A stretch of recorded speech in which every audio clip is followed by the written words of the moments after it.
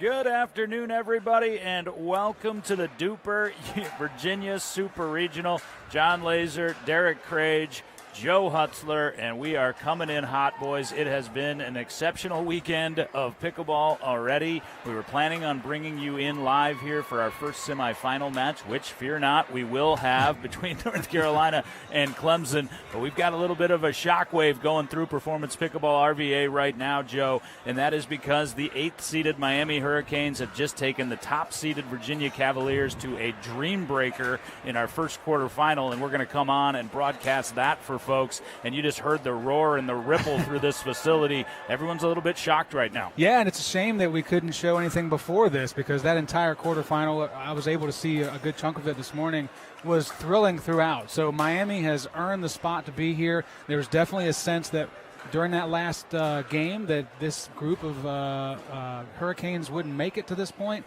Here they are, as is what it was yesterday. A lot of dream breakers yesterday. We're continuing that trend to get things started with a bang. Love it.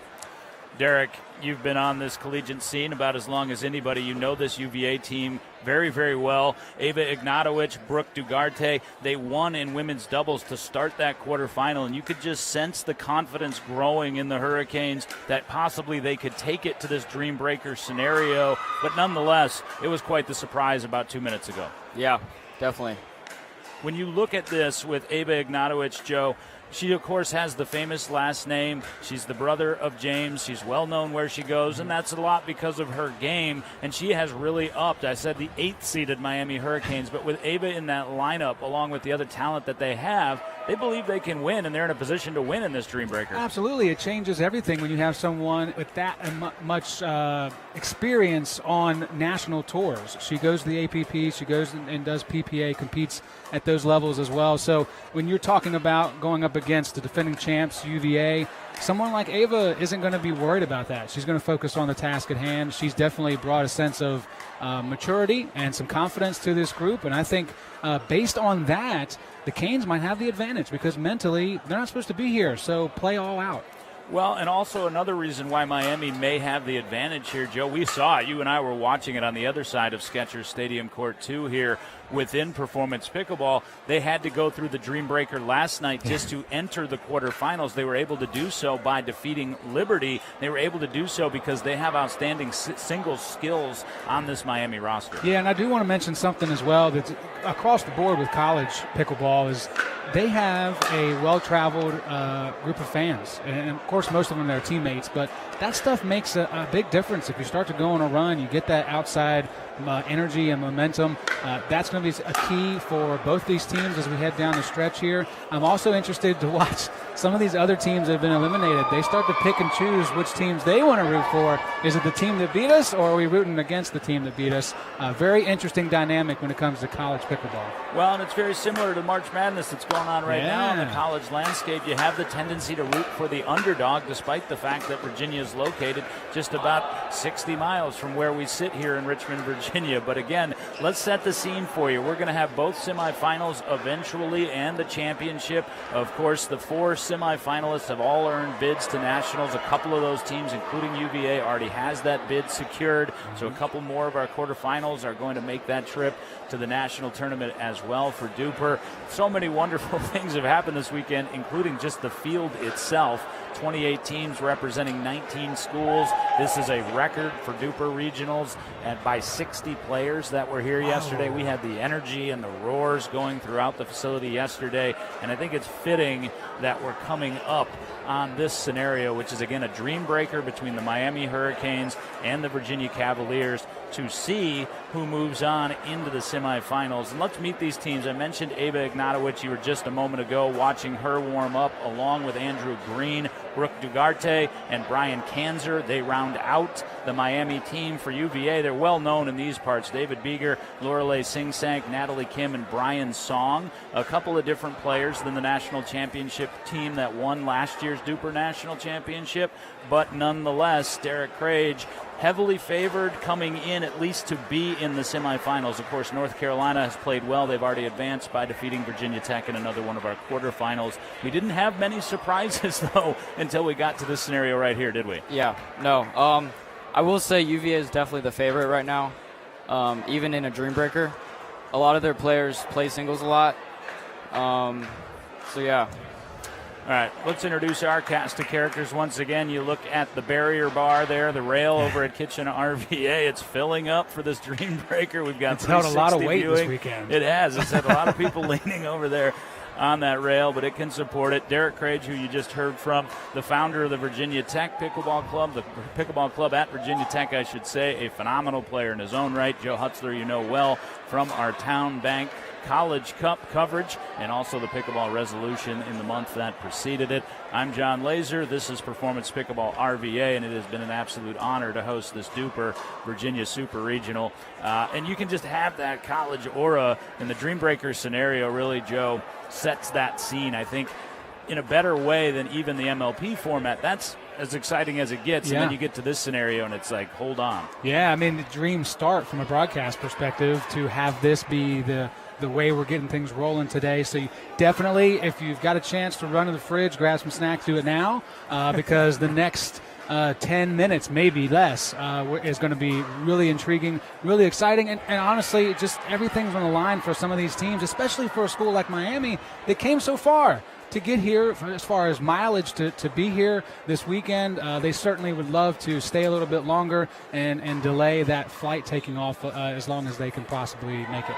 No doubt about that. As you look at Skechers Stadium Court 2, you look at the chosen player to begin for Miami. That is Andrew Green. He's going to be going against David Beeger. Beeger again for the uneducated with this Dream Breaker. First team to 21, rotate players every 4 points, and it is rally scoring. Beeger to serve for UVA. Dream Breaker in the quarterfinal underway.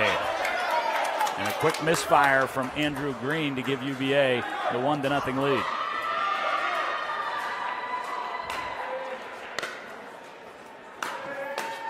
And a quick 2-0 lead for Virginia. David Beeger, phenomenal in both mediums, singles and doubles. Yeah, we've seen a lot of David this year, 2024 calendar year, in this area for tournaments, so this is his sweet spot.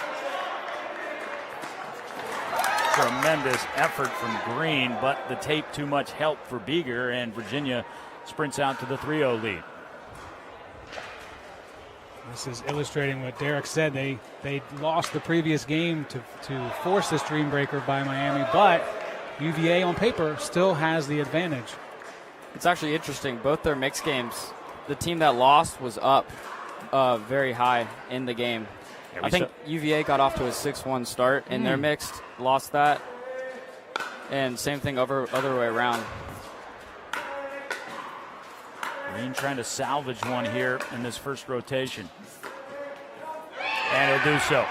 Yeah, that may prove to be a big moment right there. Beeger had all the momentum coming out early in this Dream Breaker. It'll be 3-1 Virginia as we change players. Brian Song will take over for Virginia. Brian Kanzer will take over for the Miami Hurricanes. We're going to go Ava. And check that. It will go Ava Ignatowicz. My correction. So, again, you see this little wrinkle in the Dream Breaker scenario as Ignatowicz will take on Brian Song for Virginia. And Ignatowicz will serve, Miami trailing 1-3.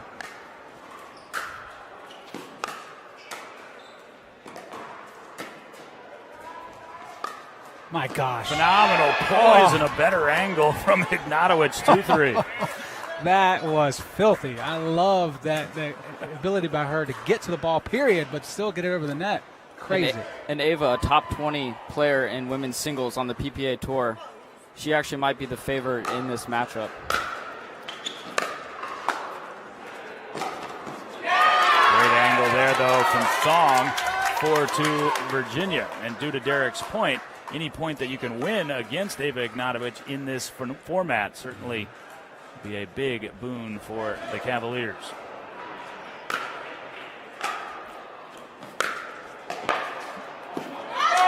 Song down the line pass, up 2-1 in this rotation, and Virginia up 5-2. Really smart, trying to go to that backhand side down the line. Yep. Back to it. Takes 3 of the 4 to a 6-2 lead. So important to spot any type of weakness, especially against a player like that. Song did the job. UVA still in command. What's interesting is Miami actually picked this lineup. So UVA put their lineup first, and Miami chose to put Ava against the guy.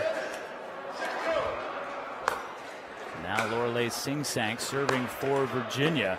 Another help from the tape, but able to correct is Brooke Dugarte. Second time we've seen the female player from Miami show phenomenal poise. And what I mean by that, Joe, is just a slowdown. Even though it took an unexpected bounce and that occasion off the tape, feet properly positioned. It's so difficult to do in this moment. Dream breaker, singles, you got to be all over the court. That type of poise is clutch. Dugarte makes her hit one more, and it turns into the 4th point of the Dream Breaker for the Hurricanes. Sometimes that's all you have to do is just force another potential mistake by the other team. Just get it over the net. Oh! Dugarte painting the back corner. Wow, great shot. Chance to tie it. I mean, they were a few moments ago. That's how fast these Dream Breakers work, Derek. You're the only one of us who's played in one of these. Yeah, it's so quick. You don't have time to get your head down, and Singsank able to salvage that final point to keep UVA in front. 7-5, again, rates to 21, changing players every 4 points. It's the first time. Now we will see Brian Kanzer. He will be matched up against Natalie Kim. Kim to serve. Reed. 1 point affair. Rare mistake by Kim. I remember her distinctively from the College Cup when UVA was here. She was very poised, very accurate with most of her shots.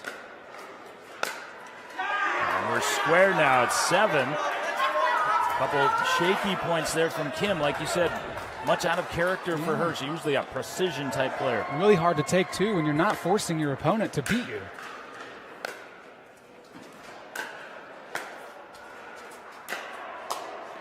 Kept her back and took the lead for Miami. Did Brian Kanzer, who has taken all 3 here. Super smart decision. And a good job to take some pace off of that so she couldn't get to it in time.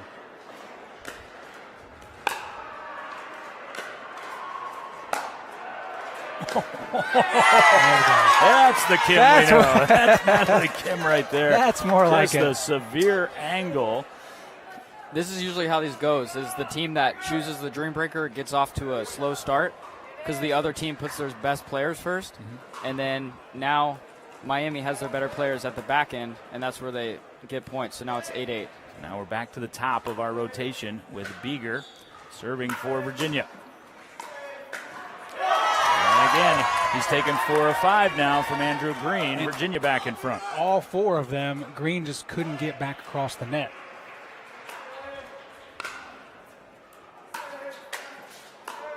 Beeger, excellent court positioning there, set that up with the down-the-line pass attempt. Yeah, you can tell why he's such a threat when you see him on the singles list at every tournament he shows up to. 10-8 for the Cavaliers.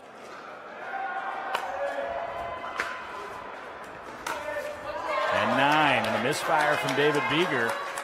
And as Derek just pointed out, this is the section where Virginia had the advantage the first go-around. If Green can level things here, advantage Hurricanes.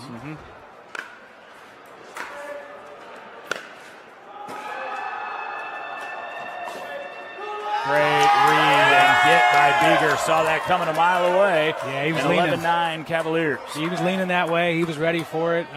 Unfortunately for Green, he didn't see the lean, so he still took it that direction, and now we'll switch sides.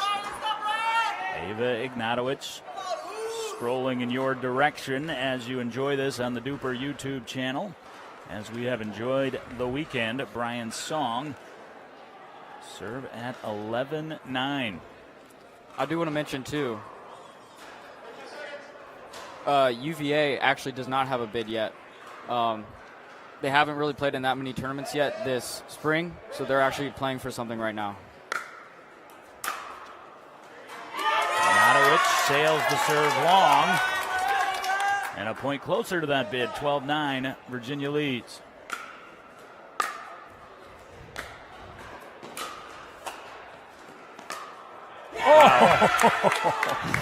That deserved the scream from Ava Ignatowicz. Yeah, and the smile from Brian as well. He had a little smirk. He's like, yeah, can't deny that was a beautiful shot.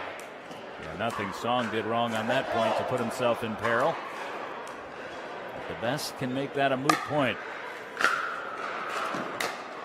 And double it up, cross court the other way. And Brian Song respectfully tapping the paddle, saying, I was right where I wanted to be. I mean, his game plan was to go down the line each time, force her to her backhand, where she's adjusted quickly. And now Brian might have to change up his strategy.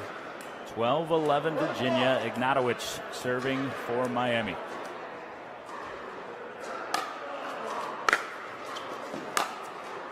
Went down the line and just missed by an eyelash. 13-11 for the Hoos. What's so interesting is watching people come off the court after they just went through that, and the mutual respect is really nice to see. You don't get that very often, definitely not at the pro ranks. So I appreciate seeing them come off the court, look at each other, nod their head. Great job. Let's keep going. Pivotal moment in this dream breaker. Sing Sank to serve Dugarte. Deep in the corner, 14-11, little surge from Virginia. Let's go, bro.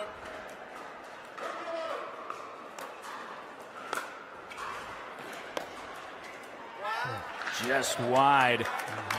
As Ignatowicz just missed by a millimeter or so in the corner a couple of points prior. That was a big point there as it ended that little Virginia mini run.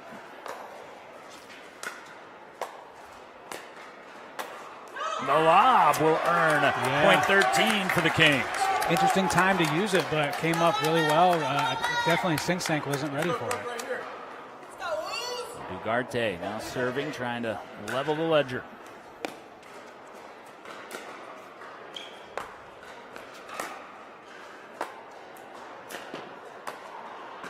Great point. Both players very calculating and deliberate on that point, I think realizing the magnitude of the moment. That's what was so interesting, and I'm glad you saw it too, is that there was definitely a purposeful, hey, let's just get it over the net. Let's be surgical about this. Don't just try to bang it and lose by the ball going out of the line. And now Miami's hopes right here rest on the shoulders of Brian Kanzer. He was equal to the task the first time through the rotation. Kim did give away some points, though, too, so see if she can clean that up. It could change the perfection. And she gave that one away. If you remember that first rotation, Kim steadied herself with a wicked cross-court angle to salvage a point.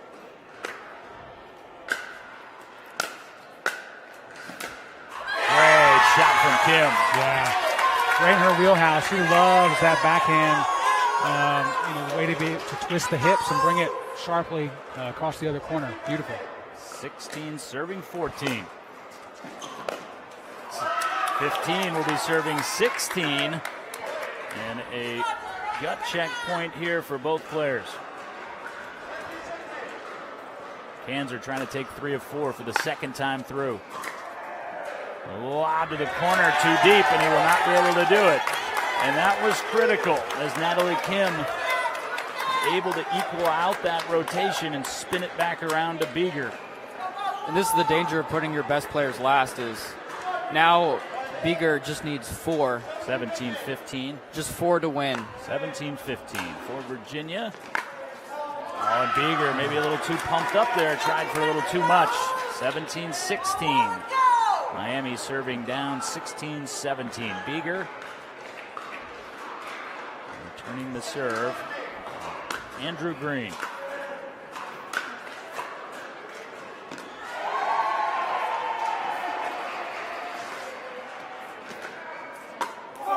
Mistake from Green there. Got to stay in that, don't you, Derek? Yeah. That's tough because I love that Green made the adjustment to not let Beeger come across and lean to his right again, but in the end, Beeger's the one that prevails. I think Beeger just a little bit more agile in this singles matchup. Just a little bit, but it's been the difference thus far. Let's go. Green, big point, had to have it, 17-18. Needed that big time for sure. Yeah, Beeger's been playing the likes of JMA in the recent tournament, so he's seen the best. 17-18. Oh, what a shot from Green. And his voice followed it right into Kitchen RVA. 18-18. Again, if you're just joining us, Dream Breaker to decide our quarterfinal. Move on to the semifinal to take on Florida. Ava Ignatowicz takes the court for the Miami Hurricanes. Brian Song from UVA. 18-18, Ignatowicz.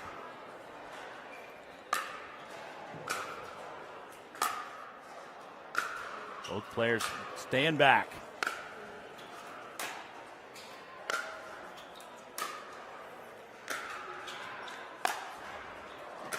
Yep. And the tape decides a tennis-style point, 19-18. I was only saying because I feel like somebody needs to start going cross-court a little bit more, making a move, and Brian did that, but he got some help from the net, too. UVA getting all they want in this quarterfinal from Miami, 18-19. Oh, what a shot from Song. And a point away from the semis for the Hoops. It's hard for anybody to get to. What a heck of a shot from Song. 20-18, Brian Song. You can see just casually gathering himself.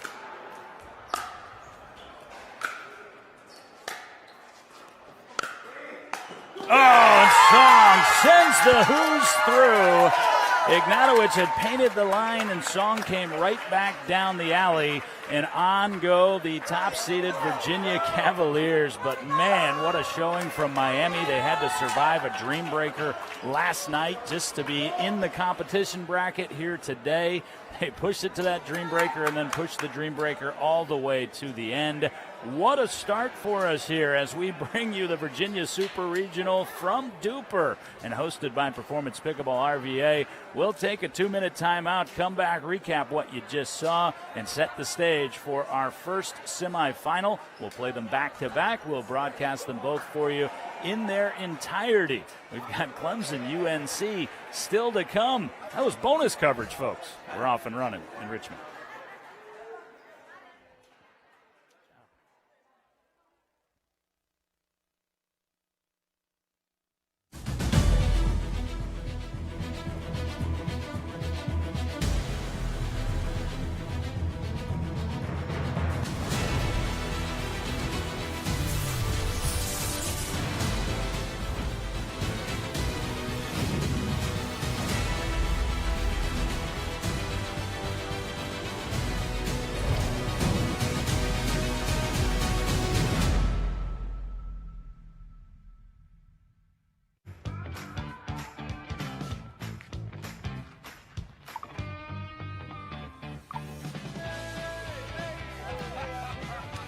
Check out these new Gamma paddles. Yo, I gotta try that paddle. Here you go. Let's go.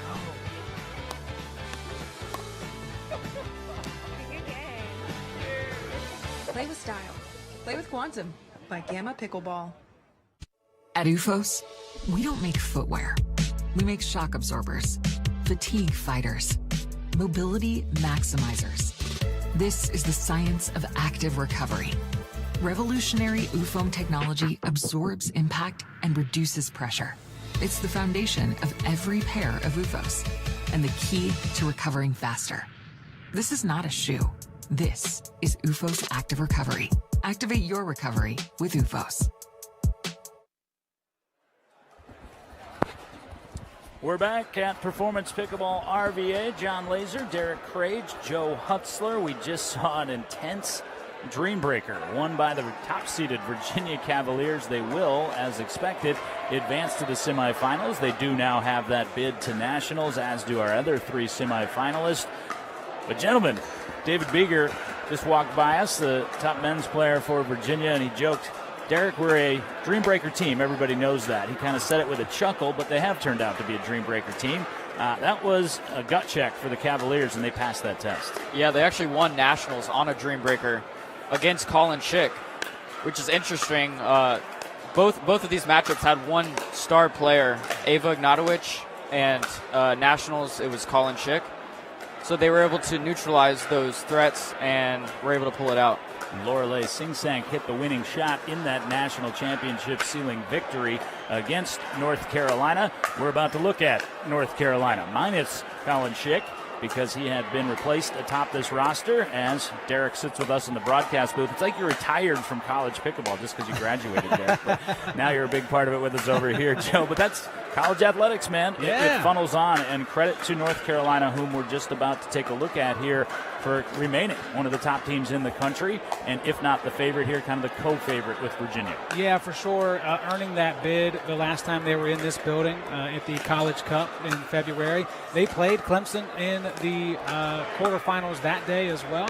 So this is a rematch from a little bit ago, and similar faces that we saw then at that time. So it'll be interesting to see if any adjustments have been made, if players kind of know what to expect from their opponent across the net as well. But to your all's point about the way we started with that Dream Breaker, absolutely phenomenal pickleball overall. I did hear in the break one of the players from Virginia saying that the way that Ava attacked Brian Song there in that last rotation was right up Brian's alley. Like if anybody's going to play tennis with Brian, he's going to be happy about it. We saw that point kind of play out like a tennis match, so that in that way it favored Brian, just for a little bit of analysis there. So we'll see them later on. But really excited about this rematch from the College Cup.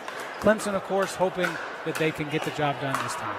And it's not the exact same roster as the College Cup, but it's very close. We've got for North Carolina in just a second, but for Clemson, we didn't actually have that semifinal on the broadcast, so I know that Clemson is very excited to be featured. North Carolina, of course, went on and was featured in our championship broadcast. We're referencing the Town Bank College Cup, which took place back in February here at Performance Pickleball RVA. That's where North Carolina secured their bid to nationals. So North Carolina on their way to nationals, but you know they want to take this super regional title with them back down Tobacco Road as well. Fiorella Bozzetto and Celie Feldman are the two female players for Clemson. They are joined by Kyle Compton and Levi Leard. So that's the four for Clemson. They've played exceptionally well yesterday. They didn't really have any ruffles along the way. I want to say they were expected to win in most of their matches and were able to prevail. That was the same case for North Carolina. And North Carolina, I mentioned, we'll see some of the familiar players that we broadcast at the Town Bank. That includes Sarah Carpenter, an outstanding player,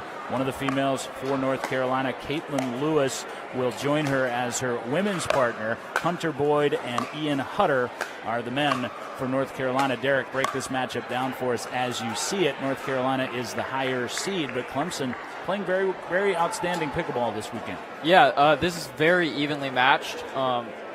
I expect this to go to a Dream Breaker. If not, it'll definitely be 3-1. I expect both of these teams to get at least one match. Clemson, they played very good yesterday. They just beat JMU in 3-1. North Carolina, obviously Ian Hutter, he's no Colin Schick, but he is a very good replacement. He is a solid 5-0 player. I just watched them play Virginia Tech, and they pretty much handled them very well. And Virginia Tech, also a very good team. So I expect this to be a good one. You see how Derek was able to say that without sadness in his voice? That's how you go from being the captain of the team to an impartial broadcaster over here. I know that was difficult for you, buddy, but we appreciate it. We appreciate you being here as well. I don't know if I can take another Dream Breaker this early in the morning, Joe. I'm highly caffeinated, as our viewers can probably tell. That was an exciting way to come on the air. Yeah. And again, we're going to have that second semifinal as well to follow with the Florida Gators and also with the team that you just saw advance through that first Dream Breaker of the day, the Virginia Cavaliers. That would be phenomenal, actually, in all sincerity, to have a Dream Breaker format here in our first semifinal. If we were only that fortunate, we'll find out. We're going to find out. I tend to, just put my, transparency out there. I don't think we're going to get one, just based on how the results have been so far this weekend. UNC, the last two rounds, sweeping their opponents. Clemson's got the talent. There's no question about it. They forced a fourth game against UNC when they were here for the College Cup in the semifinal. But, they're at the top, and someone is going to have to bring them down. Could be Clemson, but, that remains to be seen. I don't think we're going to get to another Dream Breaker, but surely no one's going to be upset if we do. Well, I think in order for that to happen, the Clemson men looked a little demoralized, quite frankly, despite advancing through the quarterfinal. The women won pretty easily in that quarterfinal matchup to advance here to the semifinal. I think, though, to Derek's point, Fiorella Bozzetto just noticing her confidence, the rise in that confidence, even from February here to March, playing in the second tournament I've watched her playing at this facility, it seems like she's taken her game up a half notch, and that happens because, look, these are younger players who go back to campus and just work on nothing but getting better. Yeah, absolutely, and I have enjoyed watching her this weekend as well. As a photographer and a videographer, you get the people that are going to show you emotion. She's the one that I can always count on to give me that through the behind the lens. So see if that translates here. And it's going to be key if things aren't going well for that type of emotion and mentality to stay high. See Seeley Feldman there. Got to get the shoes on before you can go. Seeley it helps. Seeley was here in February as well. I was talking to her this morning a little bit, and she said, I'm a senior. This is my last go-around at the top of this Clemson competition team, and she said it means a lot to us, and that's why we make the trips up here and travel this far and play in these competitions. So she knows what's on the line today. We've mentioned her partner Bozzetto. She's a junior, so this is not her last go around, but this tandem has really formed a dynamic duo atop the Clemson roster, and that's who we're going to see. That's the Clemson Tigers warming up nearest to your picture, and on the top side you see Carpenter and Lewis and Derek Crage. They're known collegiate pickleball over. This is one of the most fierce female teams in the country. Yeah, definitely. Ed, something to notice is Clemson and UNC are starting to get somewhat of a rivalry. First time they played was the Georgia Regional back in the spring of last year. That was the same tournament where Colin Schick made that run in the PPA. So he was scheduled to play for UNC, but they ended up needing a sub, and Clemson ended up winning that tournament. And then they also played in the same pool at Nationals. UNC won that, and Clemson did not make it through. They had a very tough pool. And as we saw a month ago, they played each other in the College Cup. So right now UNC has this matchup 2-1, and I'm sure Clemson thinks they're just right there with them. And I think they got a shot, so we'll see. Yeah, absolutely have a shot here. That match that Derek was referencing in the Town Bank College Cup took place on Skechers Stadium Court 1 here inside Performance Pickleball RVA. We're actually playing on Skechers Stadium Court 2 as you look across at March Madness, which will unfold in Kitchen RVA here a little bit later. This weekend, Joe, has been a lot of fun for us that have created Performance Pickleball RVA for moments and opportunities just like this weekend. Huge thanks to the folks at DUPR for putting that faith in us to host this event.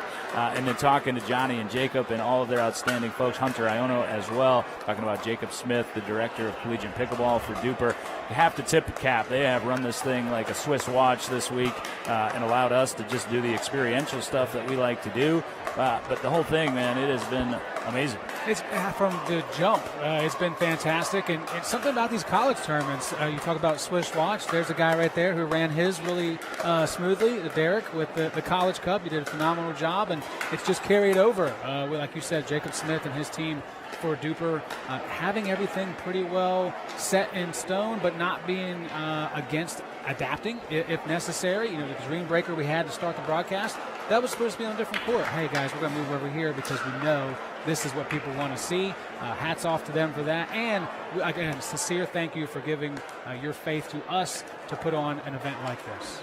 We are set to go, and that is Seeley Feldman, who will serve for the Clemson Tigers. Clemson, North Carolina, for a spot in our championship match, which we'll have for you later today. Great exchange to get us started. Carpenter the better of it. And a good leave, too, because you're in the rhythm of just responding every time the ball comes across the net. Carpenter let it go, and they're on the board first. Sarah Carpenter excelling on the court and off. She is a PhD candidate in her 6th year down in Chapel Hill by way of Oklahoma on a misfire to level the score at 1 apiece. Most teams this weekend usually have, good girls, good guys. They have strengths, but both these teams really don't have a weakness. They all 4 players, both teams good all around, so I expect this to be a very close matchup. Bozzetto wants that one back. The serve instead goes back to North Carolina, leading 2-1.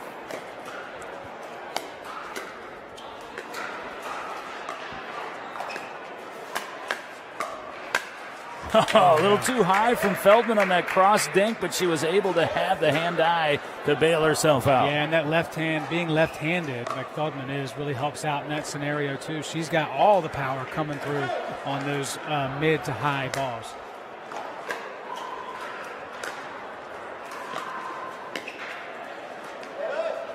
Not the most powerful, but a beautiful placement there from Carpenter, 3-2 heels. That's a huge part of the game, is that beautiful placement off a drop, not letting it bounce too much, and making it tough to get it back across the net. Make your opponent hesitate.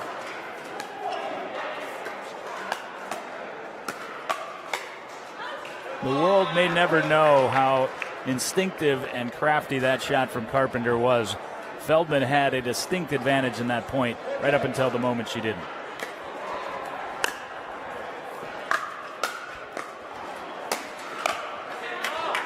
Right at the feet goes Bozzetto. 3-4, Clemson really with the smart. serve back. I don't know if she saw Carpenter moving back already, but if you do see that, you absolutely want to go for the feet.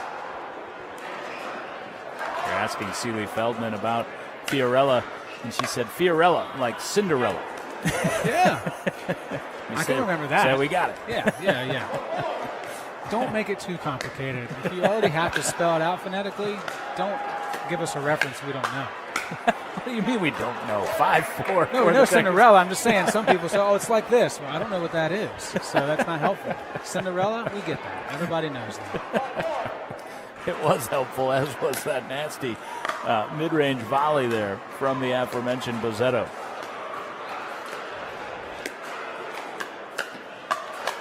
Oh, man.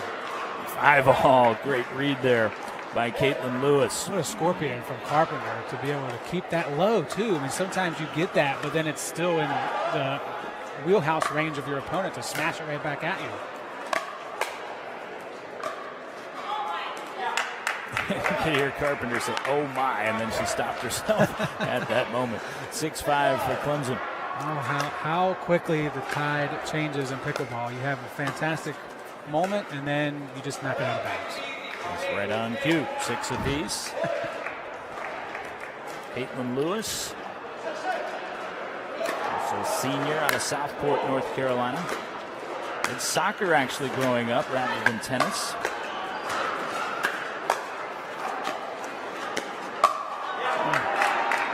I'm glad you brought that up. I've enjoyed seeing these bios for college players, is that their background sport is not always tennis. We see some soccer, some golf, some volleyball.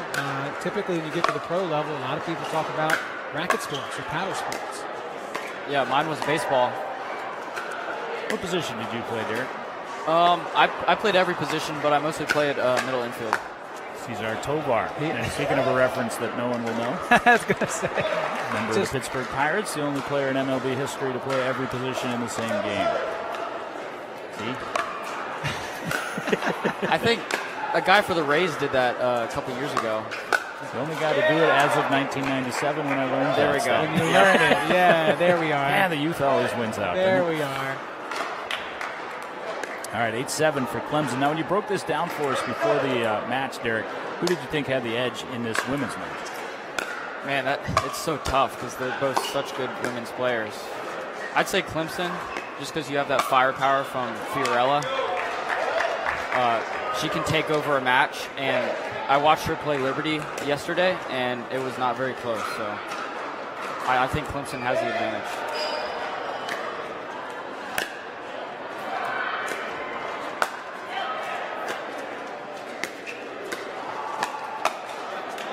The advantage on that point and took advantage of it.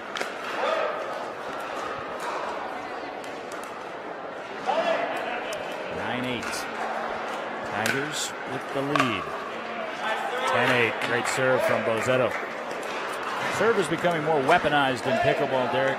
Once thought, just get it in. Good players don't care. That's really no longer the prevailing opinion. Yep, and that's why the PPA is trying to tone it down a little bit, trying to make more rules. Lots of rules we've got on the serve in pickleball. 10-9. Joe Hutzler doesn't want to hear that rant from me again. 9-10. Well, we just had that conversation yesterday about pickleball in general. Things are always changing. Things are always being made up, and they stick or they don't. And so there's the positive side of having a sport that's still kind of growing. Change ends, and Clemson has the 2-point advantage. Women's doubles getting us started. MLP format here at the DUPR Virginia Super Regional. You're watching semifinal number 1. Tigers, Tar Heels, all from Richmond inside Performance Pickleball RVA. Back in 1 minute as we present this Virginia Super Regional across the DUPR YouTube channel.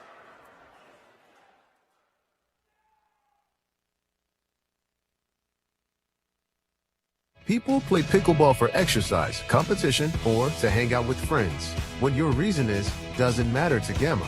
What matters is that you play, that you enjoy playing with passion, and you have so much fun you can't wait to play again. At Gamma, we offer paddles perfect for all levels, including yours, because pickleball is about you, the player, and what feels right. Pickleball is your game. Make Gamma your paddle. Play to live, live to play. Gamma Pickleball. Yeah. Let's go. We just gotta go hard. I go the hardest. I bring the pain. Not what you used to. It's all part of the game. Yeah. I just gotta go hard. I just gotta go hard. 11-9, Clemson serving semifinal number 1. Bozzetto. That one tumbled atop the tape to no avail for Feldman. 10-11, back to North Carolina. And again, championship pedigree for the Heels. Both of these female players were a part of the team that won the national championship 2 years ago.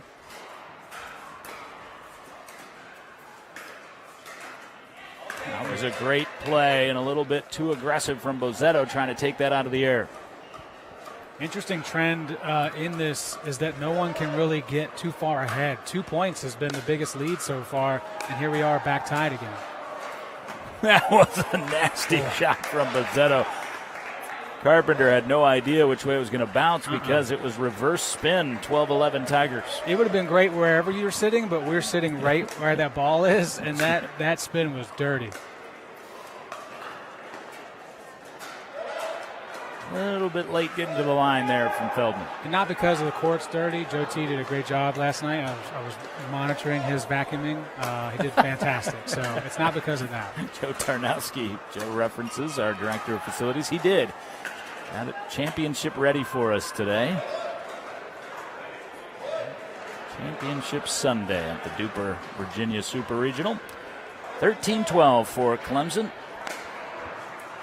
Right on the line. Nearly got the miss hit on the return, but fending it off is Caitlin Lewis.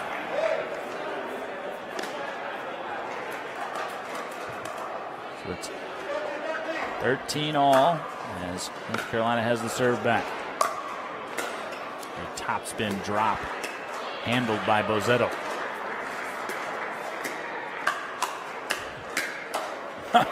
You want to swing? I'll swing with you. Yeah. 14-13 Clemson. I love rallies like that in women's pickleball. They just seem to go longer than the men's side does. Excellent patience and skill level. But unable to double it up, and we are square again at 14-14. I was just about to say with Celie Feldman, the lefty for Clemson, she gets from the cocked position to the through position so fast that forehand hands battle, and a lot of people will lose against the backhand.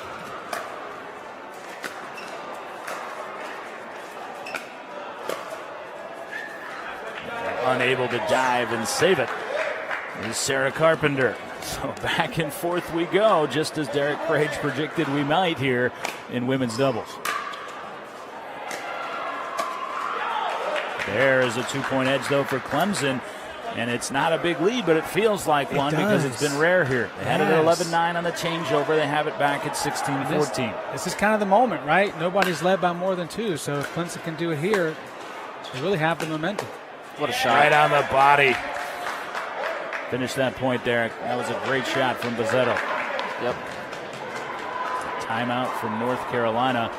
Will stay here. Unbeknownst to the Tar Heels, they have some local support here on the staff at Performance Pickleball RVA. Doug Brown, Mary Sexton, 2 of our front desk employees, longtime Tar Heel fans are both in attendance. Mary brought her pom-pom and North Carolina outfit and the flag, which she has hung in the corner of Skechers Stadium Court 2 to let Tar Heels know that they are in friendly territory here.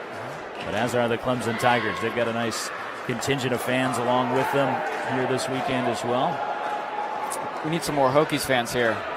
We did a little Hokie light this weekend as compared to the Town Bank College Cup. Yeah. Well, you're not in charge of that anymore, so no. Well, I it's think not I know, on you. I know the problem is it's a big weekend in Blacksburg with the women's basketball regional being hosted by Kenny Brooks and company up there. Men's basketball in the NIT. Still no excuse though. He looks so upset. I appreciate your democratic demeanor, just not saying anything. Yep. No comment. Got to be unbiased. Yeah. Professional. Pros pro. 17-14. I know Rosetta bouncing. Clemson really wants this match because North Carolina took them at nationals. And I know Clemson thinks they're right in it. So they are not only right in it, they have a 3-point edge. Ben Davis, our lead referee. Anyone in this area has played any sort of competition familiar with Ben. And good timeout on the drop there. That's big out of a timeout, too, to get that back. 15-17. Carpenter.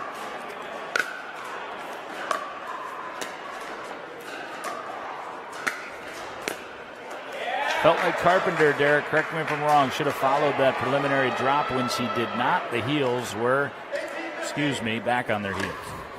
Yep, you're right. Coming forward after a good drop is so important in pickleball. Fend it off. One. Didn't get the second. Really good work to be there in the center, though, for Feldman. But, yeah, second time around, no go.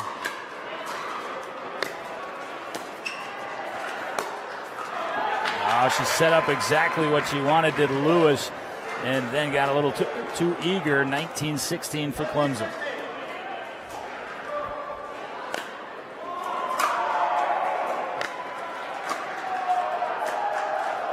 Oh!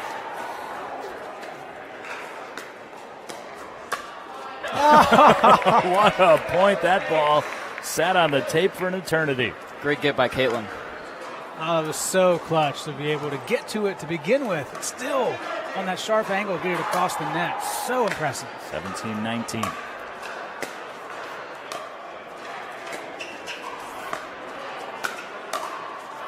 Oh, no from Bozzetto. Just did not get the paddle through. Left it back. 18-19. The line drives to center field aren't good in this one.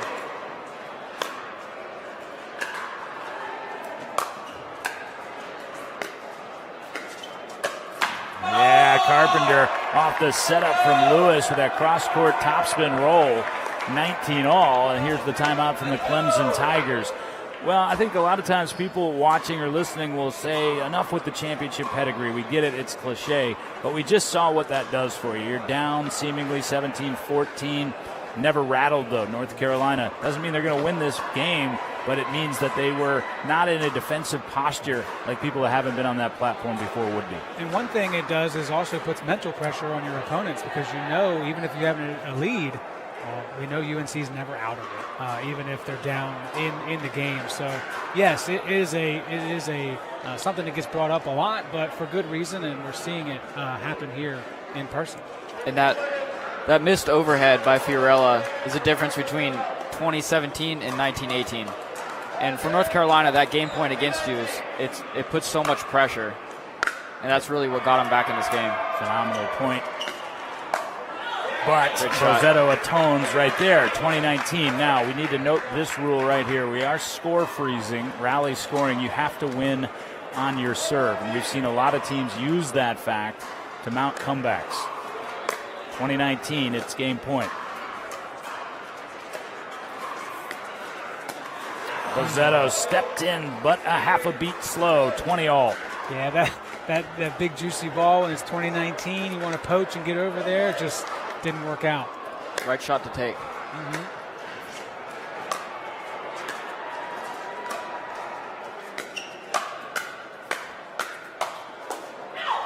Oh, just long. And now game point for the Tar Heels at 21-20. And you heard Lewis shouting to Carpenter out. Carpenter was about to rip it again.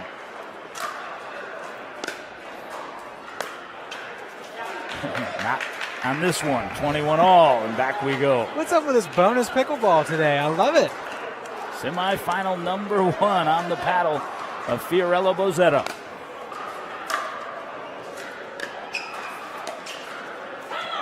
Oh, what a shot from Carpenter. It's called wide, potentially. Man, distraction. They call distraction on Carpenter. Yeah, hindrance.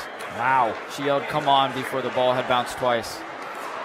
Wow. Rules, what a potentially pivotal call. It's the right call from Ben Davis. 22-21. It makes it game point.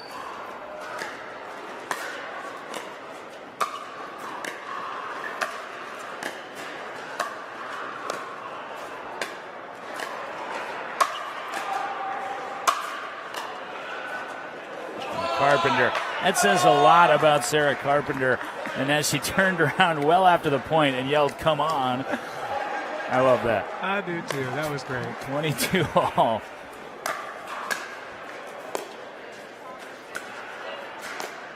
Great resets.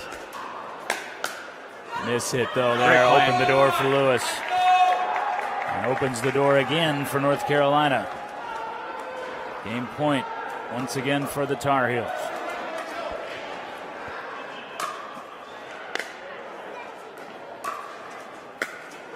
And game to the Tar Heels.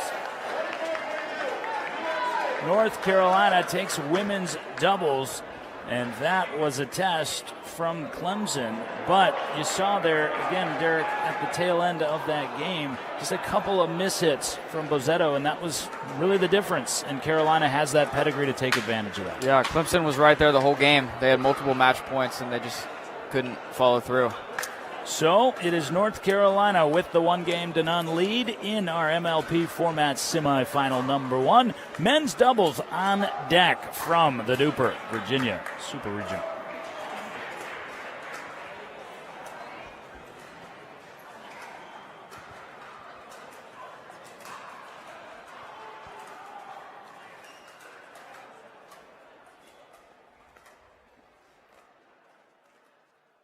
People play pickleball for exercise, competition, or to hang out with friends. What your reason is doesn't matter to Gamma.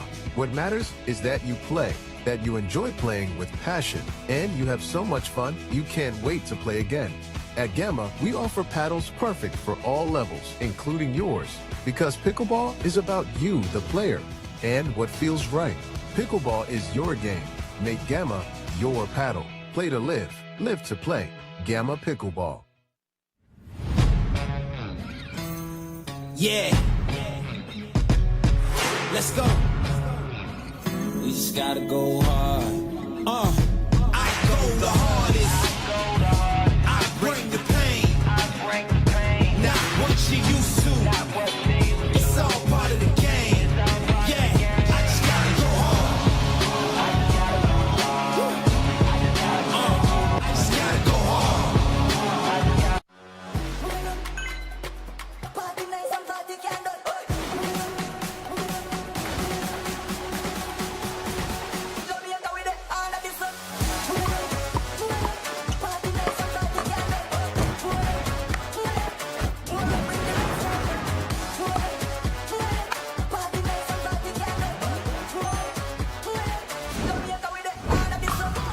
What's your duper?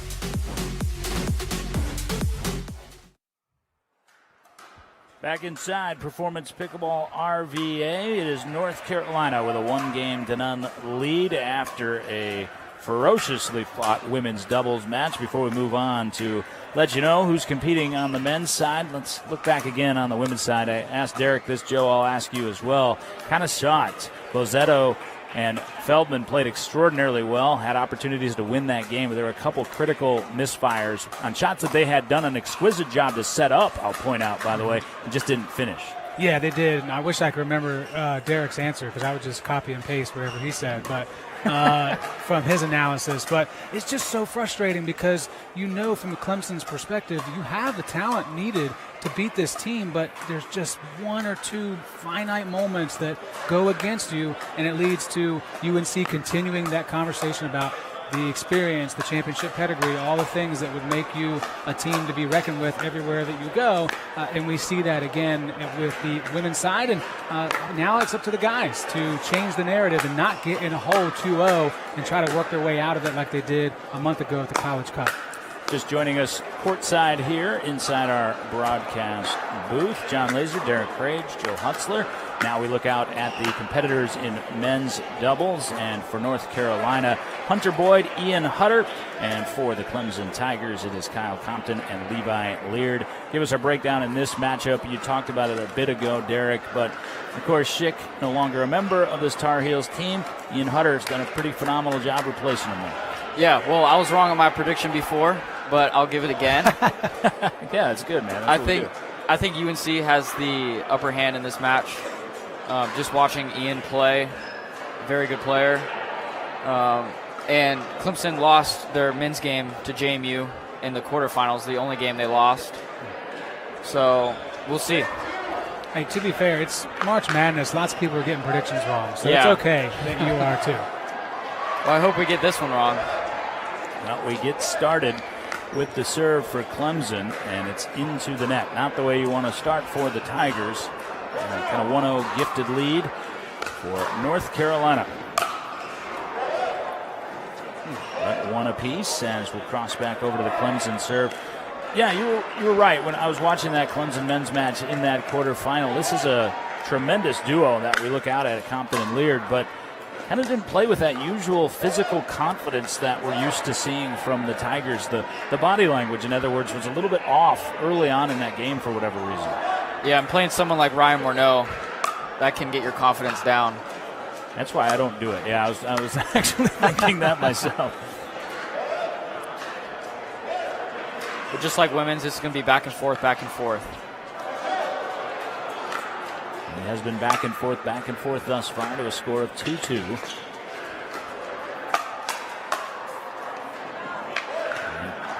Deep on that attempt.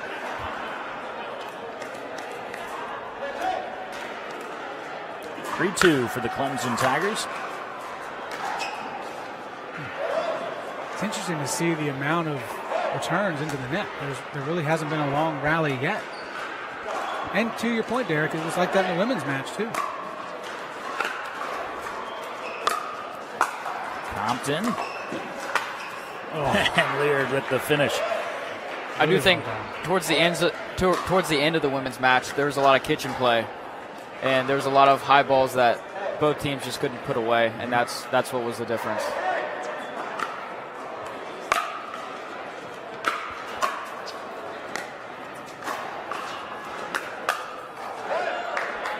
And down the middle, sometimes that's perilous. Able to finish was Kyle Compton.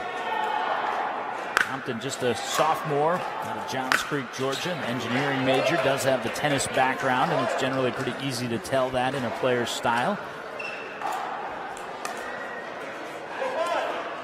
4-5, North Carolina serving.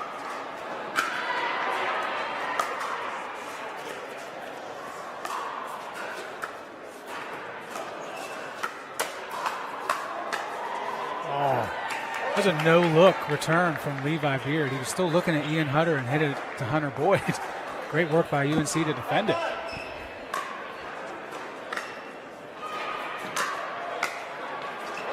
There's that tennis slice volley. I was just mentioning the tennis background there. It does show itself pretty easily sometimes, and that is one case.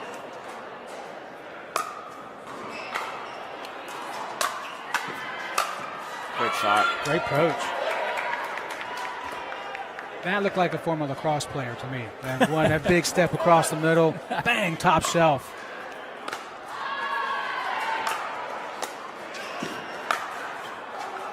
That slice forehand volley that time forces downward motion. You just have to, so much topspin on it if you're going to be aggressive with it. Unable to do it.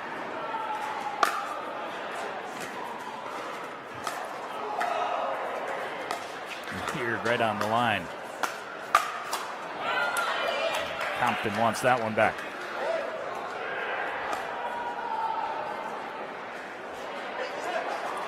Eight 6 now for North Carolina. They lead 1-0, having taken women's doubles. Oh, stare back. That's what you do. Someone comes at the body and you send it right back past them. North Carolina, the 9-6 lead. I love Hunter was kind of coaching in that moment. He stepped in for Ian, and he's like, okay, Ian, you come up now. I'll go back center, smash it down the middle, point us. Yeah, just like I drew it up.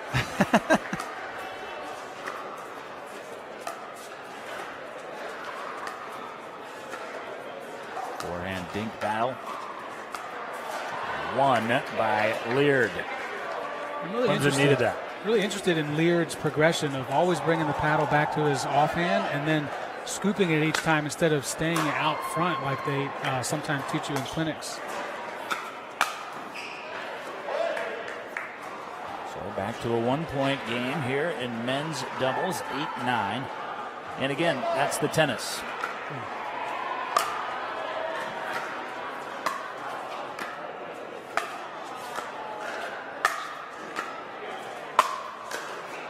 Oh, that was a phenomenal reset, but he didn't follow it. It was. I don't have anything to add. You're exactly right. It was tremendous, but unfortunately he was out of position when it came back to him. 10-8, North Carolina in front in the match and in the game.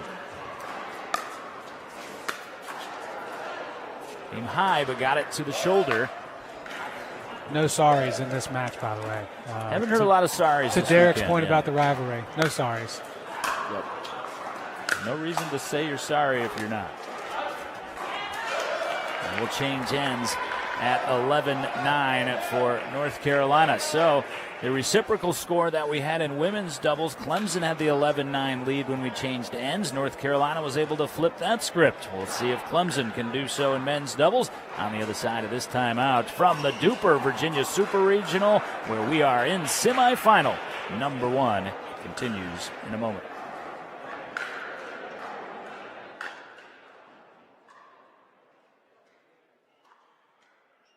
People play pickleball for exercise, competition, or to hang out with friends. What your reason is doesn't matter to Gamma. What matters is that you play, that you enjoy playing with passion, and you have so much fun you can't wait to play again. At Gamma, we offer paddles perfect for all levels, including yours, because pickleball is about you, the player, and what feels right. Pickleball is your game. Make Gamma your paddle. Play to live, live to play. Gamma Pickleball.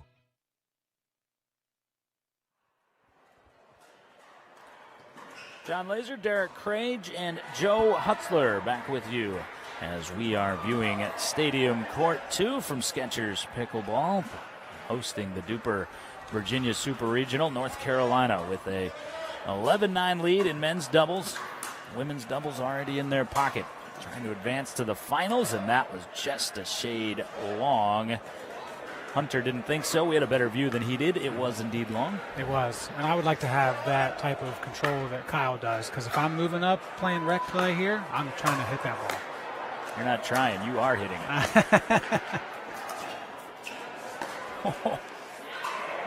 Oh, wow. That was good. Yeah, it was good. Looped it into the corner. Did Levi Leard. 11-all, just like that. I was just confused by the lack of emotion. I would have been losing my mind. All about expectation level. I think UNC's strategy right here is just making Levi, keeping him back, making him hit resets.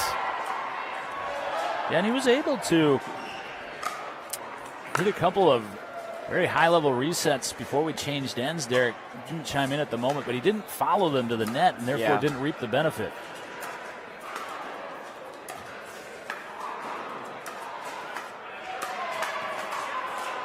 Doesn't need to follow that with anything.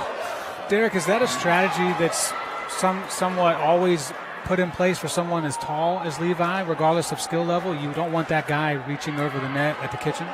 Yeah. Usually that player plays the left, so it'd typically be keeping the left side player back. But in this case, he's on the right.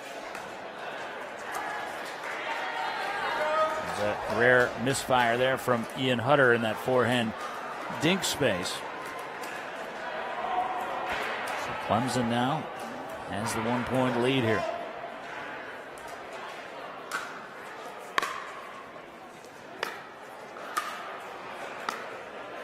Just like that. Yep, exactly on cue. 13-all back to North Carolina. But right on what you said before this match started, really none of these games have been heavily slanted. No one's had more than a 3-point lead by my count in either one.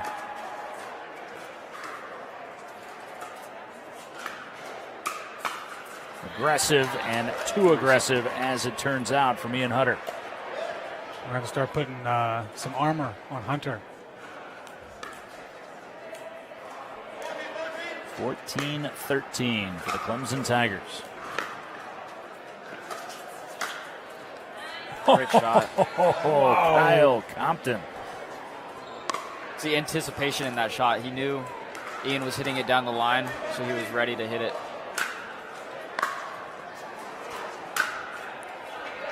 That time, Compton well back behind the baseline, trying to rip it. And serve back to North Carolina. I mentioned Compton is the engineering major, does have the tennis background. Georgia regional champs were the Clemson Tigers last year. Trying to claim a regional title here in Virginia. 16-14. Oh. 17-14. Yeah, that never feels good. Clemson, again, talking to them earlier this morning. They are competing in the Georgia Regional in Atlanta in a couple of weeks.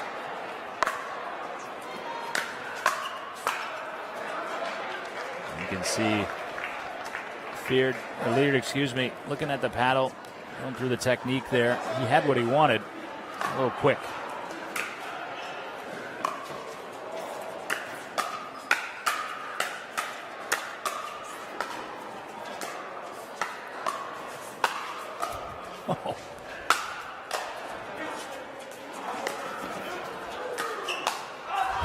What an unreal point. Won by the Tar Heels. Great point all around.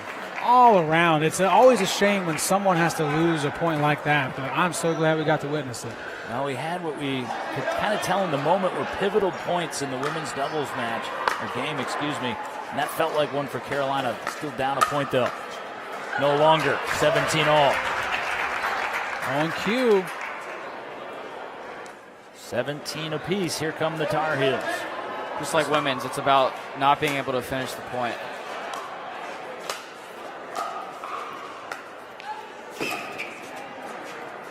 Defensive lob. Oh. Couldn't double it up. Could Hunter Boyd. And lob about to turn defense into offense. 18-17. Let's see if Clemson men can turn the table here from what we saw in women's doubles. Oh, Compton. And the unreal pick from Boyd. Oh, Leard this time. Wow. Oh, this is great stuff right now. Everybody's at the highest level of their pickleball play. Great concentration, great focus. And timeout taken by the North Carolina men. Will stay here at Performance Pickleball RVA. Again, the fans and other players and competitors who have not advanced semifinals now ringing Skechers Stadium Court 2. Again, we're broadcasting the stacked semifinals, so we've got Florida and Virginia following this first semifinal. Winners will, of course, meet for the regional championship here in Virginia. We've already seen one dream breaker scenario as we look back on some action already in this match between North Carolina and Clemson.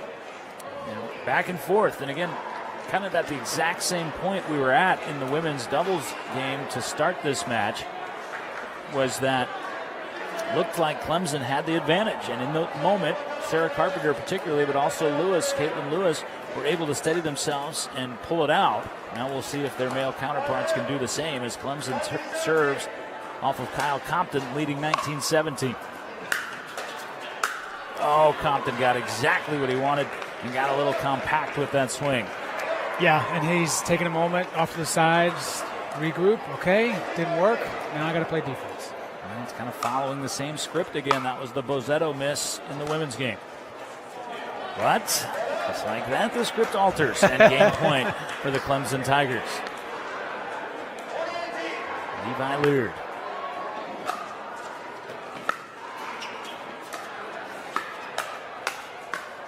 Compton atones. That was pretty. Through the middle, and the wrist snap will take the Tigers to 1-all in semifinal number 1. The women's game was something. The men's game matched it. Why don't we mix it up? We do that next in Richmond.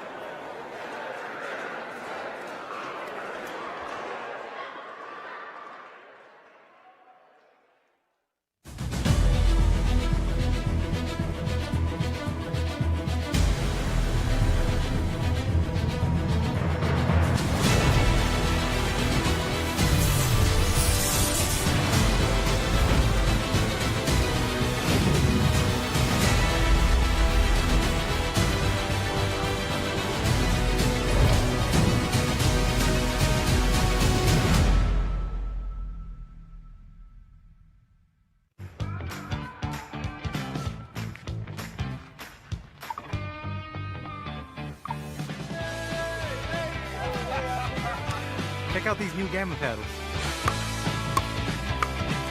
Yo, I gotta try that paddle. Here you go.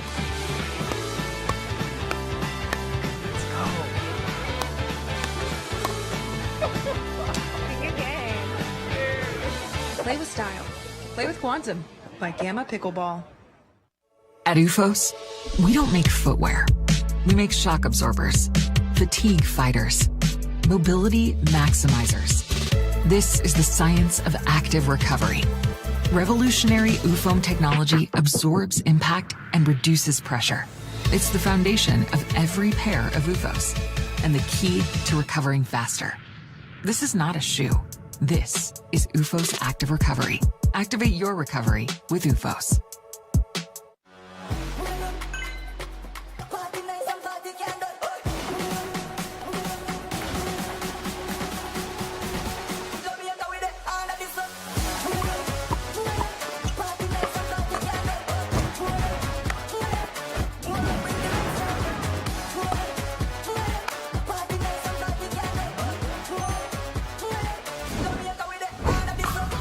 What's your duper?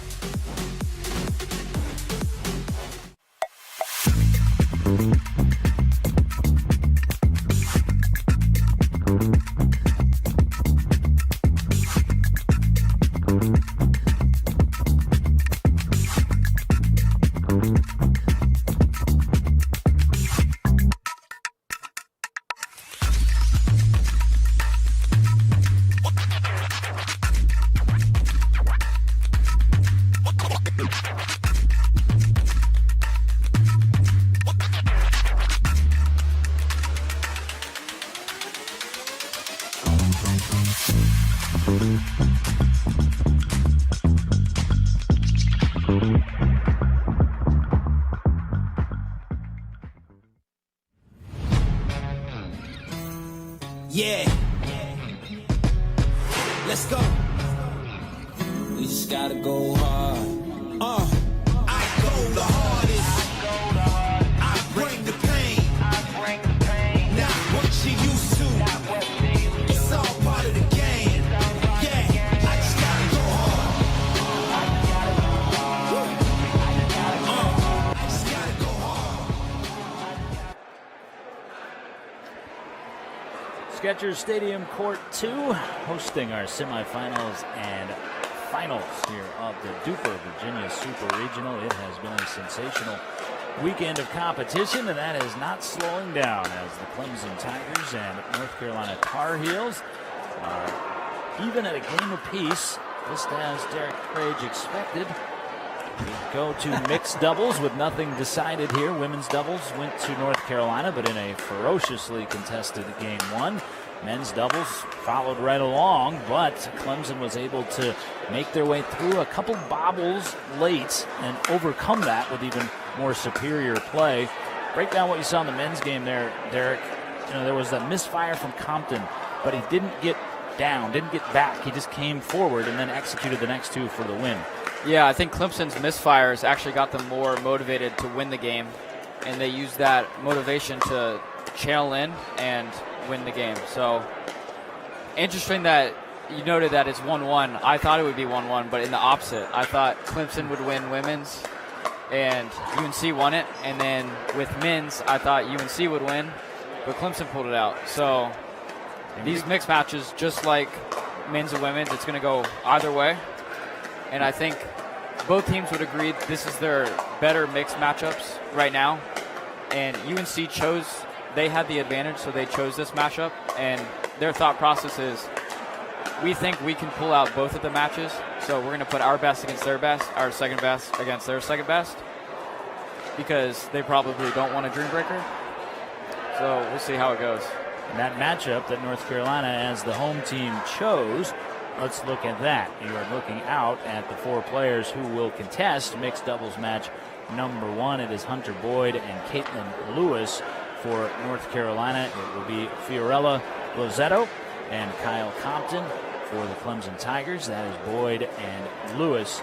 And as Derek was illuminating there, Joe, he feels as though this is what North Carolina feels is their top to mixed team, which is surprising a bit to me because Sarah Carpenter oftentimes looks like the more dominant female player. I would agree with that too, and maybe it just comes down to balancing the talent, and that's why this is the top team versus putting the stacked Carpenter and Boyd together. Compton couldn't quite squeeze that over for the get. And North Carolina starts out with the 1-0 lead. Again, this match, even at a game apiece. Well, a lot of times, the player that's better in women's doubles might not be the better player in mixed doubles. Yeah, that's what I was curious, and that's what I was going to ask you, because when you're the more dominant player, it usually means you're the left side player. Mm-hmm.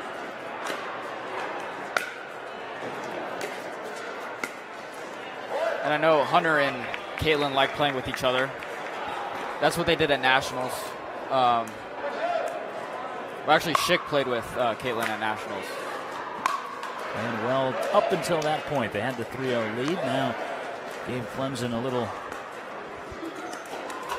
edge to 1-3. And it needed something like that to go their way. In 2 matches so far, we haven't seen anybody take full control at any point during a game. And you definitely don't want to be on that side early for Clemson. Rosetto caught that off the top of the paddle. 4-1 North Carolina.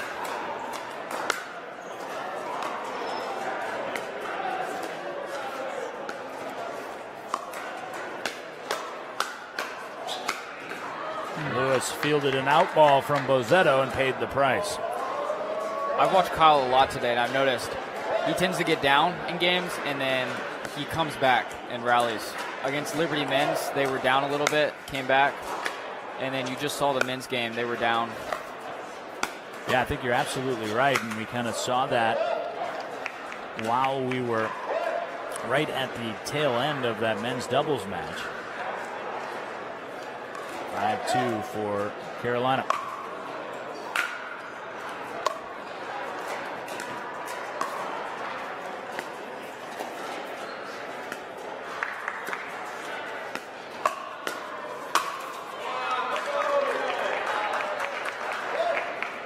Carolina with a 4-point lead, and I say 4-point lead because that did not happen at any point in the first 2 games of this match. Yeah, and that's crucial for the mental side of things for both teams. UNC believes this is how they should be taking each of these games, and now they're seeing it come to fruition.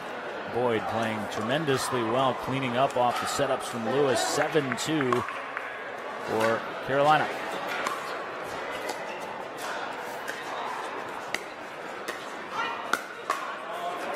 Right in your grill from Bozetto, 3-7. And mixed games tend to be a lot more streaky than men's and women's, because there's a lot more variables in play.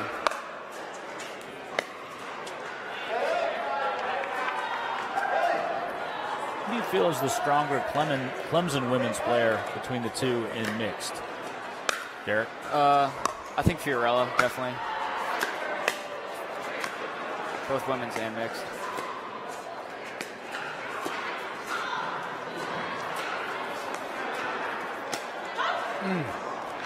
Compton saw the opportunity, took advantage of it. Boyd left. Yeah, Boyd's like, what's the deal, guys? Why is it always me today? Second time he got tagged. You can see the two rivals, but friends as well, smiling across the net at each other. The tape get retribution for Boyd. 9-4 for Carolina. There was a sorry that time, but you can't plan for that. No one can do that on purpose.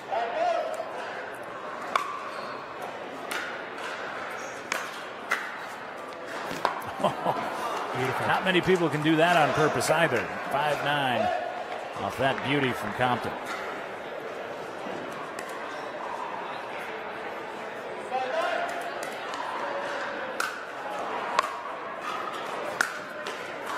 That's 6-9, big drive from Kyle Compton. Well, and to Derek's point about Compton, being able to have the ability for him himself to help his team work its way back into it, he's doing it right now. Yep. Just wide. Rosetto tried to pass. Must be that engineering brain, right? He's got to take all the variables in first and then attack. Great shot from Fiorello Bozetto. Backside of the back line.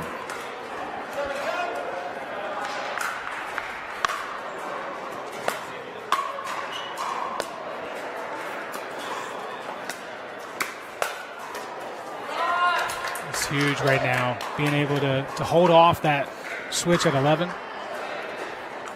8-10, they've held it off for 2 points already. And the Tigers.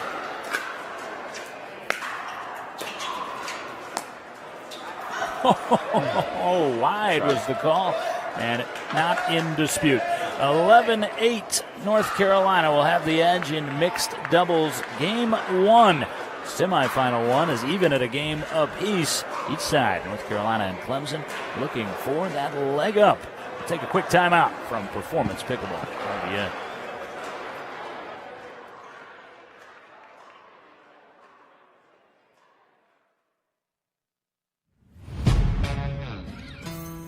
Yeah.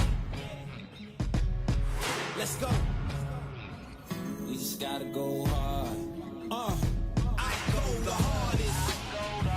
I bring the pain. Not what you used to.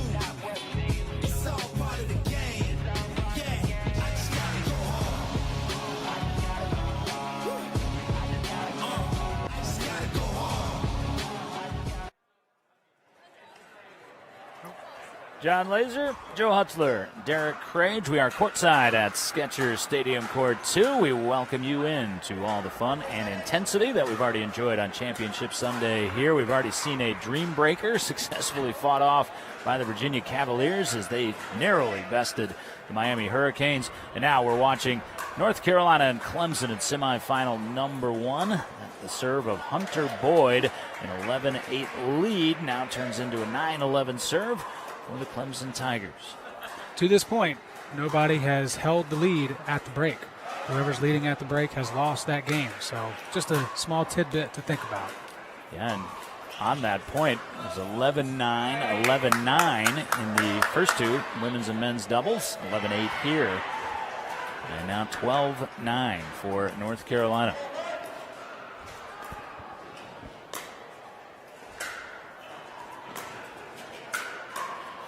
Great shot by Fiorello Bozetto. Well, it's also interesting, like Derek mentioned, there's so much more going into mixed doubles. Bozetto has the negative thought of losing the lead, whereas Compton has the positive thought of overcoming the deficit, and vice versa for North Carolina.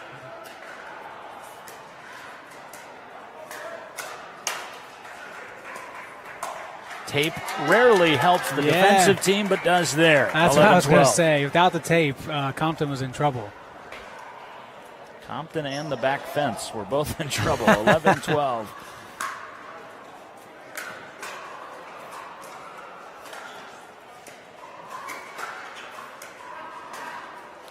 Females going at it, and it's Bozetto comes out on top to even us up here in mixed doubles game number 1.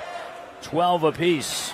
Trending the wrong way. 3 points just given away by UNC after the break.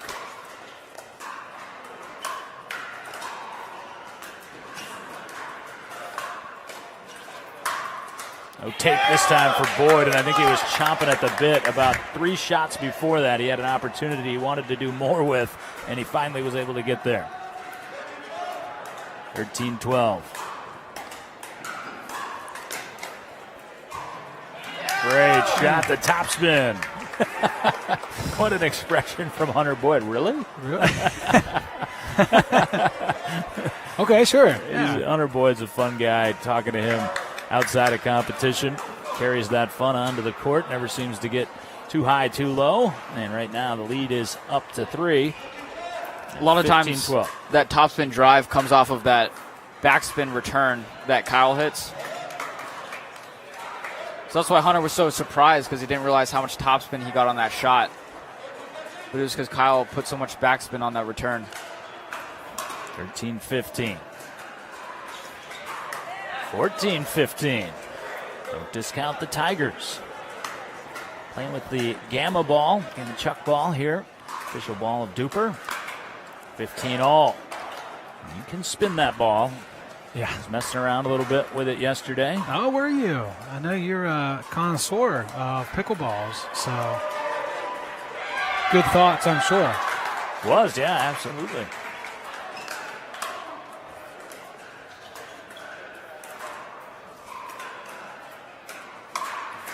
Great get. Wow. Doesn't matter. Bozzetto thought she had the winner down the line. Boyd was able to keep the heels in the points, but Compton made it pay off. Definitely unfortunate it did not go the Tar Heels' way after that effort. 16-15 now for the Tigers.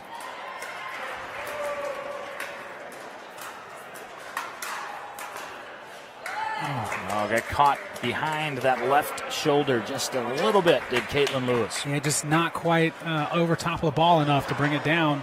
And timeout on the court. North Carolina has used these timeouts very favorably throughout the course of this semifinal. But Derek, again, back to what you said. I know that the two didn't go the way you thought they would in terms of who won them, but they were very narrowly contested, as has this match been. You mentioned you felt North Carolina put their lead foot forward because they felt they could take both. What would it mean if Clemson were to spring the upset here in mixed doubles game 1 for that second mixed matchup? I think it's huge. Clemson definitely thinks they need to win this. UNC, obviously, they have Sarah and Ian in right on deck, so we'll see. Yeah, it's interesting when you're able to pick that lineup. That's why some teams, serve first, return first. It's opposite mentality. A lot of times the more confident team will serve first, right? Try to get on that little run. It's kind of the same way here. North Carolina has the reason to be the more confident team. They're the more pedigreed team in terms of the national championship a couple years ago. They own a title in this building. They're certainly on comfortable footing here, having claimed the Town Bank College Cup. So the right choice, but oftentimes the right choice doesn't lead to the outcome that is expected. We could certainly get that. 17-15, as we've seen, is not much of a lead if it lead at all, but right now, Clemson Tigers with that 2-point advantage. So far, it has gone the way that the other two games have gone. We're in for a treat for the remainder of this one.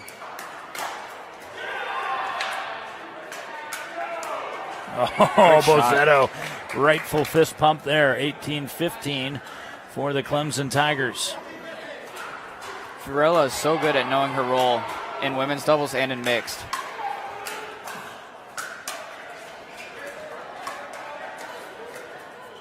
Oh, Compton with the Dikembe Mutombo. Whoa. Did you see the finger I did, and for good reason. And for Clemson, they got the advantage and they're keeping it as opposed to some sketchy moments in the first two games. This is huge.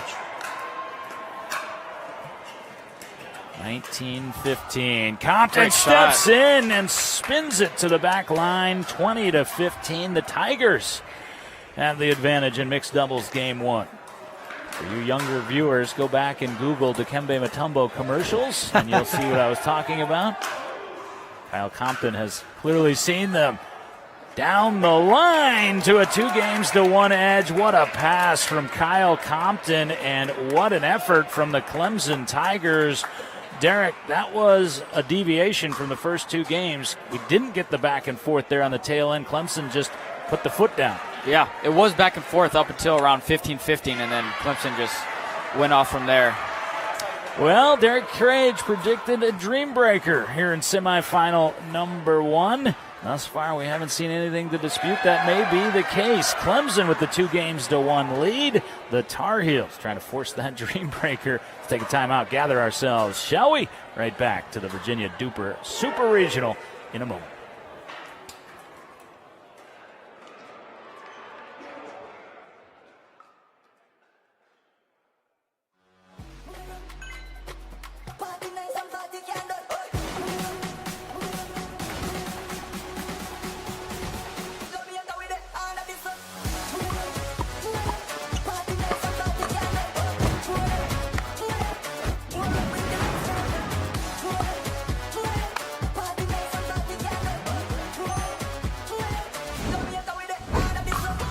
What's your duper?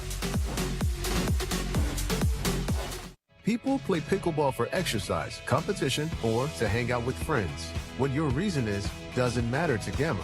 What matters is that you play, that you enjoy playing with passion, and you have so much fun you can't wait to play again.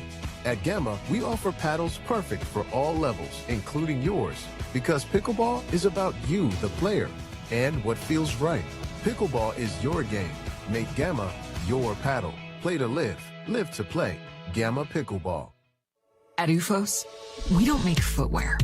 We make shock absorbers, fatigue fighters, mobility maximizers. This is the science of active recovery. Revolutionary UFOM technology absorbs impact and reduces pressure. It's the foundation of every pair of UFOS and the key to recovering faster. This is not a shoe. This is UFOS Active Recovery.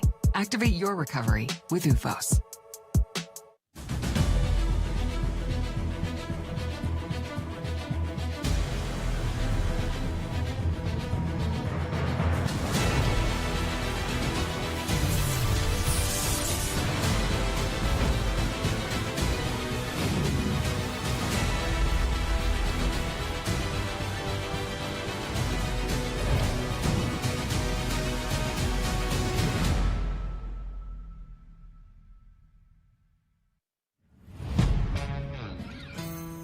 Yeah. Let's go. We just gotta go hard. I go the hardest. I bring the pain. Not what you used to. It's all part of the game. Yeah, I just gotta go hard. I just gotta go hard. The good ship VPM bringing you the DUPR Virginia Super Regional here from Performance Pickleball RVA. It is Clemson with a 2-1 lead as we go to mixed doubles game 2. Back to that in just a moment, but first we have to acknowledge our longtime colleague and friend Craig Keaton. We have to say congratulations on his retirement. This is our first production, not captained by Craig, so congratulations, Craig. I can guarantee he's not watching, but someone can please pass that along later. The good ship VPM now being captained by our good friend as well, Dan Tierney. Nick and the rest of the guys doing a phenomenal job bringing you all the action. I'm John. He is Joe and Derek. And Derek, interesting revelation in this matchup between the Tar Heels and the Tigers. In each game, the first 3, the team that got to 11 first dropped the game. So we were kind of joking, but maybe the goal is to not get to 11 first. That's the way it's worked out all 3 times. I do think UNC has the advantage in this match, though.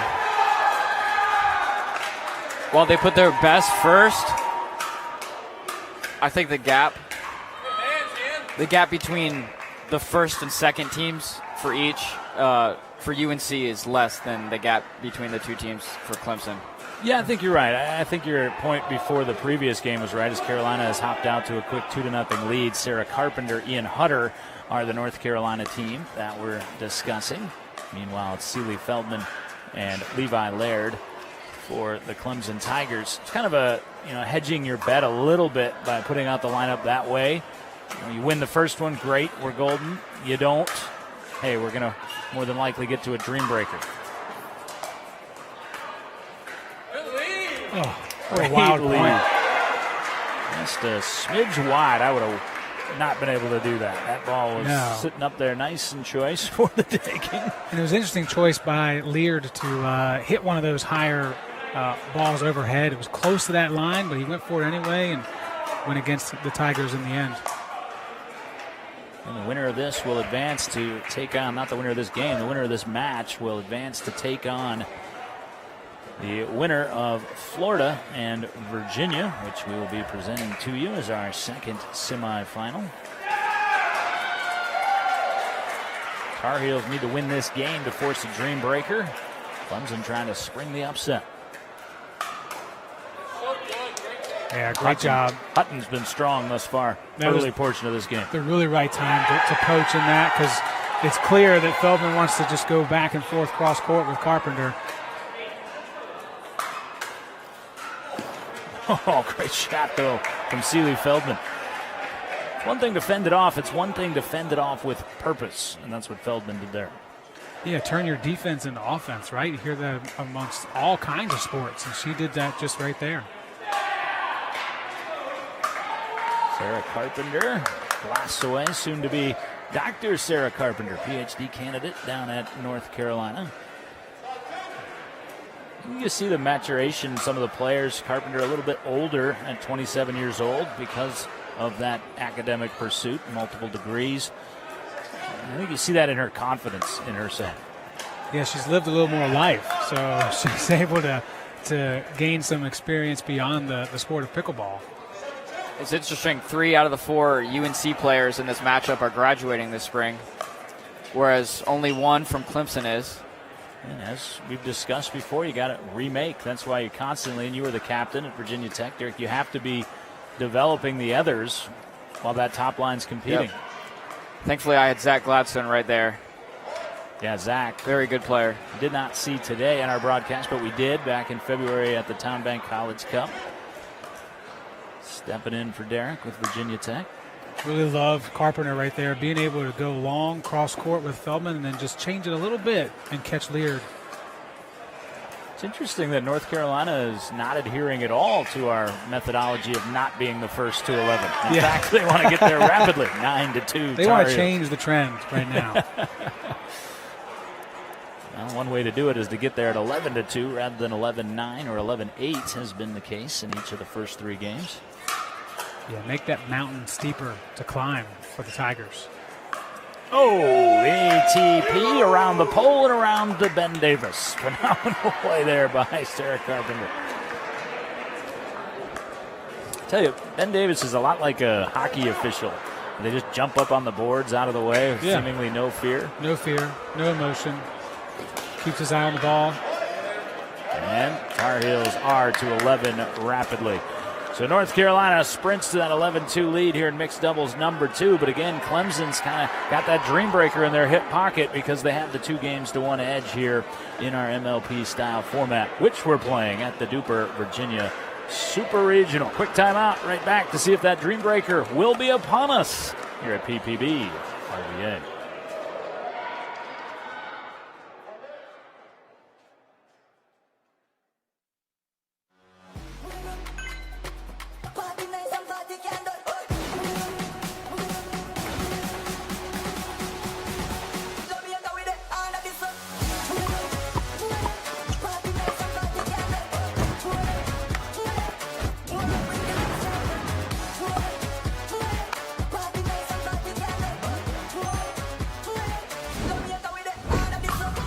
What's your duper?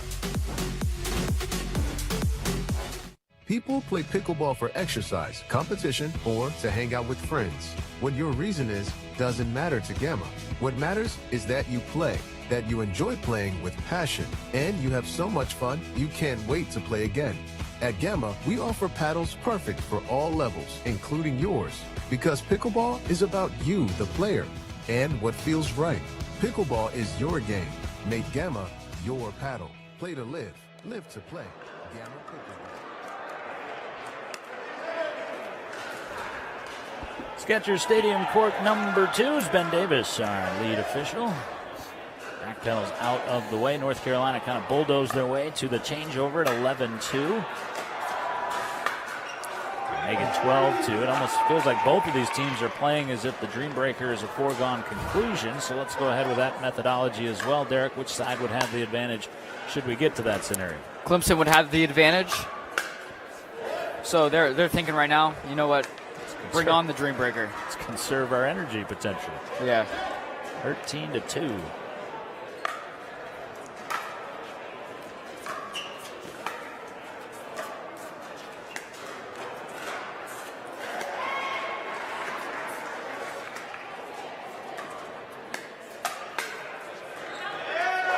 (14-2).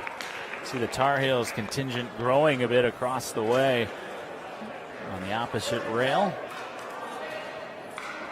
UVA's got a nice group of fans as well. We'll hear from them in semifinal number 2.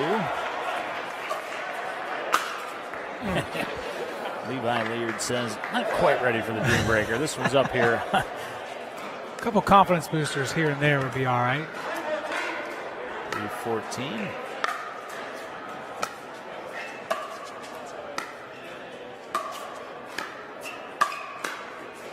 Good shots by Sarah. Yeah, so impressed with her game. And Joe, we were at the Town Bank as well.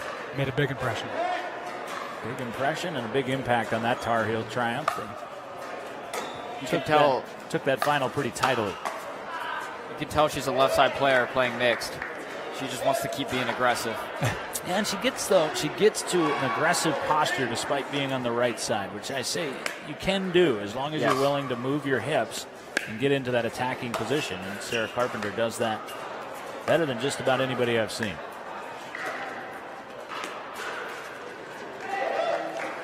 16-4. I think if we host this tournament again, we need to get some sort of like Dream Breaker bell, you know? Fire, let the facility know what's coming or it's on the horizon. Shoot, it would have been going off a lot yesterday. I think we had 8 Dream Breakers yesterday. And we are just a couple points away, 4 points away from having one here in semifinal number 1. Clemson is going to take a timeout. Well, when you say, Derek, that Clemson would have the advantage in the Dream Breaker, why is that? More singles experience, more tennis background. Kyle Compton clearly looks like he'd be an outstanding singles player. They have the advantage in that they get to pick the lineup. I'm not sure either team has a singles advantage necessarily. UNC might have some PTSD from nationals losing in a Dream Breaker. So I'm sure they'd really want to win this. Both teams, I'm sure, really want to win this. We saw that intricate lineup choice in the Virginia Dream Breaker that we've already witnessed as they defeated Miami narrowly, as it were. 21-19, in fact, in that Dream Breaker. 17 serving 4.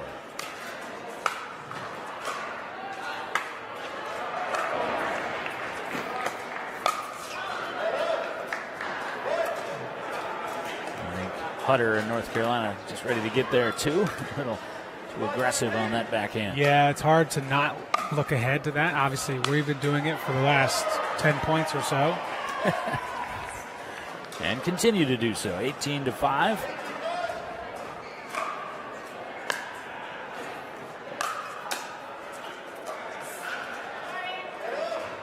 Just got to be sure, no matter who you are on the court right now, not to get too complacent about it, knowing that it is on its way, but you can still improve. You can still learn some things to take into the Dream Breaker as well.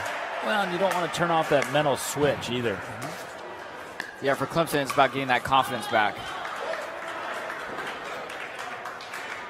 Playing a little better in the middle portion of this game. Out to the 14-3 lead did North Carolina. And now North Carolina getting a little loose. See this a lot in rec play. They kind of look at each other and say, all right, enough.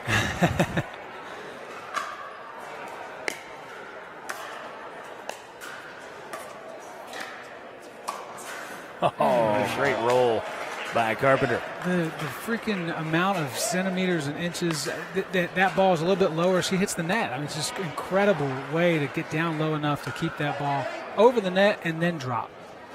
19-8 for North Carolina. It's going to be 20-8. And Carpenter's going to try to serve us to that Dream Breaker scenario.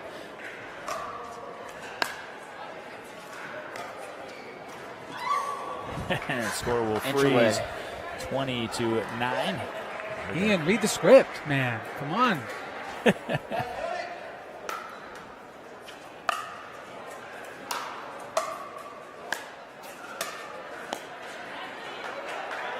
Another opportunity on 29. Again, for those that weren't with us earlier, score freeze rule, where you have to win on your serve despite the rally scoring format. Oh, phenomenal shot from the lefty Feldman. This is where, as UNC, you really want to just pull it out right now. Because if those points keep adding up, you start getting nervous, you start thinking. Well, it's interesting because this game hasn't been close. There's a malaise right now surrounding the court, which is not going to last. And I think everybody just wants to get to that high drama and intensity of what's ahead. Call that foreshadowing. And third opportunity to see if the third time's the charm now for North Carolina. We saw Carpenter and Hutton are laughing back and forth. So they can put it away. And they can. And they can. A couple of outballs struck by the Tigers there will help them get there. Ring that bell, Derek Crage. It's Dream Breaker time once again here at the DUPR Virginia Super Regional. North Carolina and Clemson will sprint the 21 to see who advances to our championship match later today. High drama awaits at PPB RVA. Don't go anywhere. We're right back with you in 2 minutes.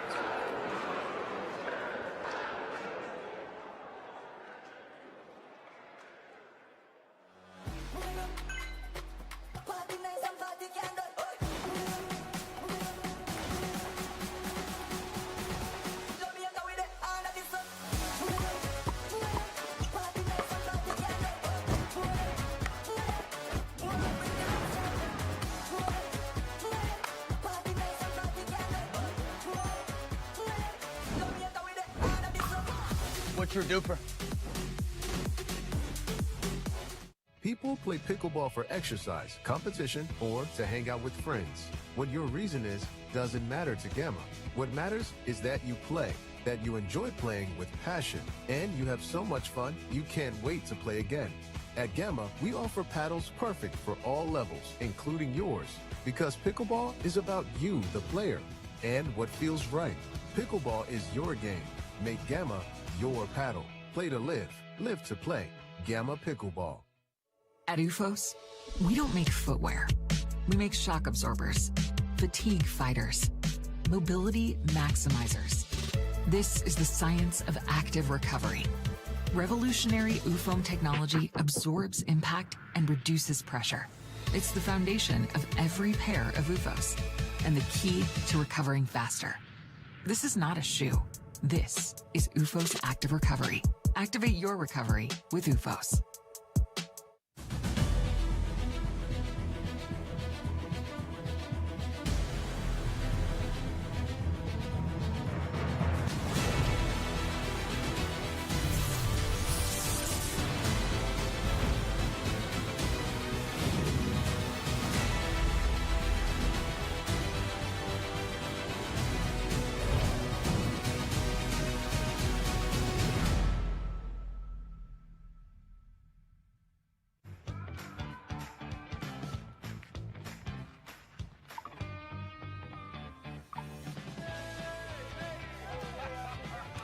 Check out these new Gamma paddles. Yo, I gotta try that paddle. Here you go. Let's go.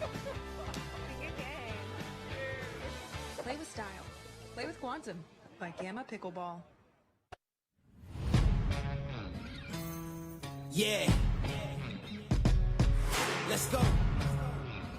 We just gotta go hard. I go the hardest.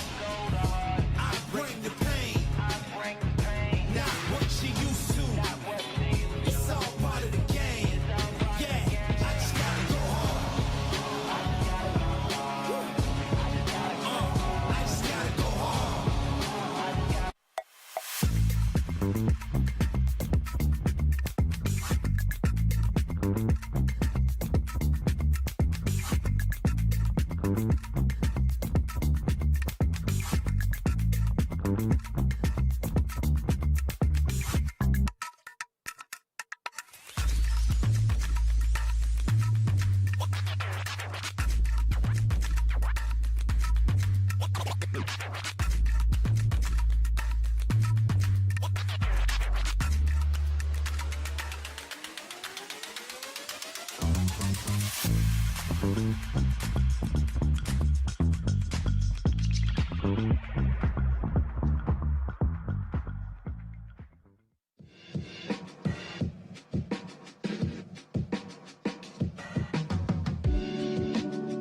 Drove about an hour just to check it out. It's an awesome indoor facility.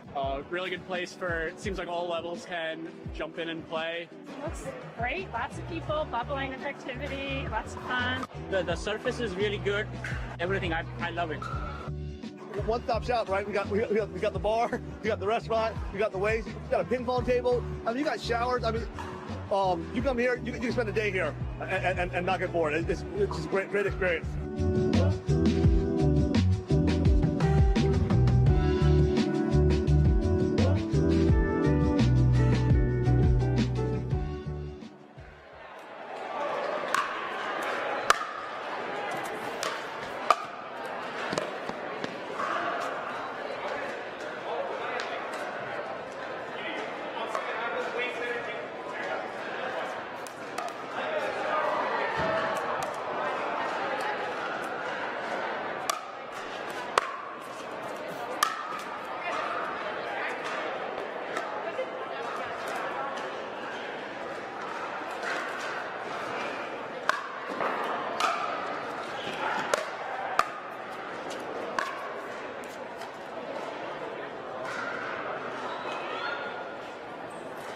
Dream Breaker semifinal number 1. We came on the air with a Dream Breaker to determine who will take on Florida in the semifinal that is yet to come. And now North Carolina and Clemson going to the Dream Breaker. John Laser, Derek Crage, Joe Hutzler, courtside here at Skechers Stadium Court 2 inside Performance Pickleball RVA. Derek, you thought this scenario might unfold, and it has, but not in the fashion in which we initially expected, because women's doubles flipped as to what we were expecting. Men's doubles then flipped, where Clemson won. Mixed doubles won, went to the Tigers, and then really the only thing that was accurately predicted heavily was that North Carolina mixed doubles team 2 would win one-sidedly, and they did. But toss all that out the window, because now we play singles in the Wild Dream Breaker format. For those that weren't with us for the first Dream Breaker or are tuning into DUPR Collegiate Pickleball for the first time, 4 players, 4 points apiece. We do a rotation. First team to 21 win by 2. And Derek, you just got to look at the lineup for the Dream Breaker here. You mentioned earlier you felt the Clemson Tigers would have a slight edge because they got to pick the lineup. Do you still feel that way now that you've seen it? I do. I think Clemson practices singles more. I know Kyle and Fiorella, they both play each other a lot in singles. And that's actually why Fiorella is going to play a guy first, because she has the experience of practicing with a guy. Yeah, it's going to be Bozzetto against Hutter in the first rotation, Compton and Boyd in the second. Then Levi Leard will be in the third rotation against Caitlin Lewis. Leard for Clemson, Lewis for North Carolina. And then Celie Feldman will be the final player in that order for the Clemson Tigers, and will be matched up against Carpenter. So kind of an interesting matchup there, Joe Hutzler, in terms of how we're going to go at this Dream Breaker. But the bottom line, in any Dream Breaker scenarios, every point is critical, and if you let yourself slip mentally for a moment, you kind of get rolled in that rotation. It is interesting that a sport that's so heavily leaning to doubles play, and that is the predominant way of getting through pickleball tournaments, comes down to this, where, you know, a little bit of singles practice might go a long way. It might send you to the national championship here in a little bit with DUPR. So really excited to see, especially when you get a male and female going against each other in singles, how that dynamic works, especially since Derek said that, you know, we're used to seeing Bozzetto play a guy anyway, so she should be all right. And we are underway. It is Hutter for North Carolina against Bozzetto. And Hutter gets the best of 9.1. So 1-0 for North Carolina. Again, 4 points in these rotations. On we go. For Clemson, you're really just looking at getting one here, because your advantage comes on in the later rounds. Great coverage from Hutter. And there's your one. Yep. That was a thing of beauty. Perfect placement in the right moment there. Hutter's no way, as athletic as he is, he's not going to get back to that one. Fiorello Bozzetto.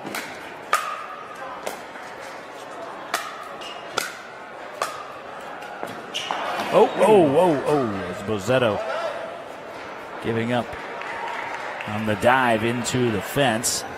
We got a better view of it maybe there. And she appears to be okay. You've seen teammates and North Carolina's student athletes rush over to check. You can tell what it means to Fiorella Bozzetto and all of our competitors. She dove into that fence with reckless abandon. Yeah. Just wanted to make sure, of course, she skinned up at all, how she fell. And she just popped up and said, "I'm fine." We have a little bit of blood on the court, so we'll take a timeout and we will tend to that situation here at Performance Pickleball RVA, and we will be right back. Our Dream Breaker interrupted for just a moment. Fiorella Bozzetto is okay. She just let us know, but as Joe Hutzer just mentioned, a little skinned up. We'll be right back here to the DUPR Virginia Super Region.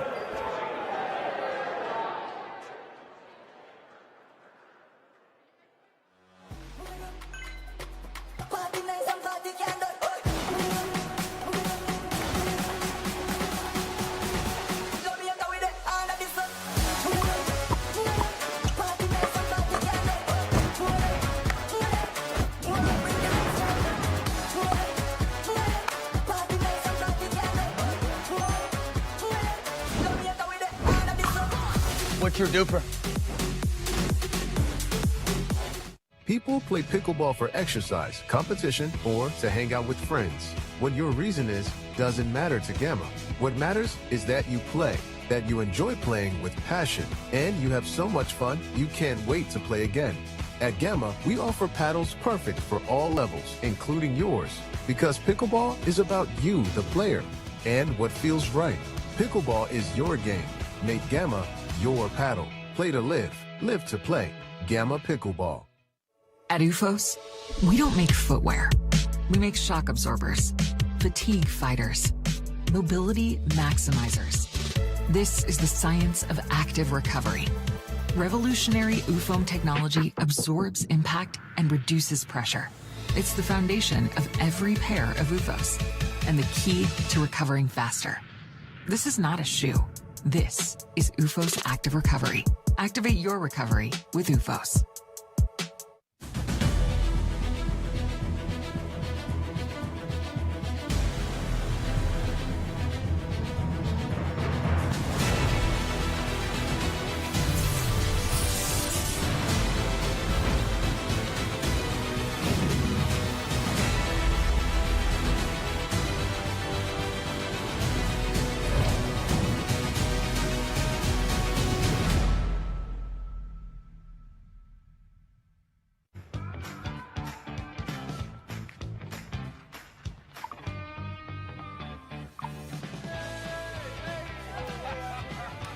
Check out these new Gamma paddles. Yo, I gotta try that paddle. Here you go.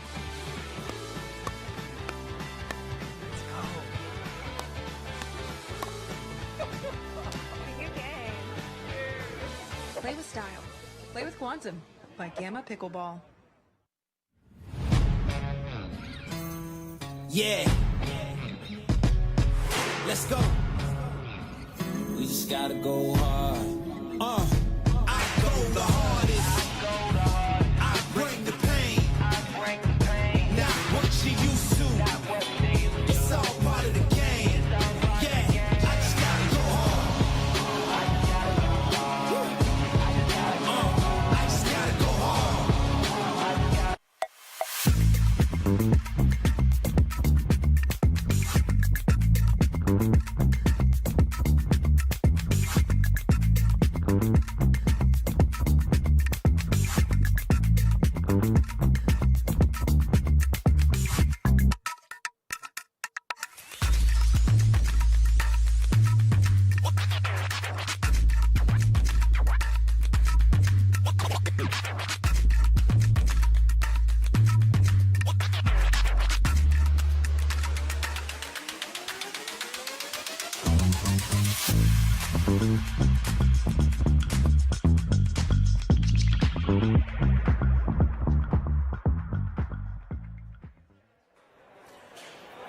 All right, processes in place here at Performance Pickleball. RVA Fioretto Bozzetto, most importantly, is fine. She just came over and said, I'm good, but did skin the knee.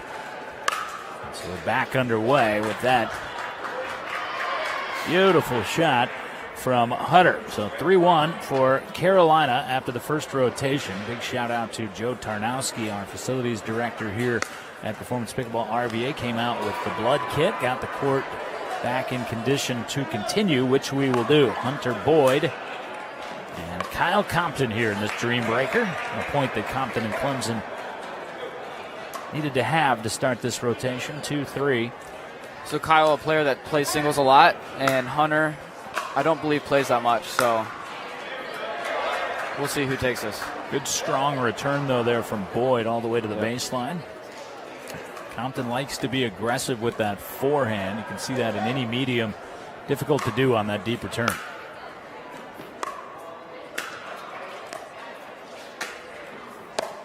Oh, shot. Nasty backhand roll from Kyle Compton. 3-4. The winner advances to our championship match to meet the winner of Florida or Virginia.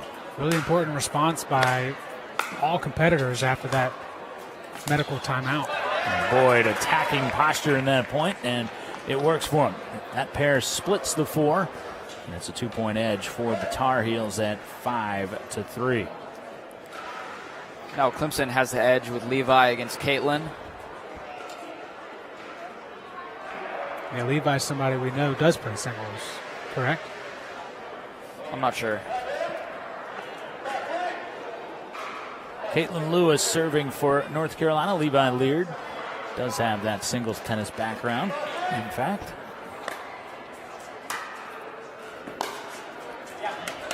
And that's wide from Lewis. So interestingly, Clemson chose the lineup order here. It's a 4-5 score and sprint to 21. And Leard kind of given a couple of points by Caitlin Lewis here to start this 4-point swing. Yeah, not what we're used to seeing from Smith. That is what we're used to seeing from Leard. Beautiful cross-court pass. 6-5, and Levi Leard has taken each of the first 3 points here. Looking pretty comfortable, but he hasn't had to worry about too much so far. Smith's got to make him move a little bit. Great shot. That's all she had to do there, just get 1 point. And she did get that one to keep us even at 6. Sealy Feldman will take over for Clemson against Sarah Carpenter. Sarah does play singles. Yeah, we've seen Sarah in that singles format previously. Certainly comfortable there. Sealy Feldman as well anchoring this Clemson team.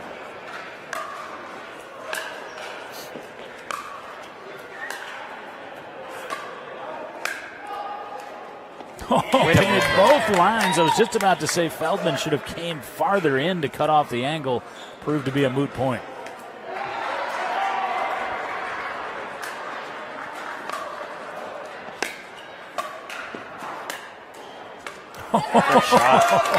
Aggressive topspin lob.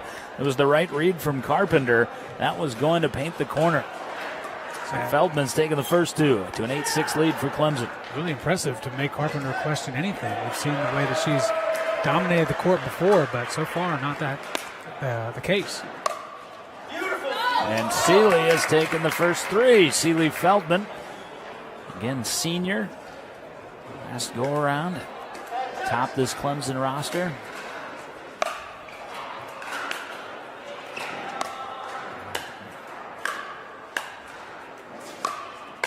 Feldman with a dominant rotation and a big smile as she comes our way with a 10-6 lead for the Tigers. That was huge. Yeah, and most emotion we've seen from Feldman most of the time. She's very calm, very all the same kind of mood reaction across the board, but not after that, and for good reason. And that's the beauty of the team sport concept. Just couldn't wait to get back over to those that were supporting her here.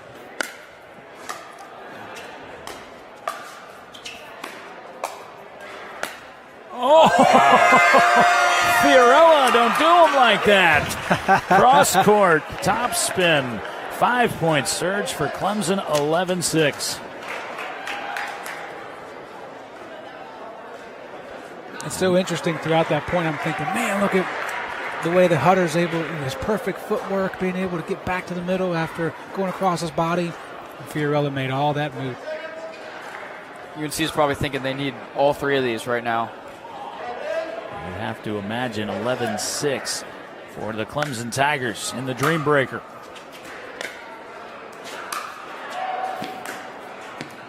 Wow. And Bosetto with the wicked cross. 12-6 Clemson. Couple haymakers from Fiorella.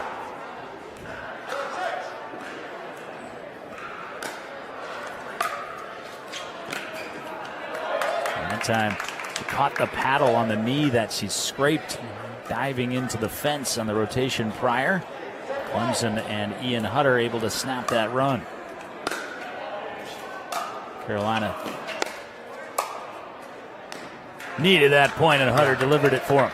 And Ian probably needed it as well, just for his own confidence to battle back in that moment. So, two of the best on both teams. Just saw Hutter walking alongside Bosetto and said those were two great shots, and they were those two great cross-court pass. But now the serve is out from Hunter Boyd, and a point gifted to Clemson, 13-8. Boyd for North Carolina, Kyle Compton, and Compton's not the type of player you want to give gifts to. No, he's not going to give you any, so don't be as gracious. Don't speak so fast. I'm just sit here and watch. Pressure of the moment in this Dream Breaker.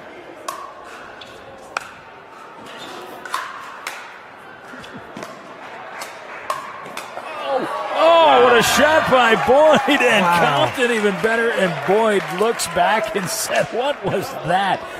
Boyd just, again, love his on-court demeanor, the respect that these two teams have for each other. Boyd, I was just about to say, just a magnificent shot, and Compton negated it. Both of them. I mean, that was incredible. Neither one of them could believe what the other did. 14-9. May have hit an out ball there and will pay for it. Compton takes three in that spin. And Clemson trying to close in on what would be an upset appearance in the championship round. We knew that this was more evenly matched than maybe the seeds would indicate, but nonetheless, North Carolina was the favorite coming into the semifinal round. Levi Leard.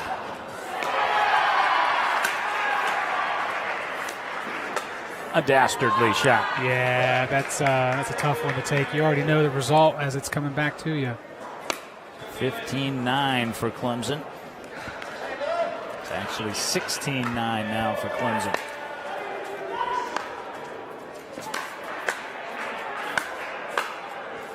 Clemson potentially starting to feel it. 17-9 in the Dream Breaker. Turning point. Sealy Feldman racking up all four. The anchor rotation. Levi Leard trying to replicate that as he's taken the first three to an 18-9 lead in the Dream Breaker. And appropriately, it could be Sealy that seals the deal for Clemson as well. 19-9. Second time Clemson's had a perfect pass. And the woman who authored the first now strides back onto the court. Sealy Feldman doesn't need all four, just needs two to send Clemson to the championship match. This is why that Dream Breaker advantage is so important, because this is every matchup that Clemson wants. Feldman serving Carpenter.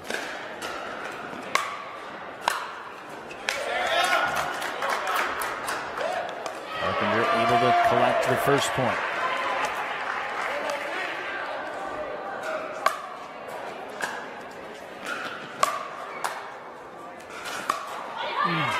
Carpenter upset with herself there. Says that's not your shot.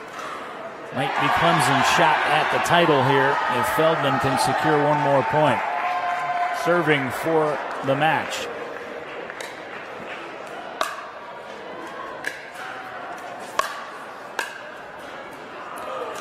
Fiorella sounds like Cinderella, and it looking more and more like a fairy tale run here for the Clemson Tigers. And Feldman didn't even know what she had just accomplished. Thought it was point 20. In fact, it was the clincher. It'll be the Tigers. Whom will they face, the Gators or the Cavaliers? We'll find that out in semifinal number 2. We'll take a 1-minute timeout, come back, and talk to one of the Clemson Tigers that just advanced to the championship match. What an impressive performance all the way through that. Derek Crage predicted dream breaker. Right back to Richmond in just a moment.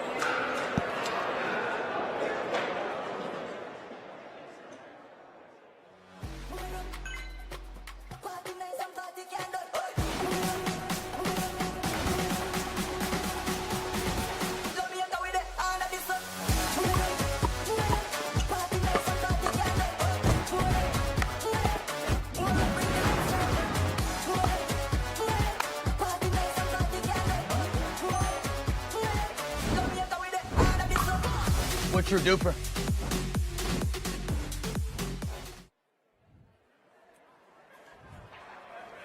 John Laser, Joe Hutzler, Derek Crage, your broadcast team. We look back at a couple of the pivotal moments, including just that brutal cross-court pass from Fiorella Bozzetto, as that, along with a couple of perfect passes and rotations from her teammates, propels the Clemson Tigers into the championship match. And we are now joined by Fiorella.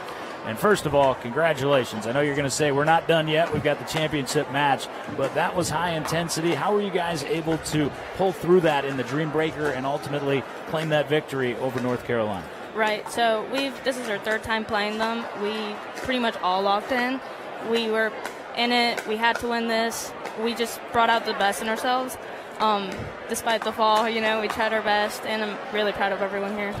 Well, you mentioned you were in your first rotation there in the Dream Breaker and went all out, dove into the fencing here on Skechers Stadium Court 2. One, we were all just very, very pleased that you were okay and got back up, and you said, I'm fine, I just need a Band-Aid. You did, but that seemed to ignite something in the team. Did you feel that too? I definitely did, especially when I came back and the passing shots you were talking about, it just fueled me up. I think everyone else in the team just wanted to pull it out as well. I'm just so proud of everyone here. And for good reason. And one thing I noticed at the end there was a little bit of confusion on whether the match was actually over, but you guys as a unit are very calm and it's just business as usual. Is that something that's purposeful? Do you guys talk about not getting too high until we get to the very end of this thing?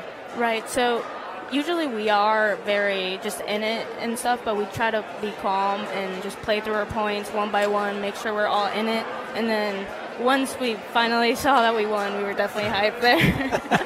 Yes, you were, and I know you were hyped for your teammate, Celie Feldman, as well. She told me this morning, I'm a senior, whereas Fiorella's a junior, but this is my last go-around, and it means a lot to all of us. You can certainly tell that it did. I know you got some preparations now to do. You'll watch the second semifinal with Florida and Virginia, and we will look forward to seeing you and the Clemson Tigers in another hour and a half or so. Congratulations. That was a beyond impressive showing, and we're delighted that the run continues. Thank you so much. Fiorella Bozzetto off the fencing and potentially all the way to the top of the podium. Clemson Tigers knock out the North Carolina Tar Heels. We come back with semifinal number 2 from Performance Pickleball RVA. Virginia has already survived one of those Dream Breakers, and that got them the Florida Gators. They tangle in 2 minutes from Richmond.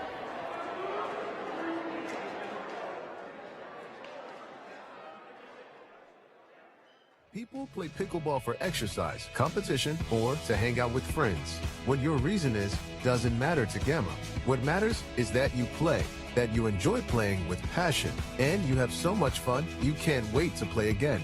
At Gamma, we offer paddles perfect for all levels, including yours, because pickleball is about you, the player, and what feels right. Pickleball is your game. Make Gamma your paddle. Play to live, live to play. Gamma Pickleball. Yeah. Let's go. We just gotta go hard. I go the hardest. I bring the pain. Not what you used to. It's all part of the game. Yeah, I just gotta go hard. I just gotta go hard.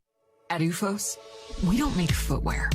We make shock absorbers, fatigue fighters, mobility maximizers.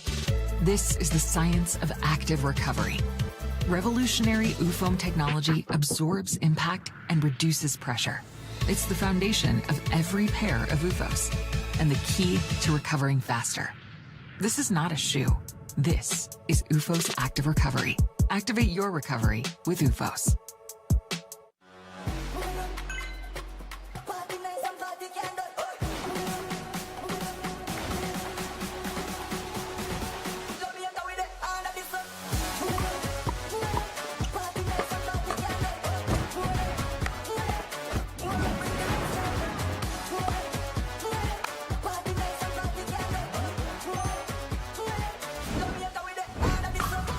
What's your duper?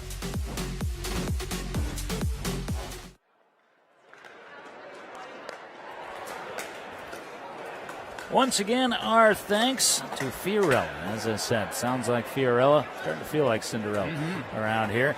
And she told us there after she took the headset off, Joe Hutzler, that she didn't even feel the fence when she hit it. She was just so in the moment. And it looked like it because she just popped back up. She said she didn't realize that she had even skinned her knee until she saw her blood on the court. That was the intensity. We don't want anybody to have to bleed on the court. No.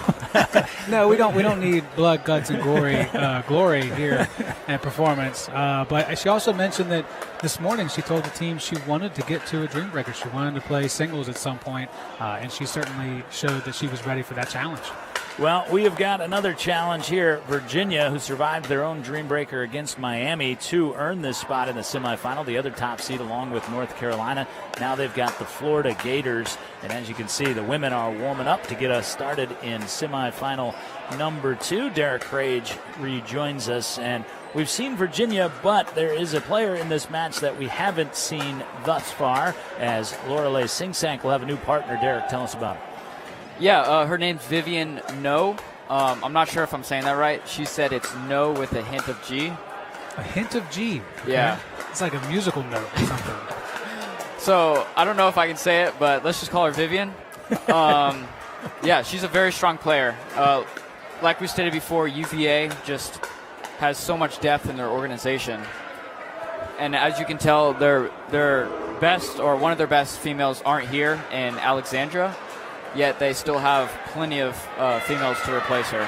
Yeah, it goes to what we were talking about before, Joe, about, college pickleball is relatively new, but now it's a handful of years old, and Virginia's been on the scene the entire time, but they've been able to develop that second layer of talent and remain there. And just like Derek was talking about, they didn't win the Town Bank College Cup. They basically didn't have Lorelei Singsank or David Beeger or their top team at all, and they were able to make the semifinals in that matchup. Reaping the benefits of being one of the first to get into college pickleball and having some backups, having depth that they can bring multiple teams to tournaments, and we'll see if that affords them a victory here in the semifinals. So we are underway, and that is no.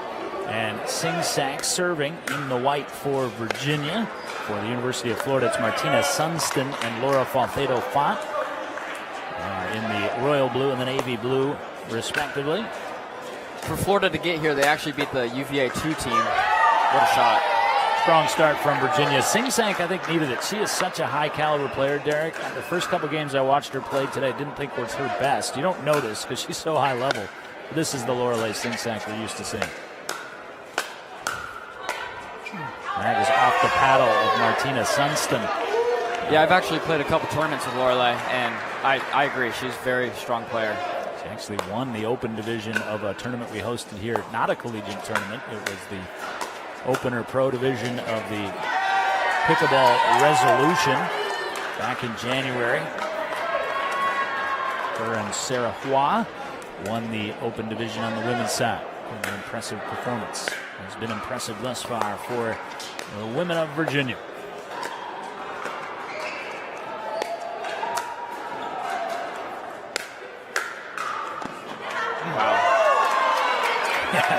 coming out swinging here. Yeah, and more importantly, swinging inside the blue. They're hitting on all cylinders at the moment for UVA. Florida needs to stop desperately.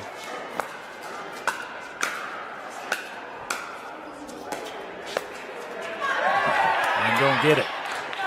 And timeout. Well, we saw this a little bit last night. Florida had to survive their own dream breaker to be here against NC State, and that one went down to the wire as well, but it was kind of decided in the women's singles, the matchups that were chosen on the rosters there, Derek, and you can kind of see that maybe this is where this Florida team is a little bit susceptible against a team like Virginia in this women's match, and thus far we're seeing that.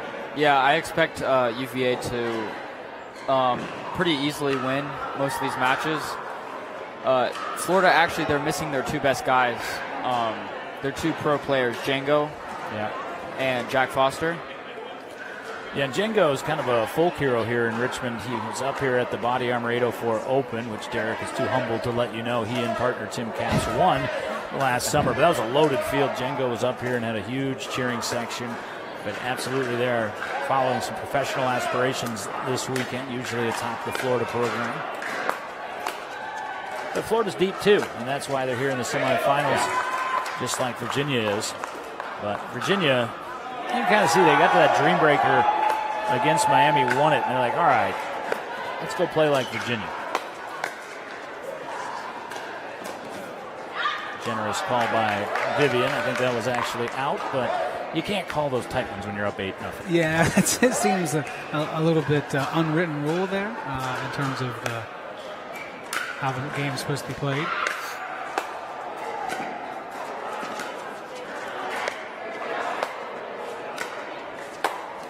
Oh, a couple of beautiful angles during that point from Laura Lick. It's the first game we've seen so far on this broadcast where you can see that the talent level isn't the same as it has been in our previous UNC and Clemson games. Now, as I was saying earlier, Florida beat UVA's 2 team to get here, and they did that in 3 games. And this is UVA number 1. UVA so deep, as we were talking about. To Derek's point, had 2 teams in the quarterfinals playing this morning. Had they actually UVA 2 beaten Florida, it would have been UVA on UVA crime, 1 versus 2. Not the case, as Martina unable to pick that one out, and we'll switch ends as UVA gets to 11 first. 11-2 for the Who's women's double, getting semifinal number 2 started here at Performance Pickleball RVA. This is the Virginia DUPR Super Regional.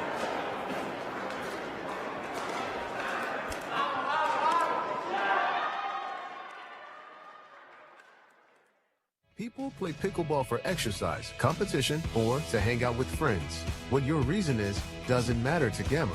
What matters is that you play, that you enjoy playing with passion, and you have so much fun you can't wait to play again. At Gamma, we offer paddles perfect for all levels, including yours, because pickleball is about you, the player, and what feels right. Pickleball is your game. Make Gamma your paddle. Play to live, live to play. Gamma Pickleball.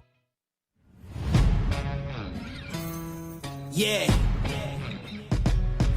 Let's go. We just gotta go hard. I go the hardest. I bring the pain. Not what you used to. It's all part of the game. Yeah, I just gotta go hard. I just gotta go hard. 11-2 for Virginia, and quickly make it 12-2 as a misfire on the serve return. So 12-2 for Virginia. Again, the women from Florida, both with interesting backgrounds. That was Font, the Spanish player, 5th-year PhD student down in Gainesville, majoring in biomedical sciences. Very impressive young lady. She played Division I tennis at Florida Gulf Coast, but now picking up pickleball, going for that postgraduate degrees, as it were. Yeah, it seems to be kind of the trend, certainly from the tennis perspective. If you don't see there being a long future in that, hey, let's go for this pickleball thing and maybe even develop a stronger program because of her presence. She's playing with a freshman, a first-year student at Florida named Martina Sunston. Martina Sunston from Tonsberg, Norway.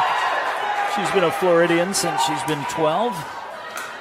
Moved to Florida at the age of 12, now representing the home state Gators. And on the body of Knoll. Right back at you. Such an interesting set of emotional characteristics between Font and Sunston as well. Sunston's she just smiles all the time, gets through it, and Font is very fiery, very Spanish, if you like, in the way that she reacts and plays the game. Very tactical thus far for UVA. Sing-Sank, like I said earlier in the game, she's up on her toes now, as opposed to maybe rocking back a little bit earlier this morning. Yeah, it definitely seems like she prefers to be the aggressor and initiate, and that's been very prevalent from the opening serve. 16-4. Era of inevitability to this match for a while, this game, I should say, within our semifinal number 2 match. David Beeger back out in men's doubles for Virginia following women's doubles match. 5-16 the score.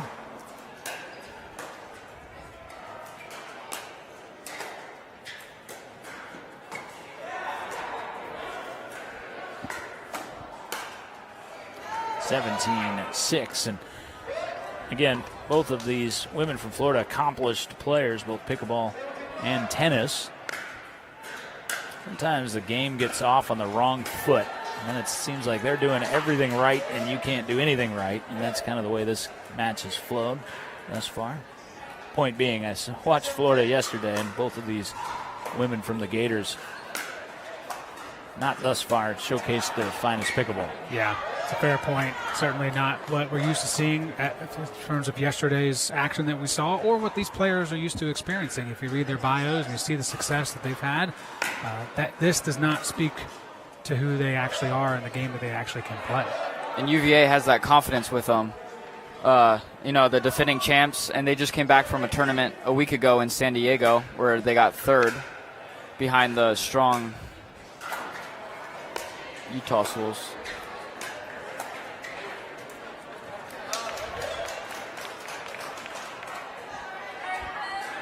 Now Florida showcasing a couple of strong points, and again, they'll pick up that confidence for when we get to the mixed doubles. Yeah. Yeah. Again, not to say 18-9 is insurmountable. But there is more to be played. You can't just rest at this point and, like you said before, mentally switch off. You're going to have to play some more. Great shot that time. And that's what I'm talking about. That's the more aggressive Faltheto Font that we saw yesterday. Back to 10-18. 11-18. Like I said, not insurmountable. Yeah. Particularly in rally scoring. Gosh, and that's what you need so much in pickleball. Just to get a little bit of a run go your way. Like, oh, actually, I play this sport pretty well. Sing-Sank trying to snuff out that run. And cannot do so. Step in from Martina Sunston. Great balance as a teammate there, with Font getting to all those tough balls and then Sunston able to put it away. Sunston played tennis in high school, wasn't focusing on athletics in college until pickleball came along. Also enjoys painting, drawing, artist, loves to travel. That was wide, so here we go. Look out for the Florida Gators, and Virginia, seemingly a foregone conclusion, will take the timeout. We will stay here, however, continue to look back on what was a mild upset, I will say, in semifinal number 1. The Clemson Tigers knocking out the North Carolina Tar Heels. So we'll get Clemson against the winner of this match. Now you can see it. They're standing right in front of us conversing are the two women of Florida, Martina Sunston and Laura Faltedo-Font. And you can just see they're smiling. They're upbeat now. Even if they don't complete this comeback, which they still can, of course, in women's doubles, this is going to help incrementally in mixed doubles. And I would imagine it would even help the guys in terms of overall team atmosphere, team environment that you're surrounding yourself with or coming onto the floor after your ladies just did a bang-up job, even if they don't win it. So from that perspective, I think it's good for the entire team that they've been able to find something here. Indeed they have, and now out of the timeout, they'll serve 13-18. Zachy Horwitz, the male players, Andres Tardio. We will see in action next. There is what Virginia needed out of the timeout. So they let it go as long as they felt they could, then took that timeout, and they gather in point 19.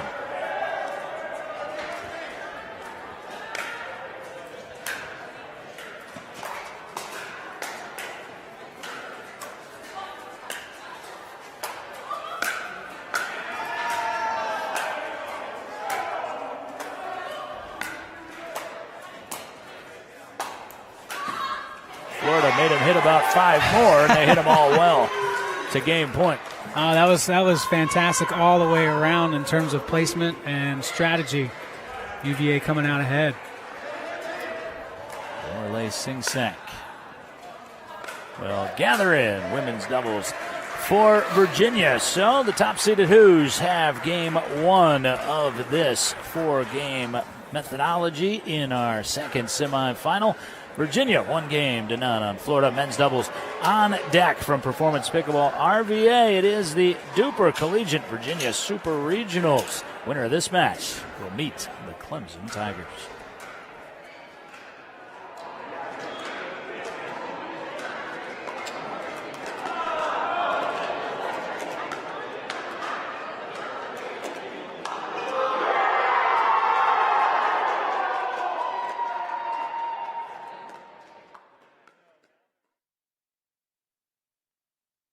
At UFOS, we don't make footwear. We make shock absorbers, fatigue fighters, mobility maximizers. This is the science of active recovery. Revolutionary UFOM technology absorbs impact and reduces pressure. It's the foundation of every pair of UFOS and the key to recovering faster. This is not a shoe. This is UFOS Active Recovery. Activate your recovery with UFOS.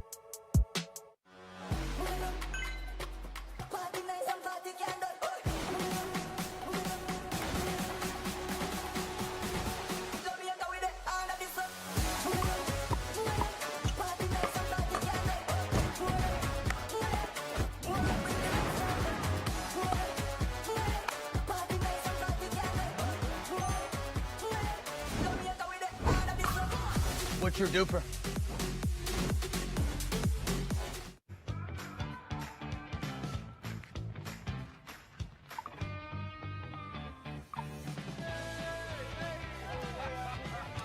Check out these new gamma paddles. Yo, I gotta try that paddle. Here you go.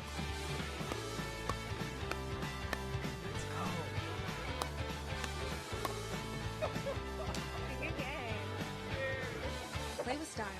Play with Quantum by Gamma Pickleball. Yeah. Let's go. We just gotta go hard. I go the hardest. I bring the pain. Not what you used to. It's all part of the game. Yeah, I just gotta go hard. I just gotta go hard. John Laser, Derek Crage, Joe Hutzler back with you as you look at Skechers Pickleball, Stadium Court 2 inside what we consider pickleball paradise here in Richmond, Virginia. Performance Pickleball RVA. Women's doubles goes to the Virginia Cavaliers, and now men's doubles as we say hello once again, everybody. Welcome, welcome. We'll get our second look at David Beeger and Brian Song. And Joe, they were impressive as always in getting to the quarterfinals, and then they were poised in helping the Virginia Cavaliers get to this semifinal situation. You saw the women kind of have their way in game one. What do you expect in here in men's doubles? Well, I think you're going to see a lot more of the same when it comes to UVA and their ability to stay poised and be accurate.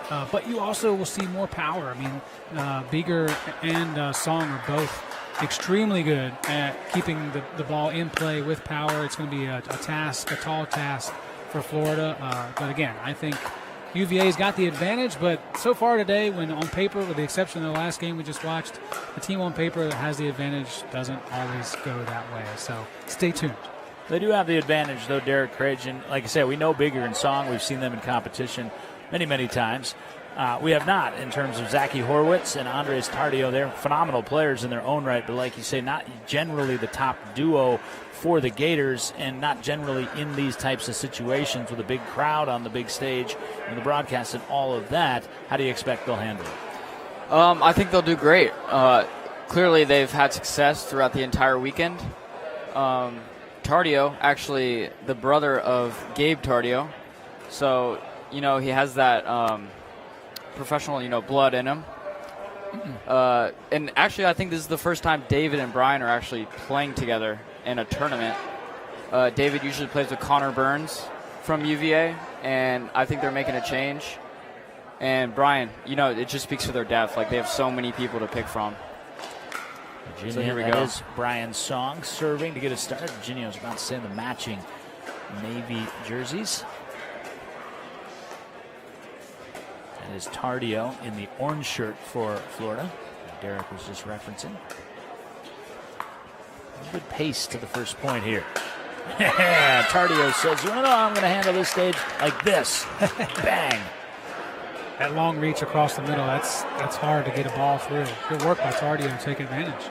Tardio originally from Bolivia, native of Bolivia. He's a junior down in Gainesville, food and resource economics major. Virginia levels us up at 1 apiece early on in men's doubles.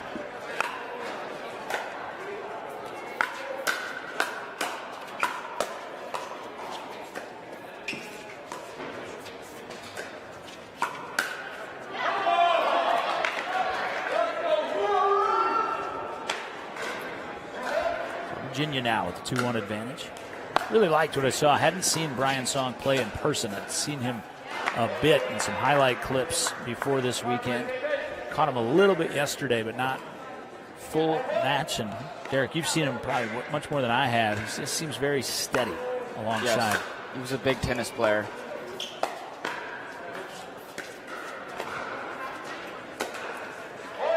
And a 4-point run for the top-seeded Cavaliers. It's so easy to say this, but it is true. You cannot afford to give away points. You're already down this much to begin with. You're down on paper as well.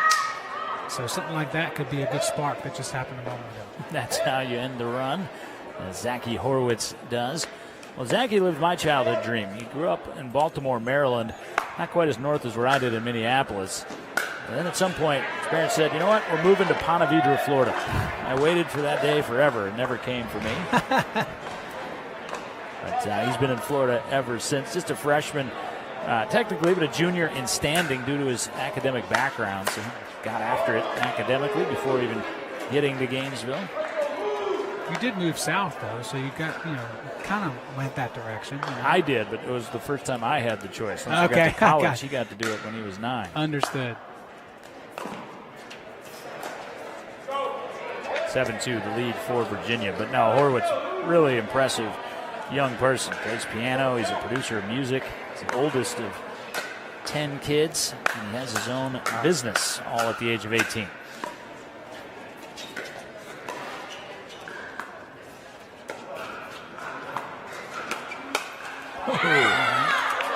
And you saw the look right there from Horwitz, guys. Tardio, he's like, you know what? These guys are mortal. We can do this. Yeah, absolutely. It's crucial that you see those balls go in for you so that you can continue to build on confidence.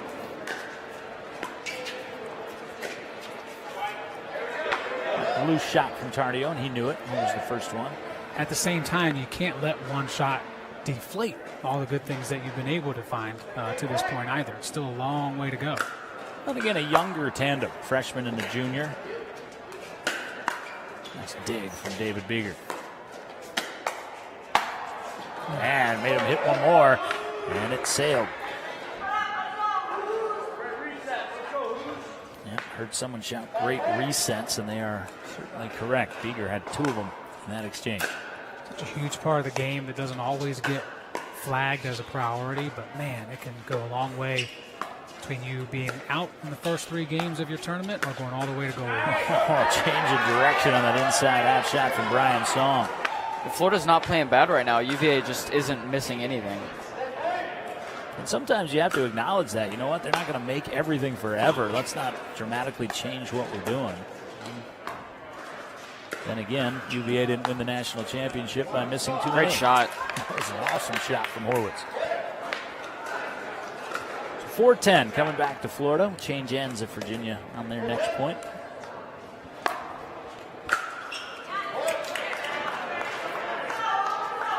One at a time.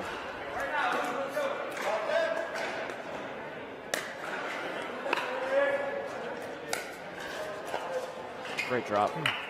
Back to back. Great shot from Horwitz, followed by a great shot from Tardio, and it is 6-10.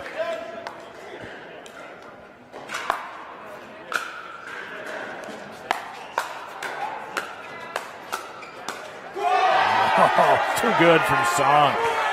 Should have been in a defensive posture, never was. And Virginia will switch ends with an 11-6 advantage. Horwitz and Tardio playing well, but Song and Beeger a little bit better. And they have that 5-point edge in men's doubles semifinal number 2.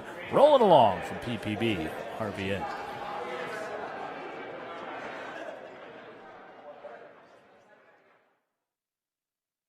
At UFOS, we don't make footwear.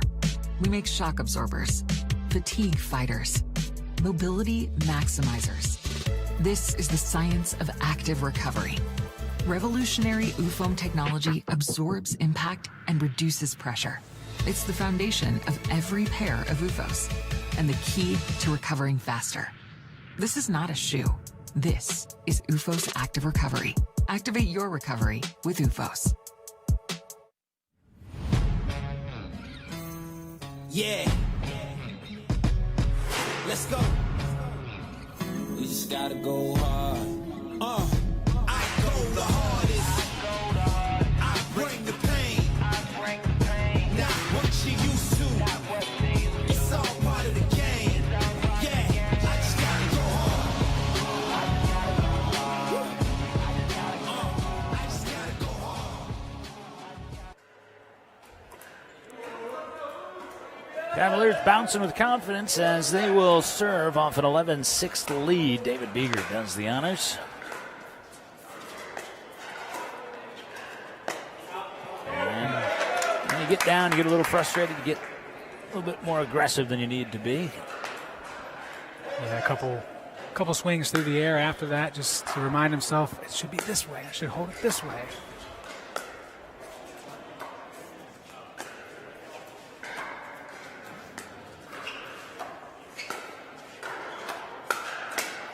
Oh, that's how you should hold it. Yeah, that'll work. That'll work. That was like he made an adjustment with his ball machine. Let me feel good for a second. You just pop one up.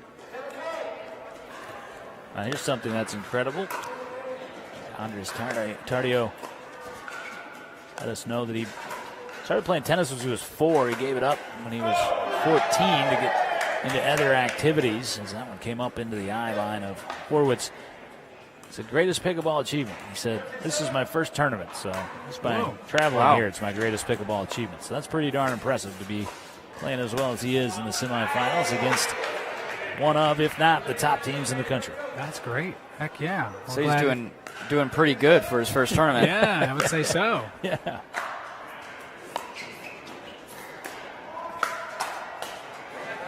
As is his partner, Zachy Horwitz. And again, these guys are going to have at least a couple years together should they want them.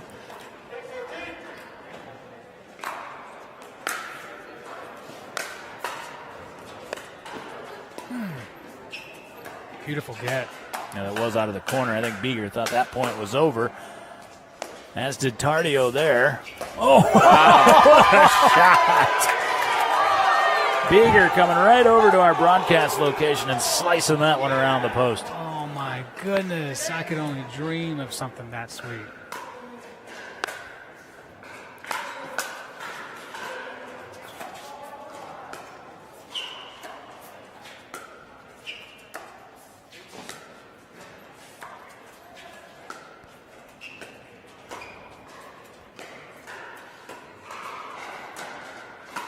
There's that backhand roll. David keeps in the toolbox, brings it out here for the first time, and a commanding lead gets a little larger for Virginia. Again, the Cavaliers took women's doubles, trying to double it up with men's doubles. 16-8, the advantage. And Beeger's making a good highlight reel for his paddle sponsor, Gearbox.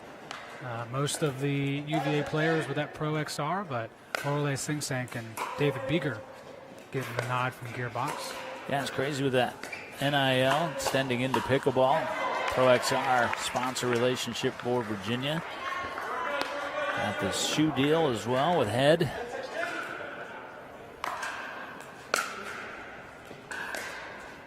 You win, you tend to make a lot of friends. It usually, puts you on the right radar for sure. Virginia, of course, your defending national champion, playing like it thus far in the second semifinal. Yeah, watching both the women's and the men's now, it just seems so clinical in what they've been able to do so far.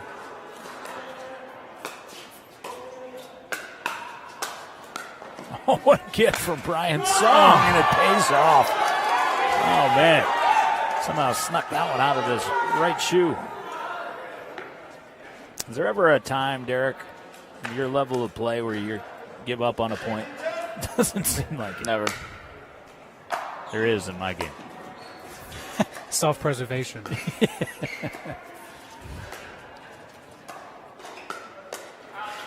shot by Song. Like I said, I've seen a lot more of David Beeger. I've actually played with David before. Really impressed with what I've seen from Brian Song.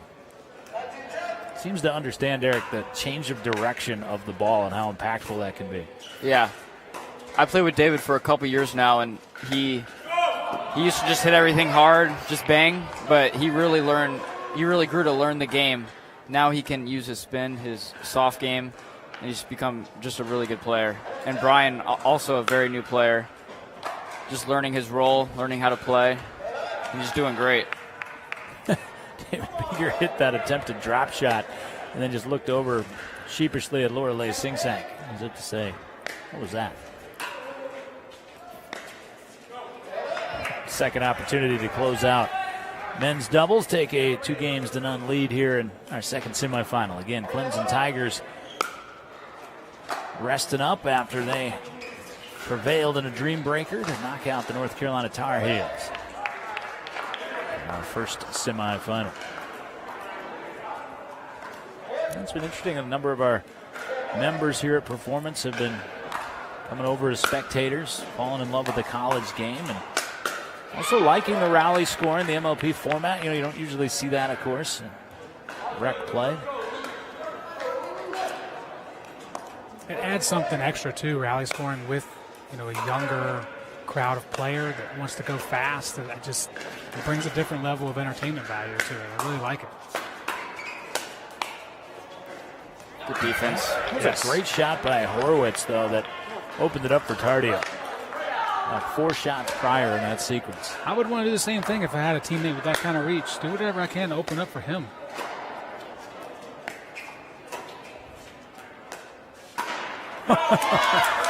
Soft game only for so long for David Beeger. It's always nice you can lean back on the speed up that Beeger has. Yeah, the score freezing model, though. Florida's crept back in it a little bit here. Beeger doesn't want to mess around any longer. There's the 2-0 lead for your defending national champion Virginia Cavaliers. They take women's doubles. They take men's doubles. And after this timeout, they'll try to take their way to the championship round where they would meet the Clemson Tigers. Strong showing thus far for the Hoos.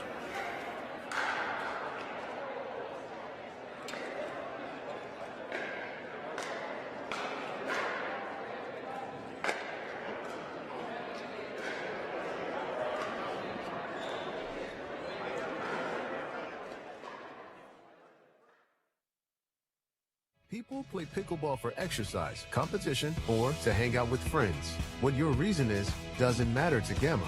What matters is that you play, that you enjoy playing with passion, and you have so much fun you can't wait to play again. At Gamma, we offer paddles perfect for all levels, including yours, because pickleball is about you, the player, and what feels right. Pickleball is your game. Make Gamma your paddle. Play to live, live to play. Gamma Pickleball.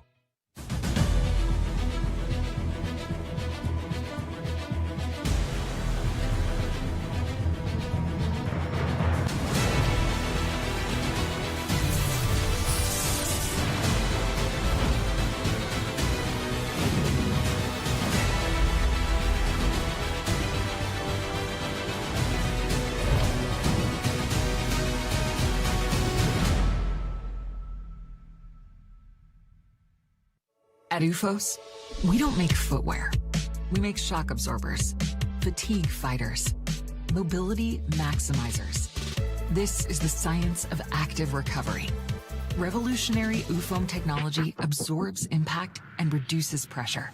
It's the foundation of every pair of UFOS and the key to recovering faster. This is not a shoe. This is UFOS Active Recovery. Activate your recovery with UFOS.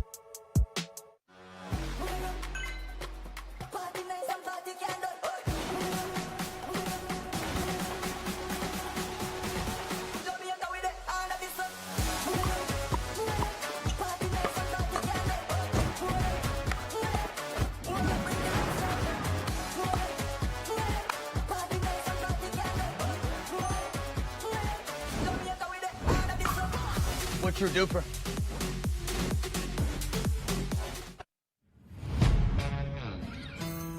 Yeah. Let's go. We just gotta go hard. I go the hardest. I bring the pain. Not what you used to. It's all part of the game. Yeah, I just gotta go hard. I just gotta go hard.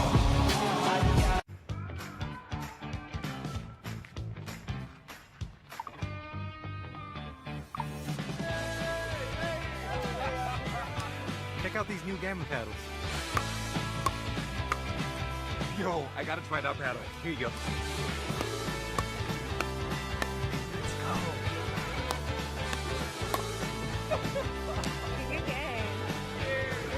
Play with style. Play with Quantum by Gamma Pickleball.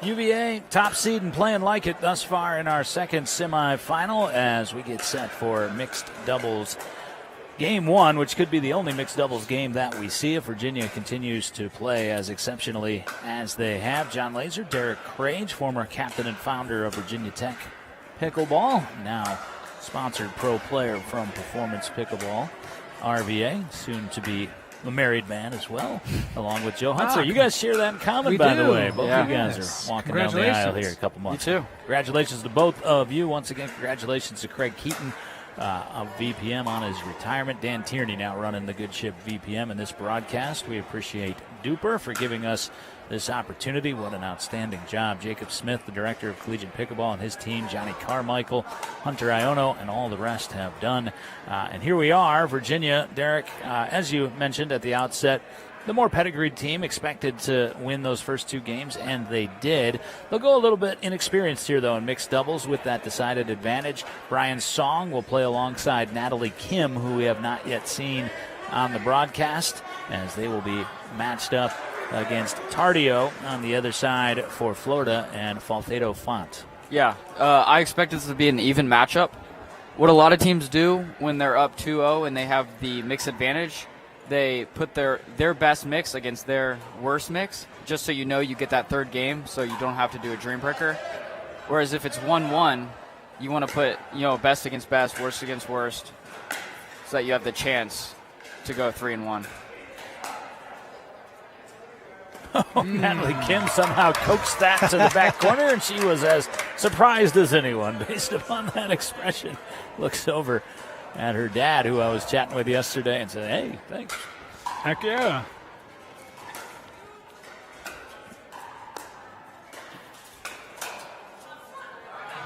Nice shot there down the line from Font. Song and Kim, they've played a lot together. This has been a normal pairing that we've seen. But, Derek, I'm interested in the fact that Kim didn't play in women. So in terms of how this is structured, obviously we've seen most teams just bring 4, but UVA's got 5 with 3 different women. How does that work? How is that allowed, I guess? Yeah, it's like what we were talking about earlier. Some women are better at women's doubles and some are better at mixed. So I think UVA's reasoning is that they like Vivian and Lorelei together. I think they complement each other well. Oh, what a get from Song. And it led to an aggressive push there from Tardio. Sorry. Also, Brian and Natalie played club tennis together, so they have a good relationship going. So it goes back further. Okay. Yeah. Playing with a great familiarity thus far, Song and Kim. And you could actually have 6 people on your team, 3 guys, 3 girls. Make substitutions before the mixed doubles matches if you'd like.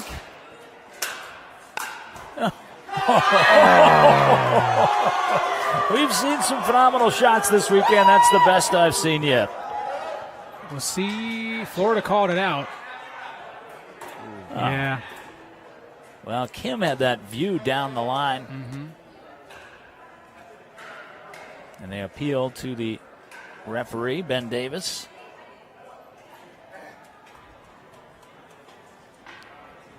Fine. Okay, called it out. Well, it was still a phenomenal shot regardless. Someone who painted the lines here painted them in the wrong spot.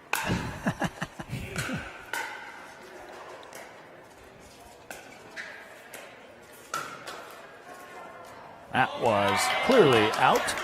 So Virginia does pick up that 4th point they thought they had previously and will serve leading 4-2. Again, Brian Song trying to serve there, but on the even. Got to be right side server, 4-2. Again, for those watching collegiate pickleball, rally scoring for the first time. Notice players don't change sides like they do in traditional scoring. A lot of players like that because they're stronger on one side or the other. Made this reference during the Town Bank College Cup, but never played it but would like to. Strongly prefer the left side.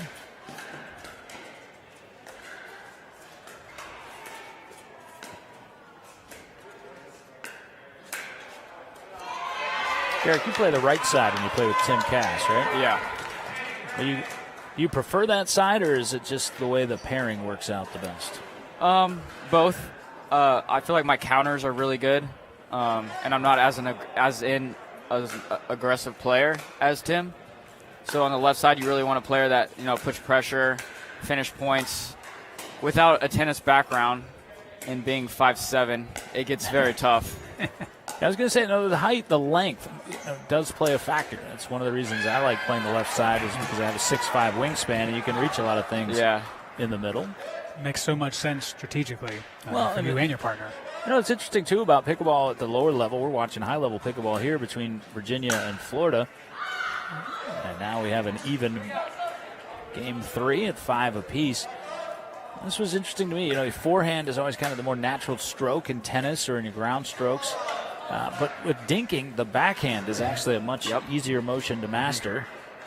And for me, on the left side, I've mastered that, spent no time working on the forehand, unless I'd much prefer to be over on the left. It all comes together now, yeah. Well, not just me, I'm saying that. I think it's a lot of players. It is a lot of people. You're right. You're absolutely right. Because dinking's all about keeping the ball low, and it's a lot easier to do that with backspin, and your backhand just naturally gives you that backspin that you want, whereas the forehand, you kind of have to force it. Okay. That's what makes it tougher. Florida hanging in here, 6 apiece in mixed doubles game 1.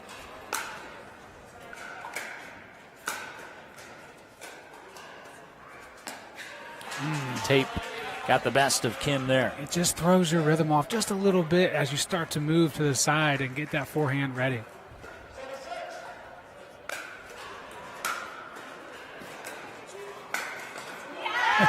Nothing getting the best of Kim there. Nope. And we talked about this earlier, or maybe even the last broadcast too. Kim with that backhand, when she's able to rip into it, is so tough to respond.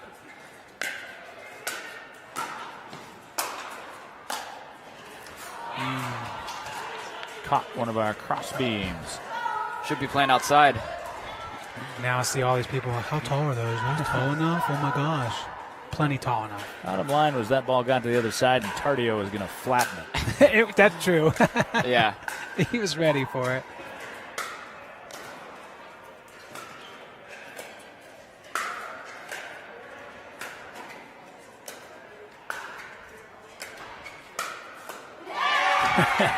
Brian Song was waiting for that for a couple of sequences and finally found it. Yeah, I've played here a lot, and I've noticed the roof has really never become a problem. It looks like it when you walk in here, but balls really just don't get that high. 18 and a half feet. Right up there, a perfect height for Brian Song. Virginia has the lead back. I've actually noticed playing in here, and we've discussed this previously, it's easier to lob because it gives you a depth perception that you don't have outside. I'm not sure all players would feel that way, but for me, that's true. I have a tendency outside to hit that lob too high, thinking I need to hoist it up over the top of people, and all that does is give them time to get back underneath it. If it hits the roof, it's usually the desperate lobs that are just trying to get you back in the point. Yeah, that's exactly right, and that's why it's not just a house rule here, performance in inside pickleball. It is a rule. Hits the roof, it is out. Can't in indoor pickleball have the option to just, I'm in trouble, and just flail it up into the roof. Yeah, replay. Nah. But I do get that question a lot, despite the obvious nature of the answer. Interesting. Still a growing sport, right? That's what we'll chalk that up to. Song goes up to get that. Oh, just wide from Tardio Andres. Again, playing in his first tournament and playing remarkably well for the Florida Gators. He looks so much more confident and comfortable in this mixed doubles, yeah, versus the men's doubles. Yeah, comes over perfect time. And he'll take Florida to 11 first on the changeover. So the Gators have an 11-10 lead, mixed doubles game 1. Virginia, however, has a 2-0 lead in the overall match score. We'll take a timeout from semifinal number 2. Right back to Performance Pickleball RVA in a moment.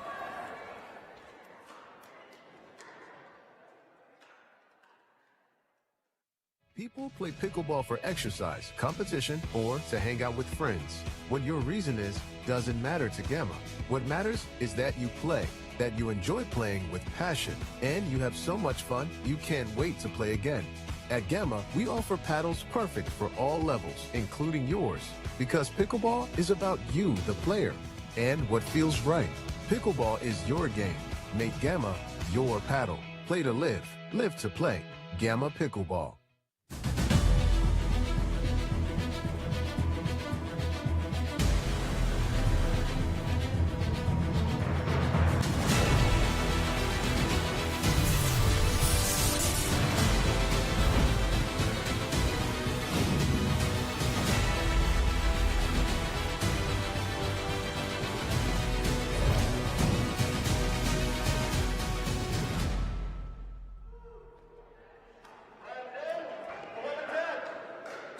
And doing a fine job of it in our first mixed doubles game.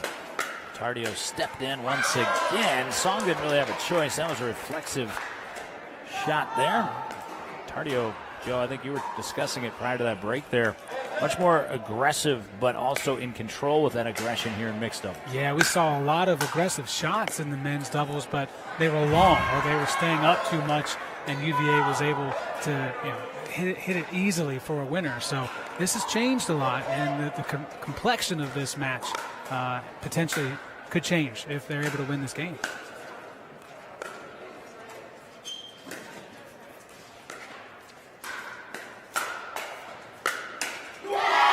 Song in the middle of that hit a poor by his standard shot, but he has the skills to back him way out of it.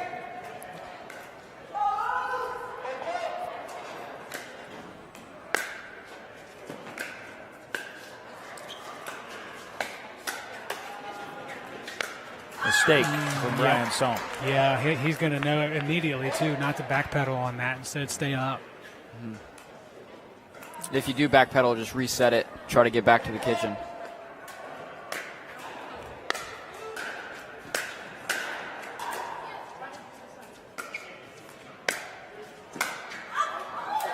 Overswing from Natalie Kim. So it's Florida tandem of Font and Tardio leading 14-12. Right on the baseline on that serve from Font.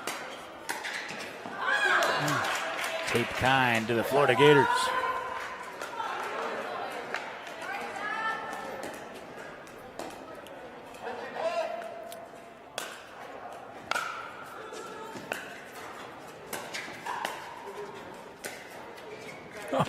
What a lob. Speaking of lobs, wow.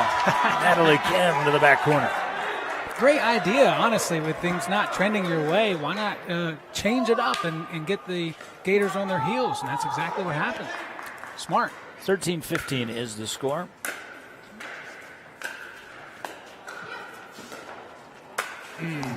Great job of Kim getting behind.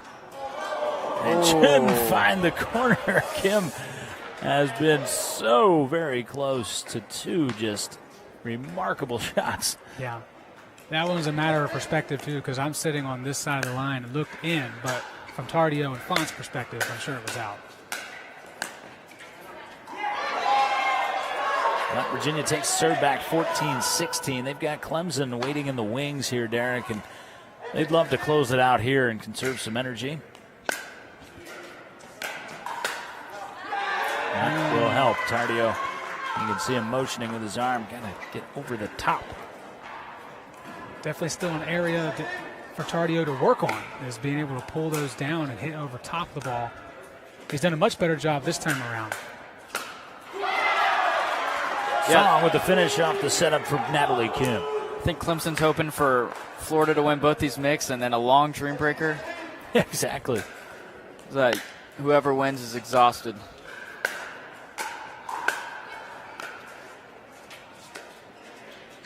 Great touch by Song, man. Wow. I said close to a couple of marvelous shots. She found one. Yeah, for sure. And I go back to Song being able to reset that ball, drop it in. They can get to the kitchen and be in control again. Phenomenal point for the Cavaliers. And she hit that right in the direction of her parents, who were loving it. Sitting on the rail over there. That's for you, Mom and Dad. Way to take that. And here comes Virginia. 18-16 for the Cavaliers. Again, a Virginia win in this game ends this match. It would be Virginia and Clemson for the Virginia Super Regional title. Great shot there from Kim. Played back by Font. Again, hit that great reset. A little bit slow getting behind it. Had to try to double it up. Couldn't do it.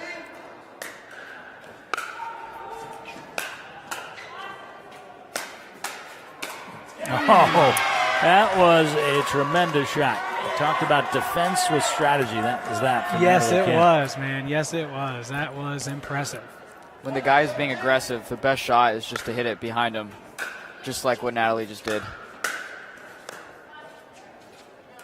Tardio nearly foot vaulted there, but did not. He backed off the line, realized he couldn't take it on the air, and ultimately won the point.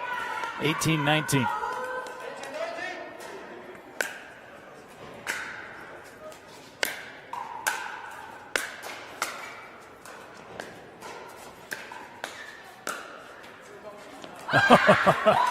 Great playing from Falfedo Font. Got some life here on Skechers Stadium Court, too. I love it. Massive point here for both teams, 19-all.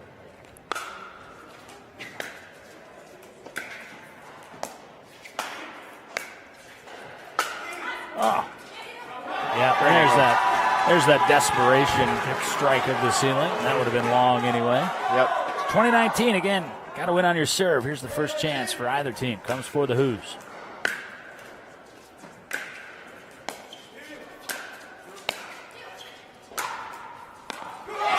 Who's in the title game? Virginia is in the title game, where they'll take on the Clemson Tigers. Strong showing from the Florida Gators, minus their top male team here in Richmond at the Virginia Super Regional. They advance to the semifinal, acclimate themselves nicely, but it'll be the top seed. Virginia moving on to face Clemson.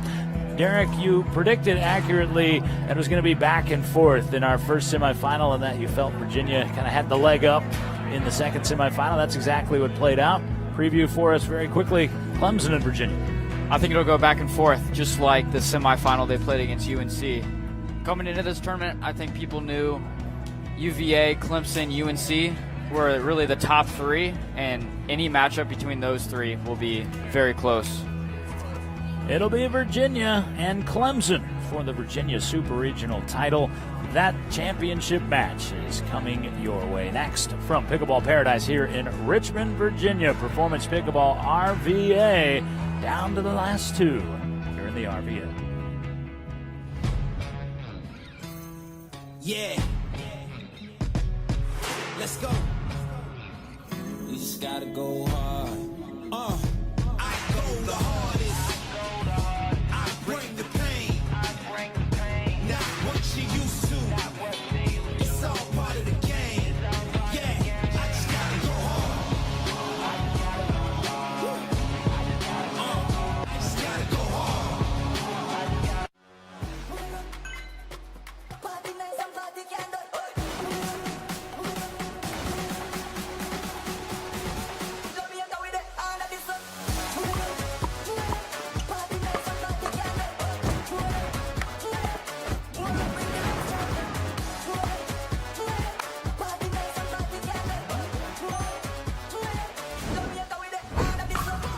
What's your duper? People play pickleball for exercise, competition, or to hang out with friends. What your reason is doesn't matter to Gamma. What matters is that you play, that you enjoy playing with passion, and you have so much fun you can't wait to play again. At Gamma, we offer paddles perfect for all levels, including yours, because pickleball is about you, the player, and what feels right. Pickleball is your game. Make Gamma your paddle. Play to live, live to play. Gamma Pickleball.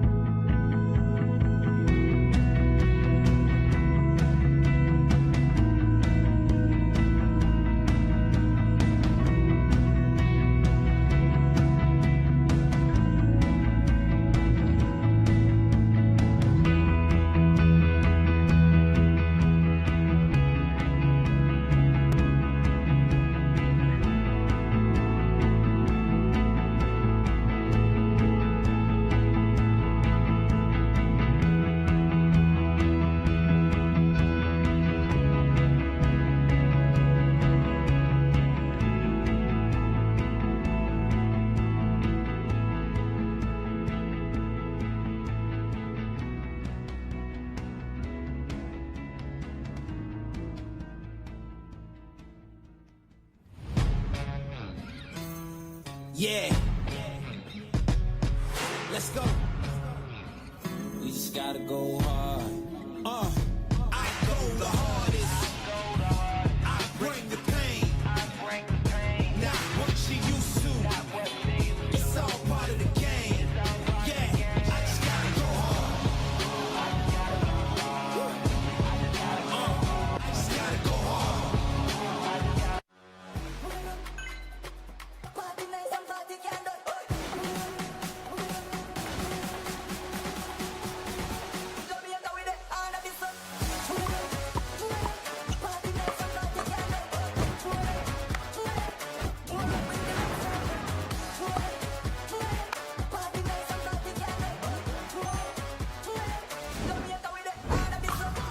What's your duper? People play pickleball for exercise, competition, or to hang out with friends. What your reason is doesn't matter to Gamma. What matters is that you play, that you enjoy playing with passion, and you have so much fun you can't wait to play again. At Gamma, we offer paddles perfect for all levels, including yours, because pickleball is about you, the player, and what feels right. Pickleball is your game. Make Gamma your paddle. Play to live, live to play. Gamma Pickleball.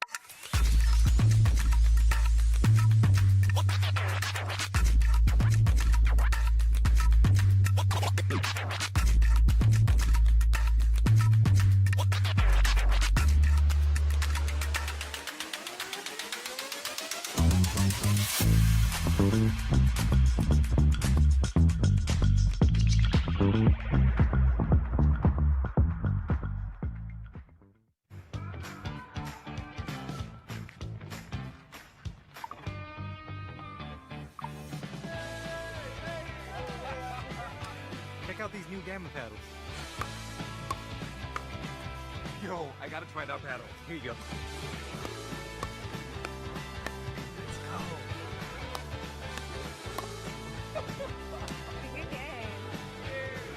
Play with style.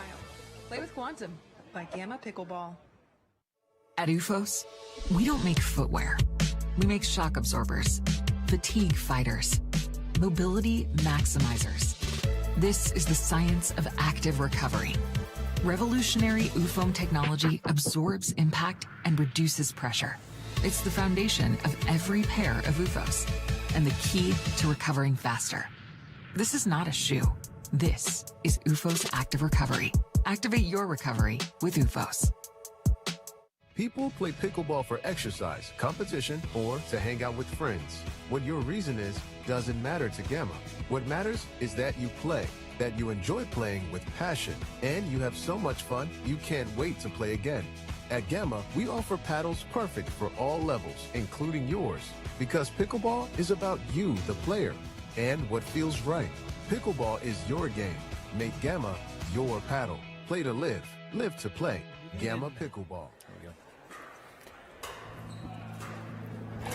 All right, it is championship match time here at the Virginia DUPR Super Regional, and we've got a good one. Clemson and Virginia, and it'll be the Tigers to serve first, but it will be Virginia to score first. You know the competitors here: Fiorello Bozzetto, Seeley Feldman for Clemson, Vivian N, as she told us to call her there during the changeover, Vivian No, and Lorelei Sing-Sang for Virginia. 1-1 start to the matchup.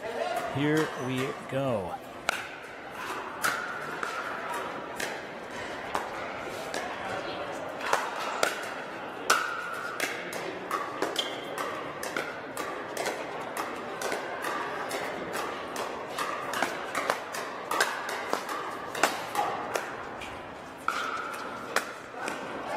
so many options, Bozzetto chose the right one. Yes, you did. And you know what? One thing easy to point out is, Clemson's been resting for a while.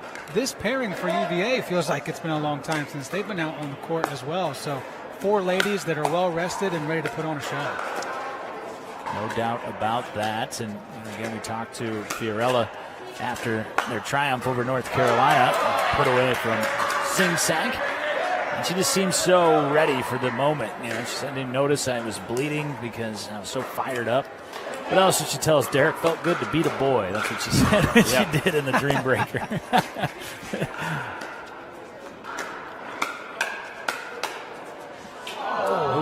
Whiff from Vivian.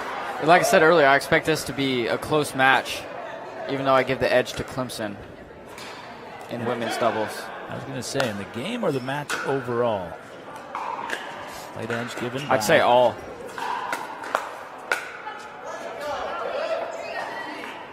Three all now. Back on the serve to Virginia.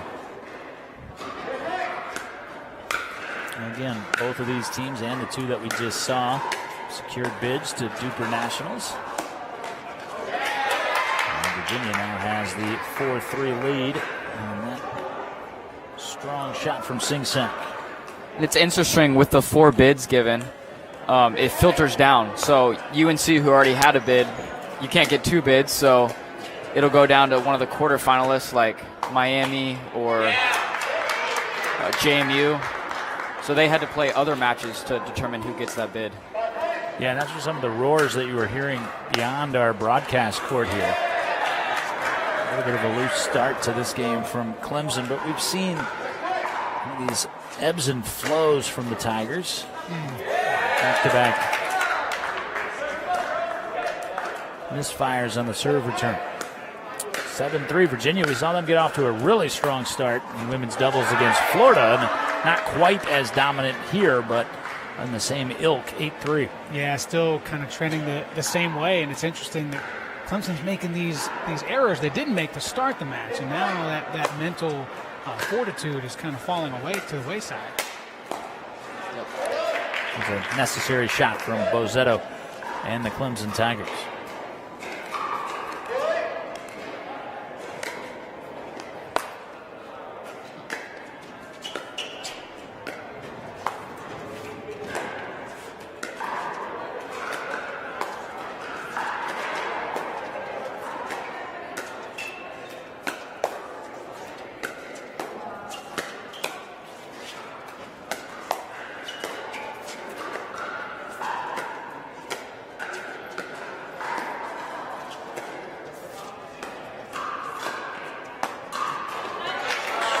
Sing Sang got impatient first. That was some high-level play there from both sides. Great work of just moving it around, too. Each player able to defend the next shot. Nothing was really that rhythmic. They were all trying different points of contact. 9-5 now for Virginia. It's interesting, Derek, you talk about can't have more than one bid, and Florida's top male players are having some opportunities beyond the college game, which is going to happen. You get to the Colin Schick ranks, people are going to start calling. So it's great for the Florida program. They don't win this weekend, but they came and got what they came here to get, which was that bid to nationals. Now they don't have to worry about it. Yeah, that's what's great about collegiate pickleball is it gives these players an opportunity to show them who they are. Like Andres Tardio, like many people probably didn't know Gabe had a brother or how good he was, and we just saw he's an amazing player. And maybe he'll end up just like Colin Schick, where you start with the DUPR tournaments and then you move on to the pro level. Yeah, I think that's a very, very good point. And that was a very, very good shot right there as Virginia takes an 11-6 advantage to the changeover. Women's doubles getting our championship match started. Clemson and UVA. One takes home the title from PPB RVA.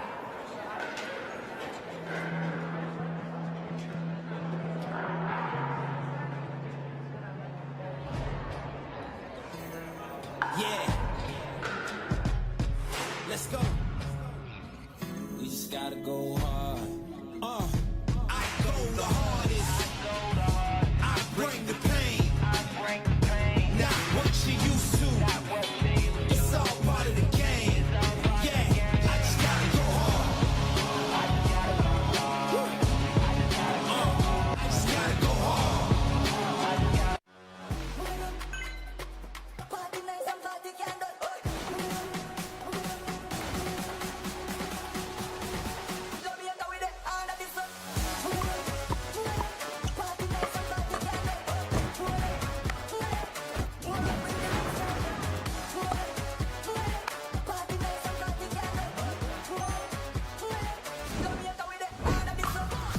What's your duper?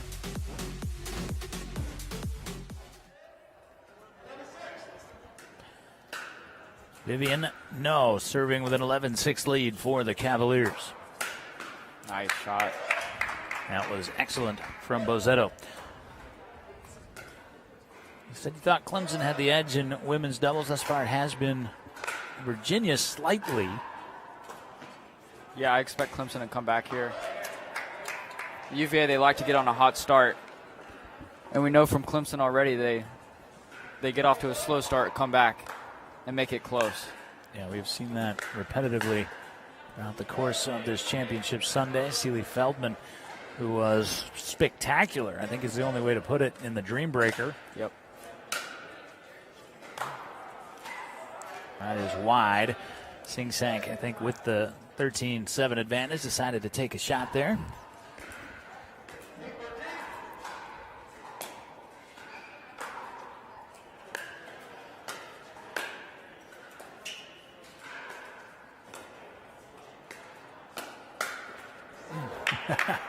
Bozzetto knows what to do with that, as Feldman got her the swinging opportunity she wanted. So let's see if Clemson, as Derek highlights, has that come from behind mentality and ability once again in this championship match. Well, it's going to be a matter of stringing some stuff together, too. They're getting help every now and then, but they're not able to respond beyond that. So they need to claim their own point there.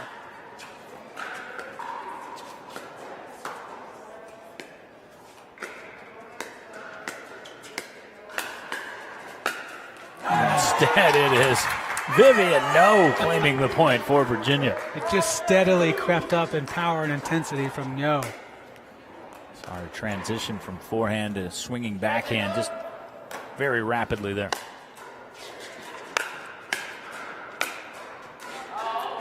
Good read by Feldman, yep. Yeah, Vivian, I really feel is the difference maker in this match so far. I would agree with that.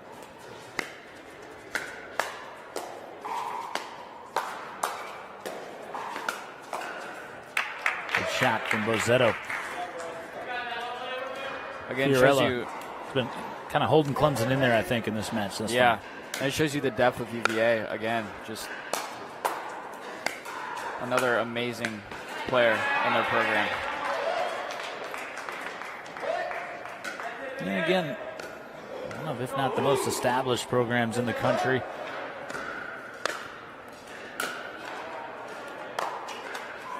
Nice deep slice there from Fiorella. Bozzetto. 12-15.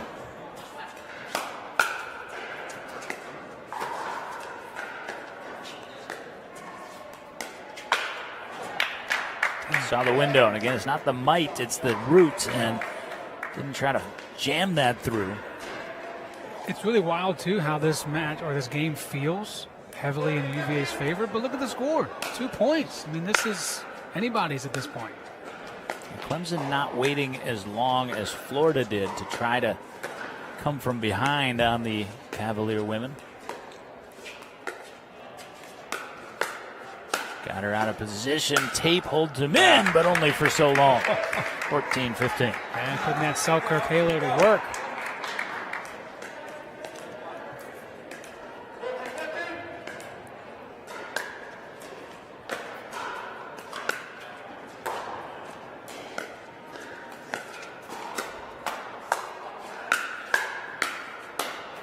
And we're square. And Sealy Feldman has come alive, Derek, the last handful of points. Yeah. It may look like Fiorella handled that point, but it was really Sully that UVA had an offensive shot. Sully got it back, set it up for Fiorella, and she finished it. Yep, exactly. 15 all, and Virginia takes the timeout like they did, Joe, in the women's match against Florida. But in that case, they still had an 18-10 or 18-11 lead at that point. This time, Clemson, like I say, they started that comeback a lot quicker, and now they've got Virginia in quite a bit more peril than Florida was ever able to manage. That's something you've mentioned before in previous broadcasts is the timing of a timeout. That's a strategy as well.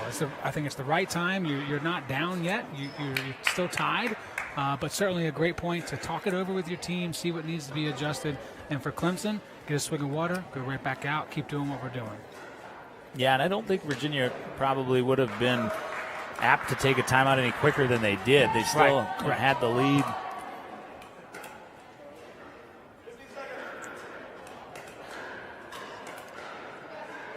So Fiorello.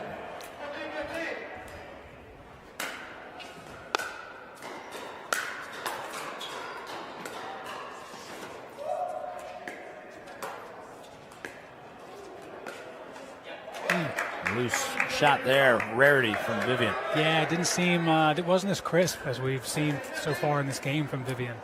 She couldn't decide, I think, if she wanted to cross or stay on the line. Tag that time. Strategy is just perfect right now from Clemson. Sully's just being defensive, setting up that put away for Fiorella, and she's putting it away. 17-15 for the Tigers.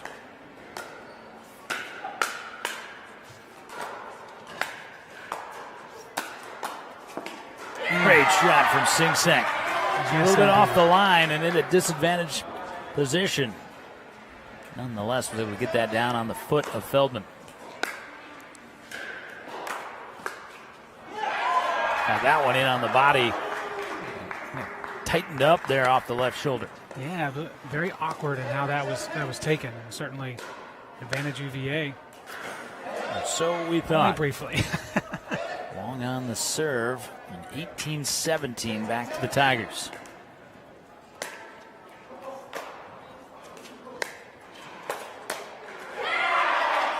Not a good third there from Feldman. Not a lot of work for Sing Seng. Good return. And better touch from Bozzetto. You're right. It was a fantastic return. Keep that player back, and then your teammate just comes in and drops one on a dime. Beautiful. 19-18.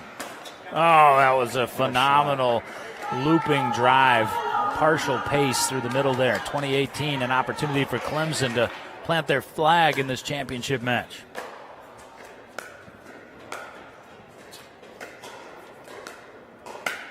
Yeah, there came the dagger from the Clemson ladies as they take game one. Bozzetto fired up as she storms this way, as is Feldman, and rightfully so. Down early, up when it mattered. Clemson to a 1-0 lead as they hunt the Virginia Super Regional title. Men's doubles on deck from Richmond.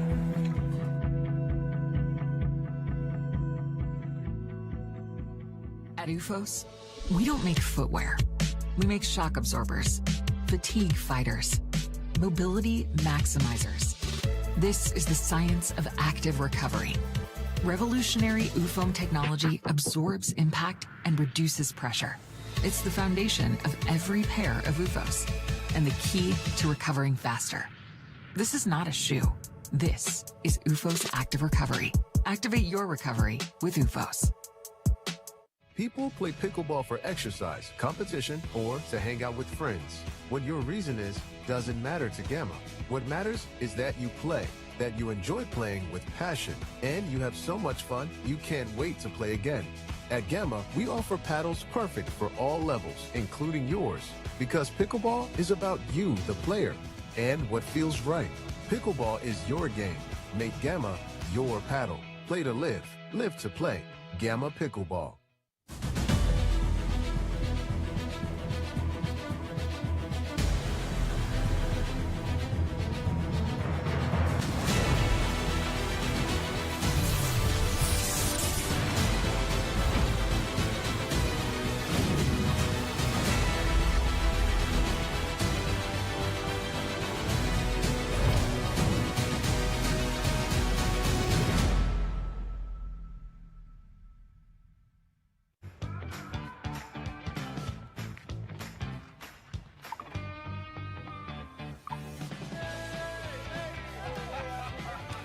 Check out these new Gamma paddles. Yo, I gotta try that paddle. Here you go.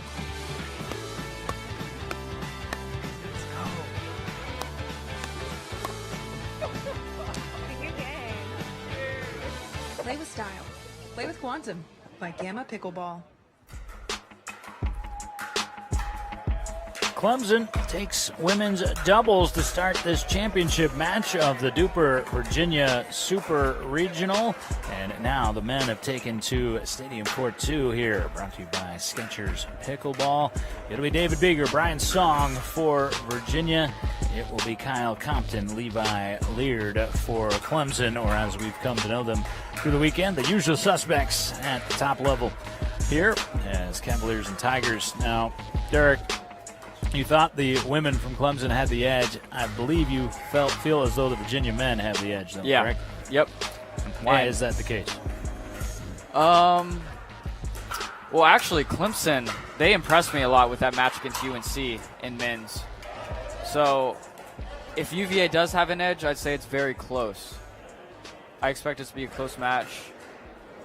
And I still think David and Brian, just such a strong duo together. They play well together. They have the chemistry. So I expect them to come out firing. Definitely a fluid tandem that we've seen from David Beeger and Brian Song. But you could see the confidence, I think, particularly for Kyle Compton growing during the course of that semifinal victory. Not that he wasn't confident to begin with, but I think he realized that he can pull off some shots that can be the difference makers. We'll see if that's the case. Compton whiffed. Leard was able to get through it, but Compton never recovered. That's a bit of a weird one.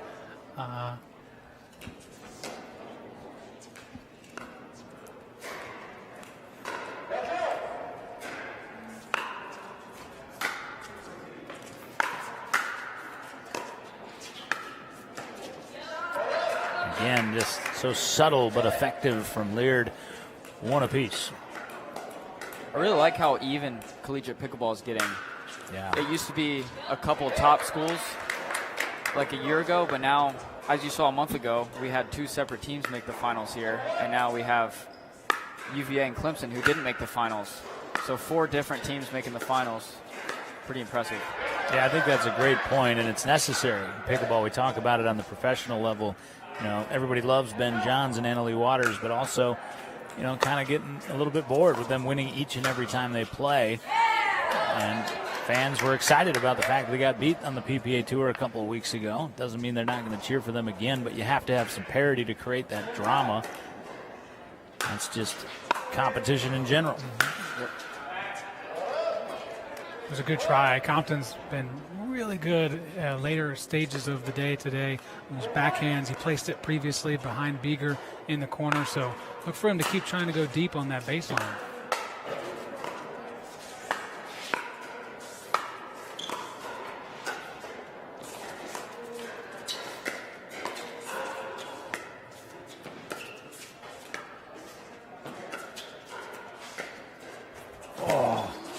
What a great shot is right from Kyle Compton.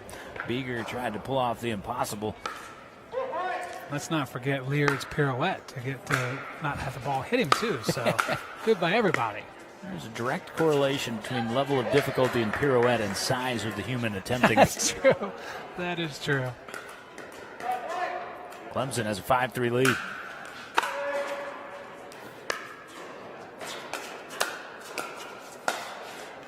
Compton may have hit an out ball there. May have, I say. It would have been close, and Song very athletic to get out of the way of that Compton drive.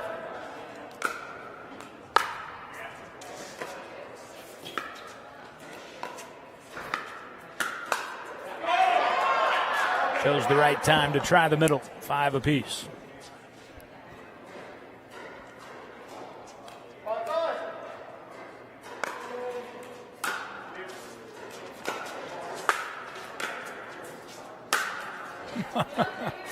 Tough angle from Compton. Tough for some people. Yeah, for some people. The angle and the power, so there's still no time, even if you get there on the angle, to do anything with it.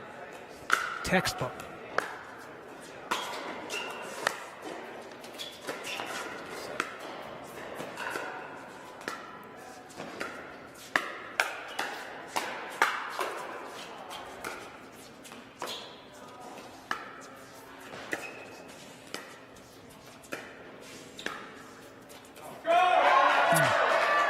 UVA able to withstand that charge on that point from Clemson. Levi really played great there. Those resets and dinks.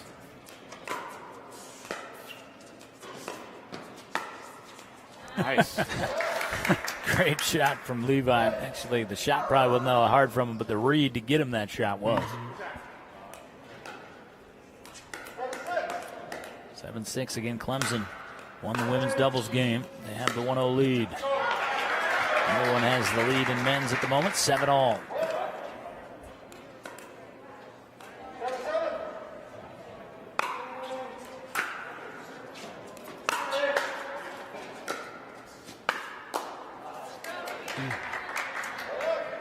Song couldn't quite get it reset there. No distinct advantage. I love it. I love how evenly matched this is going so far. I think that favors Clemson, to be honest with you, from a mental perspective. I would agree. Especially for Levi Leard. You can just see it in his gait and his body language. He's feeling more and more confident, I think, with each passing point. And that last shot, coming forward on that drop, it sets it up so well. Great drop right there. Topspin power drop from Levi Leard. And when you move forward, it puts more pressure on your opponents to make a perfect shot.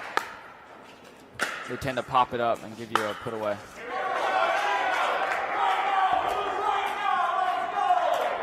UVA fan contingent trying to fire up David Beeger and Brian Song.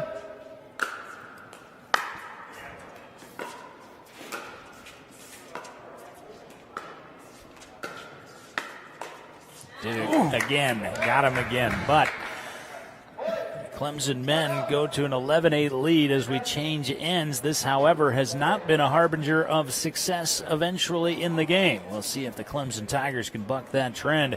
Women's doubles went to Clemson, men's doubles favoring Clemson as we change ends in our championship match of the Virginia DUPR Super Regional.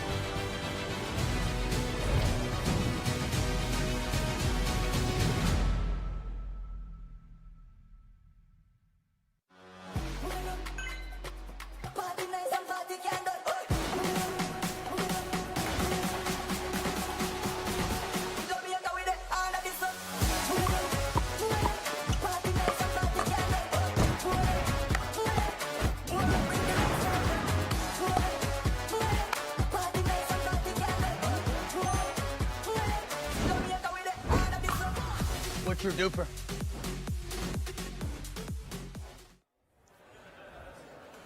Clemson Tigers behind strong play from Kyle Compton, whom you see there, and Levi Leard serve with an 11-8 lead.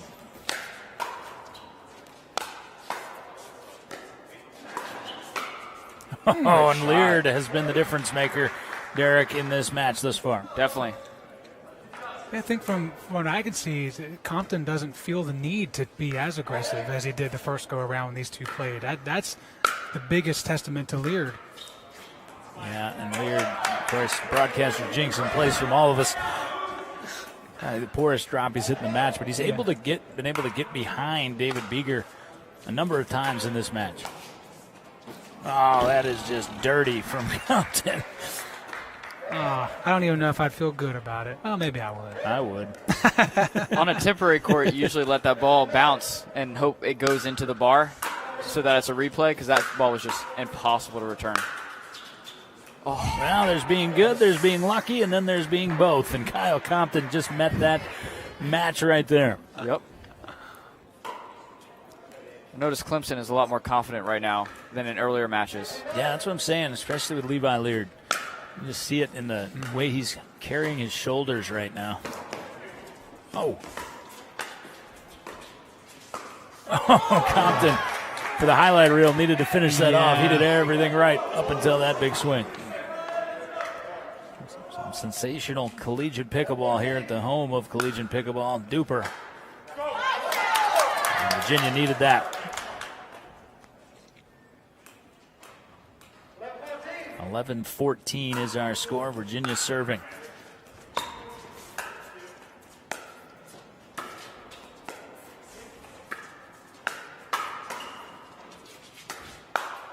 Beaker, just tremendous get to stay in the point, but sometimes when you do that, you put yourself in just such a vulnerable position. Yeah, it's tough because you want to get it back across the net regardless, live to fight it for another ball, but sometimes it's to your detriment.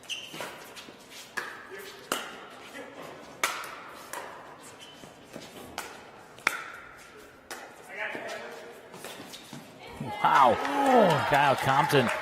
You know, he's not as fired up as we saw Kyle. I think they feel like they're the better team at the moment, playing the better pickleball, and that would indicative on the scoreboard. 16-11 for Clemson.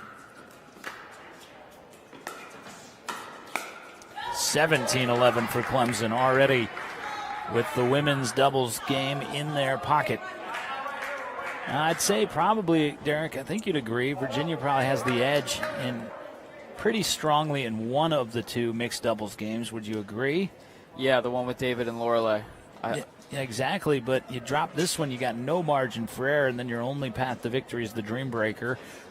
Obviously, they wouldn't be doing that intentionally, but just kind of pointing that out, it is just heavy advantage Clemson if the men are able to prevail here. Obviously with the 2-0 lead, but also in the way that it matches up. And we'll take a quick time out here from Richmond, right back to our championship match, 30 seconds.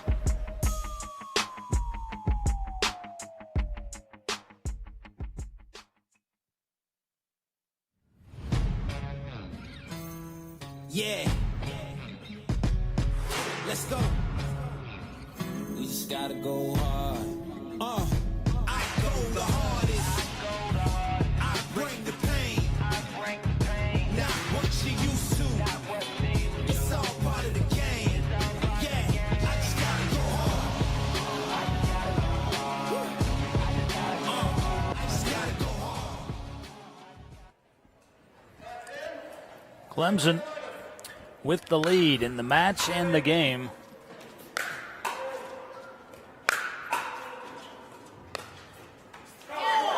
Compton firing away, repelled by Beeger. Yeah. Tried to soften it and couldn't quite do it. Phenomenal resets there from Beeger to keep this alive for them. Give them a point. Desperately out of a timeout. Great read by Compton. Beeger just didn't get on top of that drive like we normally see. 18-12.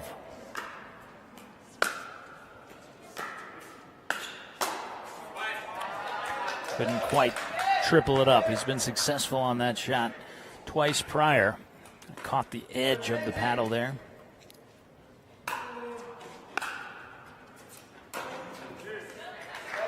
Beeger frustrated with himself after that effort. Yeah, that backspin return by Kyle, it's tough to return, but it can also give you an advantage by driving it, putting a lot of topspin on it. 19-13, make it 20-13. And Clemson about to serve for a commanding 2-0 lead here in our championship match. Oh, Compton had it sitting there in his hands and couldn't believe it. Just waves his hand to say, I know. I know. You don't have to tell me. I get it. Virginia's still alive in the game, 14-20. In frozen scoring, Clemson would have to win on their serve.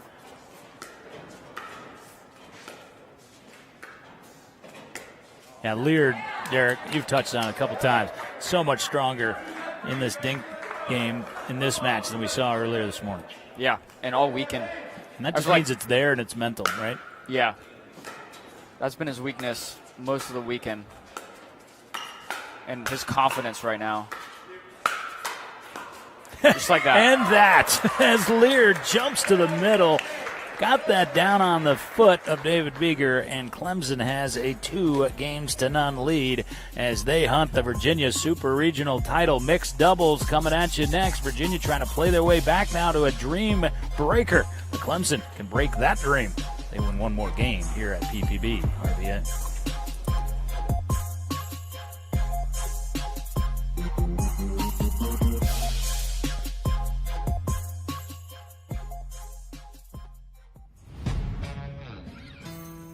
Yeah. Let's go. We just gotta go hard. I go the hardest. I bring the pain. Not what you used to. It's all part of the game. Yeah, I just gotta go hard. I just gotta go hard. At UFOS, we don't make footwear. We make shock absorbers, fatigue fighters, mobility maximizers. This is the science of active recovery. Revolutionary UFOM technology absorbs impact and reduces pressure.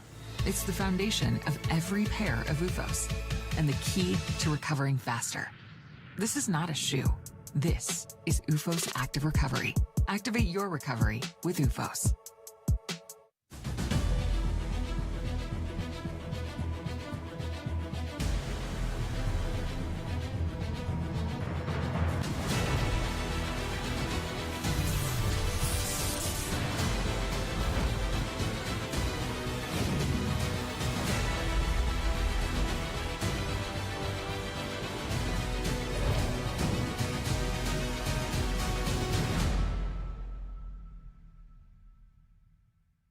People play pickleball for exercise, competition, or to hang out with friends. What your reason is doesn't matter to Gamma.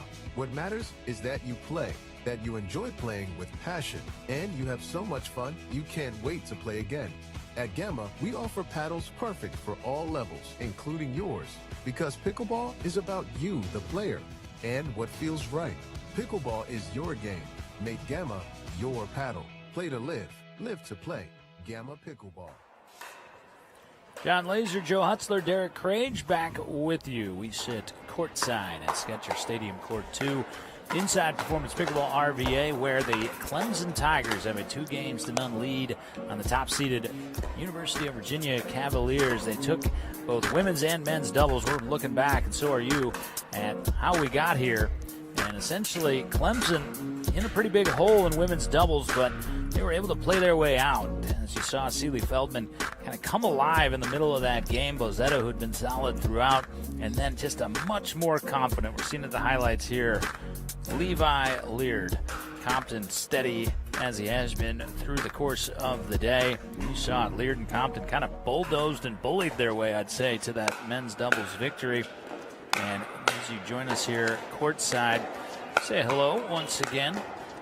You can't help but bolster your confidence if you're Clemson, both the women and the men, and damage it a little bit. UVA's top seed, they're used to having that success, and you kind of saw that in the facial expressions, guys, as they were walking back out here. They'll put their top team, UVA, that will be in mixed doubles game 1, Beeger and Sing Sang against Compton and Bozzetto, but it's not just momentum that Clemson has right now. It seems like they have kind of that mental edge. Yeah, for sure. And I'm going to ask you, Derek, what Beeger asked you. What do they need to do? What does UVA need to do against this squad that's out here right now for Clemson? I really think they got to limit those unforced errors. I think Brian had a little bit last game. I don't think David played too bad last game. And they really got to do something about Clemson's confidence, because they're confident right now. They're coming for UVA, and they got to make Clemson feel like, no, we're the top dog. We're UVA. We can beat you. Fantastic point. Yeah, I would agree with that just from a feel, energy perspective. UVA, to John and Derek, your all's point, they don't look or feel like the team we're used to seeing at the moment. Clemson, they feel like they can do whatever they want to right now. So the first couple points of this game are going to be critical to the complexion of how this ends. It's interesting. We were watching across on the big screens. You can see it there in your picture. March Madness unfolding. You see that so often. You see the 1 seed on the line, whoever that may be, and it's like, oh, heavy favorite. And they don't come out and play like it right off the bat. The other team just gains confidence. That has certainly happened in our championship match here in our Sketcher Stadium courts. So we are underway. It was Clemson serving first. Bozzetto. Sing Sang had the Ernie and could not quite finish it. And I'd say that last point, that was the story of UVA at DUPR Nationals in November. They were the underdogs in most of their matches. They came out, they played Utah Tech, the 1 seed, beat them, and they were really fueled by confidence. I tell you, the drive from Compton, where we're sitting right now, it's got even extra roll on it than it did earlier. It was a lead earlier. Now it's almost indefensible. A little bit of smoke coming off of it too, man. That's hard to take. Great shot from Beeger at a time where UVA needed it. 1-2 on the serve back to the Cavaliers. And at Nationals also, UNC was the favorite against UVA with Colin Schick, and UVA was able to defeat them. Yeah, it's like you were saying, there wasn't a ton of upsets previously in college pickleball, but there were upsets amongst that group of the elite teams. Yes. And we've seen that group grow a little bit, but you still don't see a ton of upsets. Collegiate pickleball, and it would be an upset for Clemson to dispatch UVA and UNC here in these two games, two matches.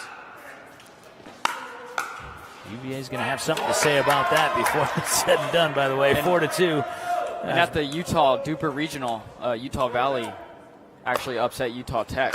Utah Tech came in, everyone think they win, but Utah Valley pulled it out.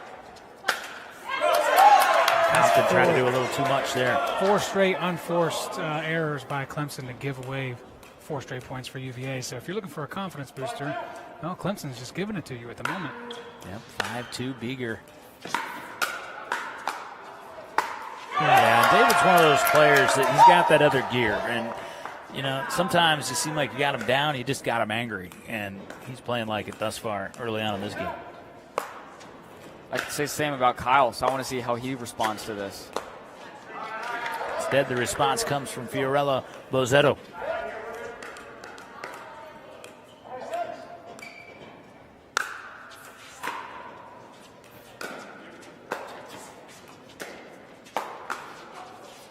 Options. What a reset. Yeah. What a reset by Kyle Compton right there. So good, so poised and collected in those moments by both of them. 4-6, Tigers gonna do what they do. Compton tried to hit a slice volley there, was too far back to do it.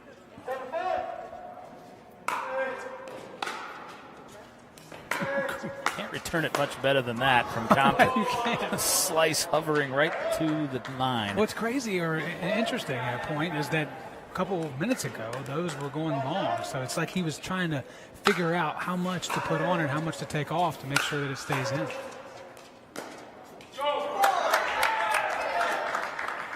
UVA with the 8-5 lead. They need to win this game to stay alive here.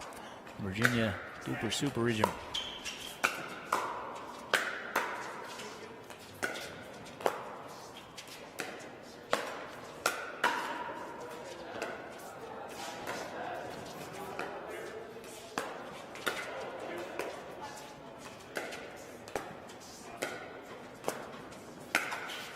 Compton, you can see it, was looking for an opportunity to pounce, and Sing Sang never gave it to him. Yeah, really good defense by Lorelei right there.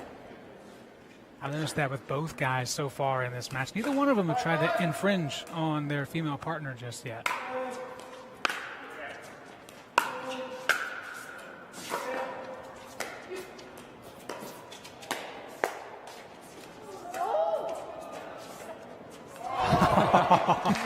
Beeger, all he can do is shake his head. Second time. He's getting unlucky with those. You can see David and Derek, good friends.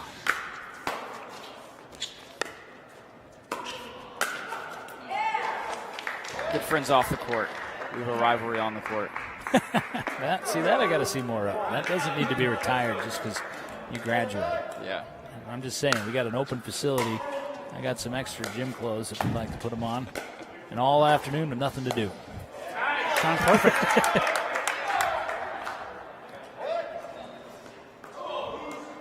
(10-7) for Virginia.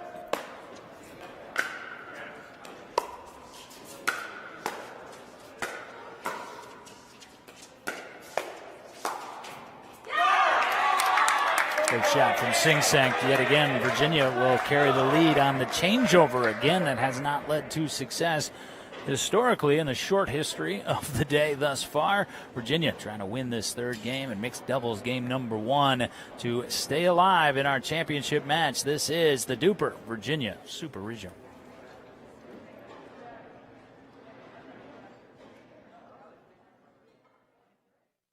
At UFOS, we don't make footwear. We make shock absorbers, fatigue fighters, mobility maximizers. This is the science of active recovery. Revolutionary UFOM technology absorbs impact and reduces pressure.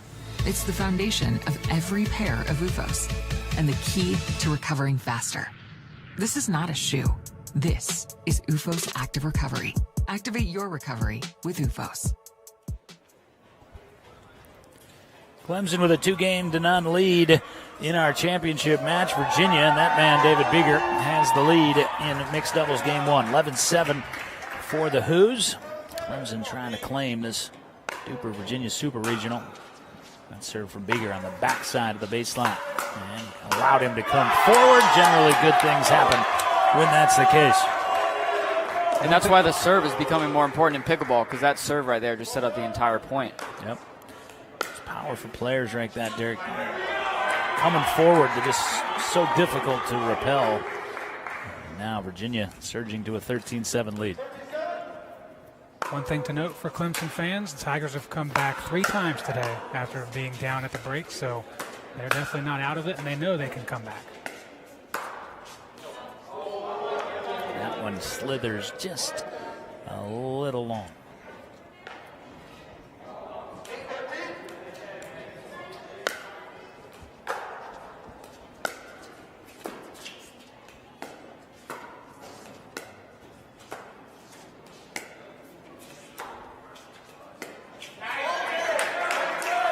(14-8) for the Cavaliers. And if UVA can pull out this game, I think they have an advantage in the second mixed. So Clemson's thinking they need this game. They want to finish it here. Don't allow UVA to come back. Bozetto again fires that inside-out forehand to aid that cause, but still down 9-14. I would absolutely agree with that, Derek. The UVA's put themselves in a position where they're going to have this one, that one, and the Dream Breaker. That is a zero margin for error scenario. Beeger able to duck out of the way.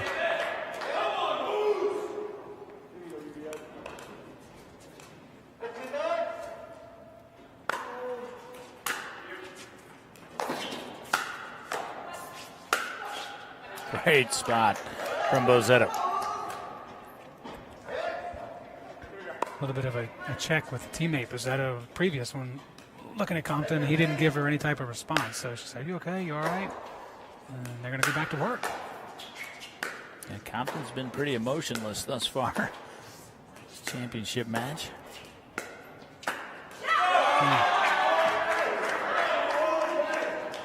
Yeah, just a bit too high. I mean, it wasn't horrible placement overall, but too high and in the middle. Yeah, Beeger's even a millimeter. All day.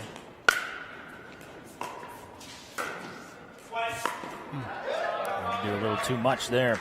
And a timeout's going to be taken by the Clemson Tigers. They're down 10-17 here in the first mixed doubles game. Again, if Virginia's able to carry this lead and close out this game, then we'd get a situation where it is Seeley Feldman and Levi Leard. We're going to stay here through this timeout, and they would be taking on, as you look at it, we've now seen that mixed doubles matchup, which is different as you sub in Natalie Kim along with Brian Song. And Derek, as you mentioned, as we're looking back at some of the moments thus far in this mixed doubles match that has favored Virginia, you would feel as though the Cavaliers have the advantage in that one too. Yeah, definitely. I think Kyle and Fiorella are a little off balance right now, and I haven't seen that all tournament.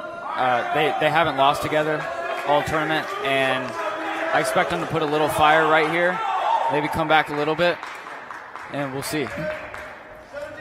17-10 though for Beeger and Sing Sang. And just a little touch of the tape made that impossible. Can't help them. For Bozetto.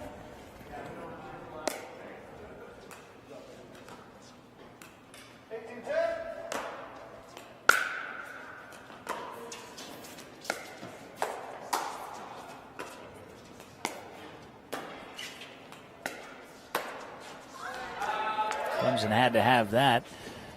Sing Sang reaching out a little bit too far. 11-18. Clemson on the serve of Kyle Compton.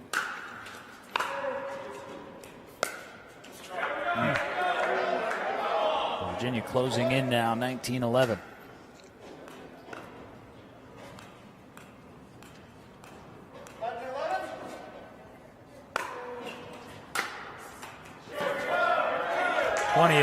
Trying to serve it out here. Take the drama out of this game and add drama to the match.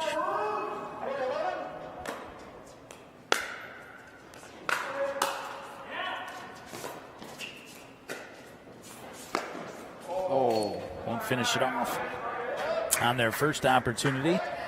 12-20 coming back. So Beeger there. Derek mentioned early on, we're trying to just bang everything, drive the ball through. You'd expect that. Played competitive tennis for 14 years. Serves coming back. Is that one coming out of our TV matrix? Yes, it is. That was the first. I was wondering if the brackets were going to capture that one. Gave us a flashback. We got a few more Gamma Chuck balls. To Plinko on Wheel 4. Price is Right.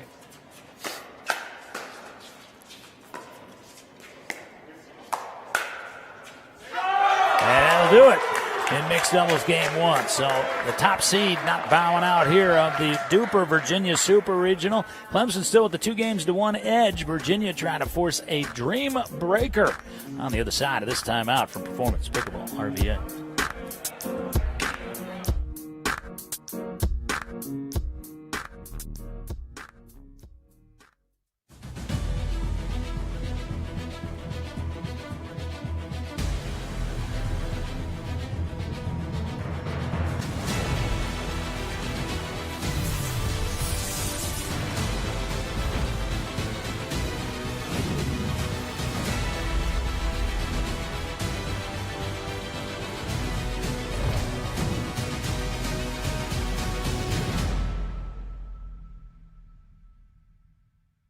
People play pickleball for exercise, competition, or to hang out with friends.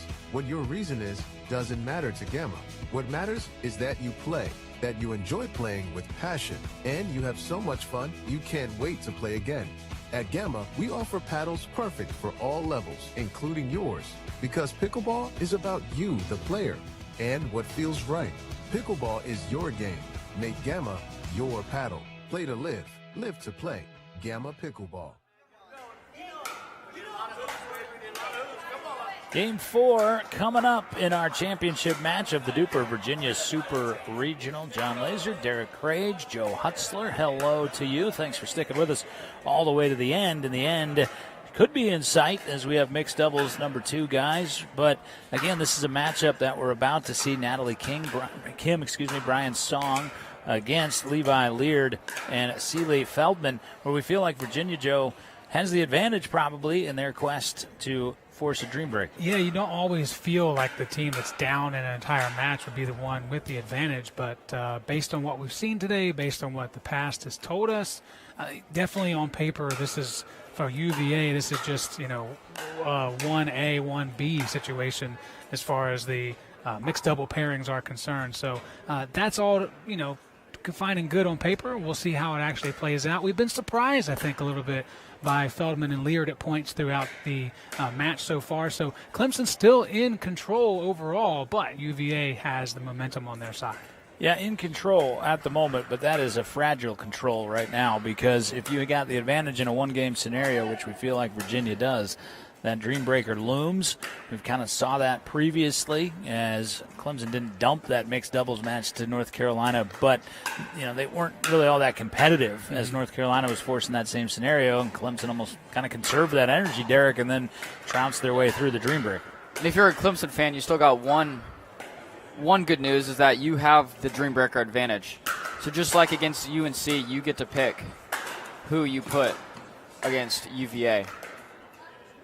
But UVA all around great singles players, all 4 of them that will play. They are all experienced. So watching the warm-ups, we're going to get started here in about a minute. But again, it will be Seeley Feldman and Levi Leard for Clemson, and they will be taking on Natalie Kim and Brian Song for Virginia. Again, Virginia is utilizing the 5-player strategy, playing 3 women in this MLP collegiate format, while Clemson has just rotated the 4. In fact, only traveled the 4 for this top squad here to Richmond, Virginia. But, again, an incredible weekend. Set the record DUPR did here with this Super Regional by 60 players. 60 players larger than any previous regional. This is 3 of 8 that they will hold this year leading into nationals. Georgia Regional up next in Atlanta. But the second largest DUPR collegiate tournament ever, trailing only last year's national championship. Won, by the way, by these Virginia Cavaliers, who also win the first point of Game 4. And the spread of schools that were here this weekend, phenomenal. Maine, Michigan, Miami, Florida. It was really cool to see all the representation that came from those schools from near and far. 20 schools, right? 28 teams, 20 schools. As I looked out yesterday at one point, Southern Illinois was taking on Carnegie Mellon. And I said, how did we get to a world in which that matchup is taking place in Richmond, Virginia? I don't know, but I'm happy to be here. Clemson happy to win their first point of this second mixed doubles match. We got the tips of the U.S. with Miami, Maine, and even Michigan coming. Mm-hmm. Crazy. Yeah, it was funny. One of the players from Michigan, they drove here from Ann Arbor, and that's a solid drive of 11 hours or so. Was actually sleeping under one of the tables at Kitchen RVA. He said, "Wake me up when we play." I said, "I got you, goodness. my man. I got you." Oh, that's phenomenal. Dedication is, when you get to the club sport level especially, it's pretty impressive. But yeah, you're right. People kept asking how far are they coming from. I said, well, as north as Maine and as south as Miami. You can't go much farther south than Miami. Nope. Clemson making a good run here.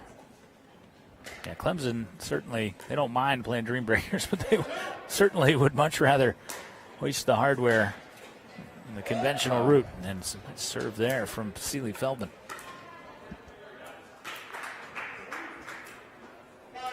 (5-2) for the Clemson Tigers, hunting the regional title.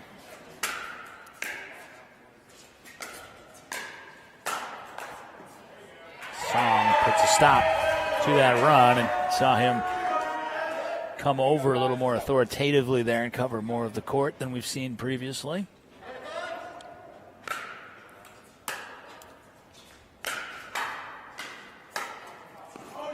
Four or 5 now. Song and Kim for UVA. Yeah, after a couple unforced errors by Natalie, Brian's feeling he needs to put himself more into the match. And I think it's working. And you could sense that, and so did Levi Leard there. He went way across the court to cover that ground, 6'4". And it's interesting, these Clemson players aren't all that accustomed to playing from the front. Haven't had early success in the games. Right on the line from Song. It's close. Yeah, they're not accustomed to it, but I think it's something they can learn. I think they'd be okay with learning how to play in front.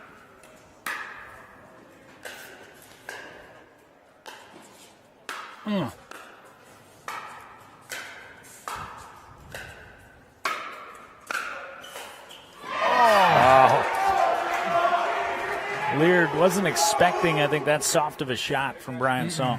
That's so unfortunate for him to put all that effort into that point and find the ball in the net.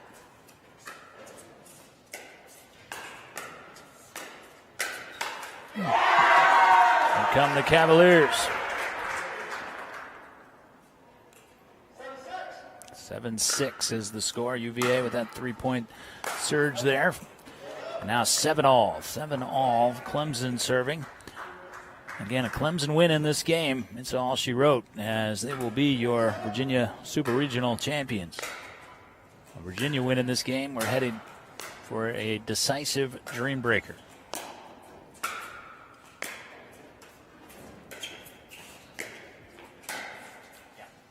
That went wide from Natalie Kim.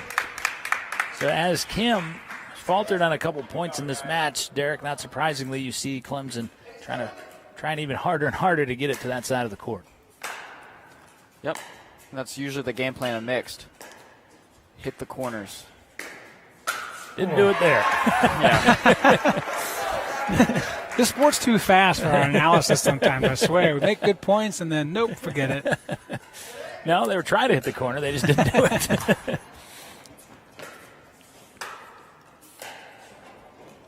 And that's a shot. See, Natalie Kim It's so much better we saw in that Florida match. But that was a reverse situation, Derek, where they had the big lead in the match. Playing more free. Yeah, and that men's doubles match, Clemson against earlier Clemson versus UVA. Clemson was very confident in that match. Clemson's playing confident in this game as well, leading 10-8. Levi Leard. Great dig by Brian Song. And it'll win the point for Virginia. Yes. Critical one, too.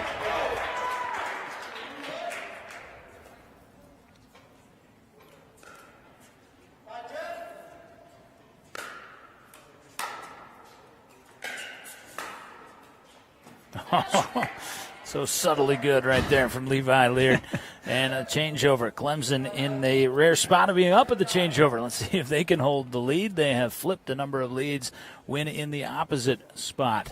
Championship Sunday has arrived at championship match. Clemson holds a 2-1 lead and the lead in what could be a decisive Game 4.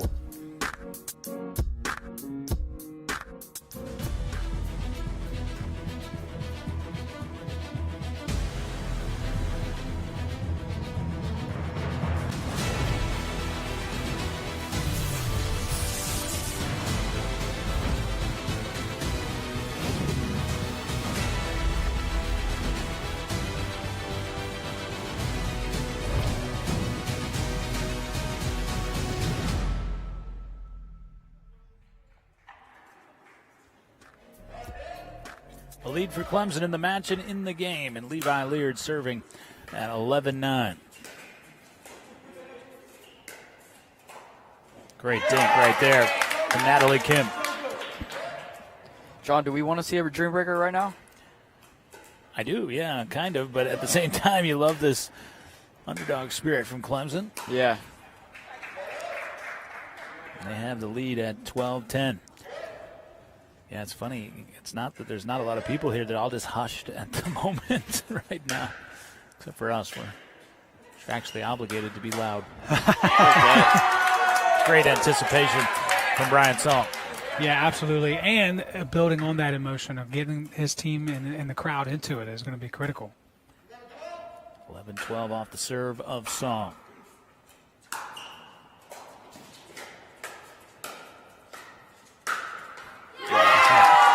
Yeah, it was all Brian Song after it, but that aggressive topspin cross-court drop from Kim set up that whole point. And really nice recovery. I thought Song was in trouble there for a moment, but got back, and UVA ties it up.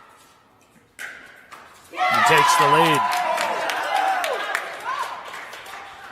13-12. Again, UVA trying to force the dream breaker. Clemson trying to finish it off.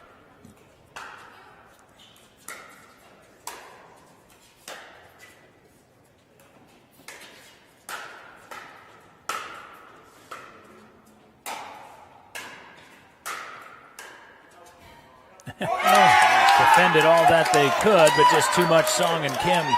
14-12.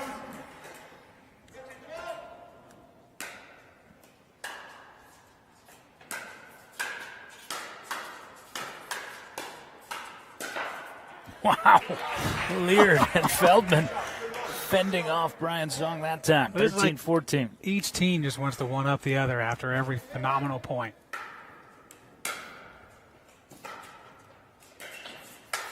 Kim stepped back. She was dead at that moment. 14-14. Yeah. When Leard is able to get up on a ball like that, forget it. I'm just going to go ahead Had and to take that drop out of the air.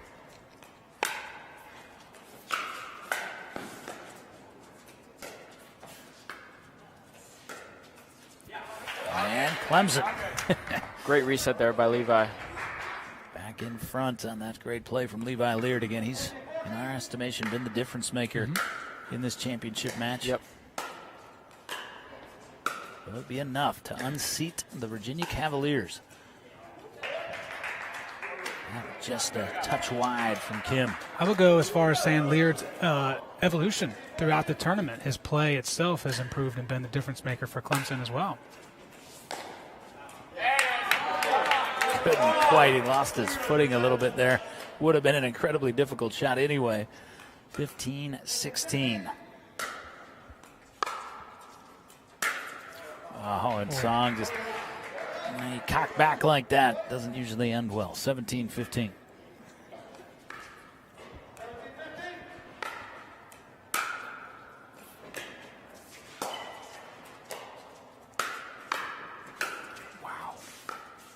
Oh, Leard got the hard one. Yes, he did. And then got ahead of himself. I thought there's no way that's getting over the net. 16-17, Natalie Kim serving. 17-17, Brian Song serving.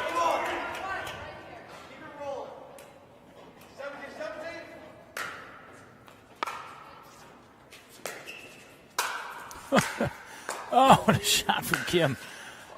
That was long, though. Yeah. What a shot, but Leard somehow got himself in front of it. 18-17. Off those agile feet. Get out of the way of the ball, too.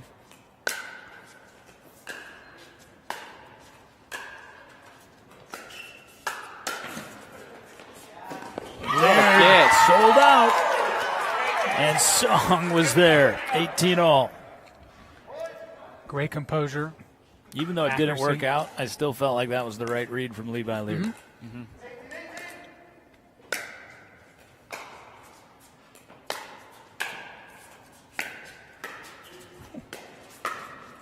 Oh, the tape helped, but Leard's shot prior to that was just exquisite. Yeah. Yeah, he is a massive difference maker. 19-18, Clemson, a couple points away. Will they get there? Leard wanted to pounce there. Song wouldn't let him. Song instead does the pouncing. 19-all. Yeah, that's that 185-pound bench press for Brian Song. That is impressive for a guy that size. It is. It's not quite to Beaker's level, but he's getting there. Not talk squatting level. Yeah. And an opportunity to serve for the title here for Clemson. Championship point. Championship point at the Virginia Super Regional. Comes off the paddle of Seeley Feldman. Leard, loose shot, inopportune time, 20 apiece. We are on the precipice of the Dream Breaker. We're on the precipice of Clemson being title holders. That's how tight it has been here. Leard wanted more on that forehand, made up for it with the backhand. Second opportunity, the Tiger title here in Richmond. How big does Leard want to go on the serve? Not big at all.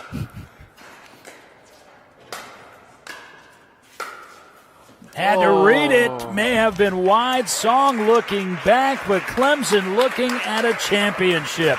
The Clemson Tigers take out Carolina and UVA and claim the Virginia Super Regional.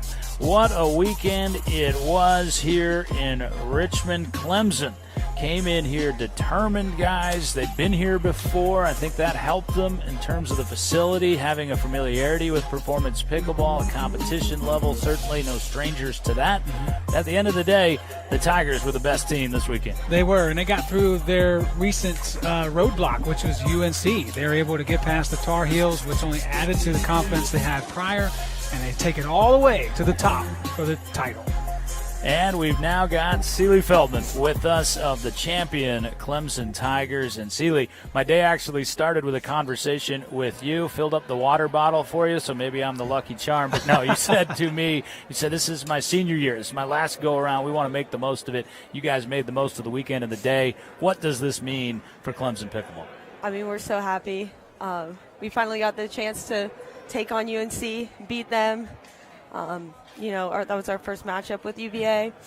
I mean, that was so exciting. I said to Fio, I think I blacked out the first women's match. I don't remember a single point. It went by so fast. All of a sudden, we were watching everyone play and then warmed up for maybe a minute and then back out there. So it was crazy. Yeah, talk about that UNC real quick, the roadblock kind of for you guys in recent months. What was the difference maker and how did you carry that over to the final? It's really frustrating to keep losing to their women, but I think our men held their ground, and we pulled it out in the end. I'm no singles player. I mean, it could have fooled us. You could have fooled us, that's for sure. It was a lot of fun. It felt good. I think that was a good morale booster for our entire team. Well, you said you don't remember the points from the women's match, but it looked like as you turned this direction after taking all 4 of your points in the Dream Breaker, almost a look of incredulity as you looked at your teammates. Did I just do that? You did. But I know you guys were a confident team coming into this weekend, but it seemed like, and I noticed this in particular with Levi, as the points went by, as the games went by, it's almost as though he realized how good he was. And by the time we got to this championship match, he knew he was going to win. Yeah, I mean, it's so crazy playing with him. He's such a calm player, a good teammate, and he just holds his ground really well. I love playing with him, so yeah. Well, we say congratulations again, your second trip here to Performance Pickleball. We hope it won't be your last, but just phenomenal pickleball this weekend. Congratulations to you, your teammates, and all of Clemson Pickleball. Thank you so much. I appreciate it. Seeley Feldman, Clemson Tigers, they take the title at the Virginia Super Regional. Joe Hutzler, again, we've talked about it. It was a sensational field coming in. It was a fantastic job by our friends at DUPR, Jacob Smith, Johnny Carmichael, Hunter Iono getting ready for this. I thought our Performance Pickleball staff was equal to the task, as we generally like to be. And ultimately, we got the weekend we wanted and got the champion I think we should have today. Clemson played the best, and we're the rightful winner. I would agree with that. Anytime a plan looks to be a good one and executed that way, you're always happy, and that's what happened this weekend. Look forward to more tournaments inside this building, and especially when the college athletes can come back. Too many thank yous to say them all, but we thank again our friends from DUPR for giving us the honor of hosting the Virginia Super Regional and broadcasting it for you. And our thanks to our crew from VPM as well. Dan Tierney doing an incredible job guiding the ship today. Thanks to our entire crew of talented people. Biggest thanks to you. Thanks for being with us. Thanks for supporting the growth of pickleball. The Clemson Tigers take the title in Virginia.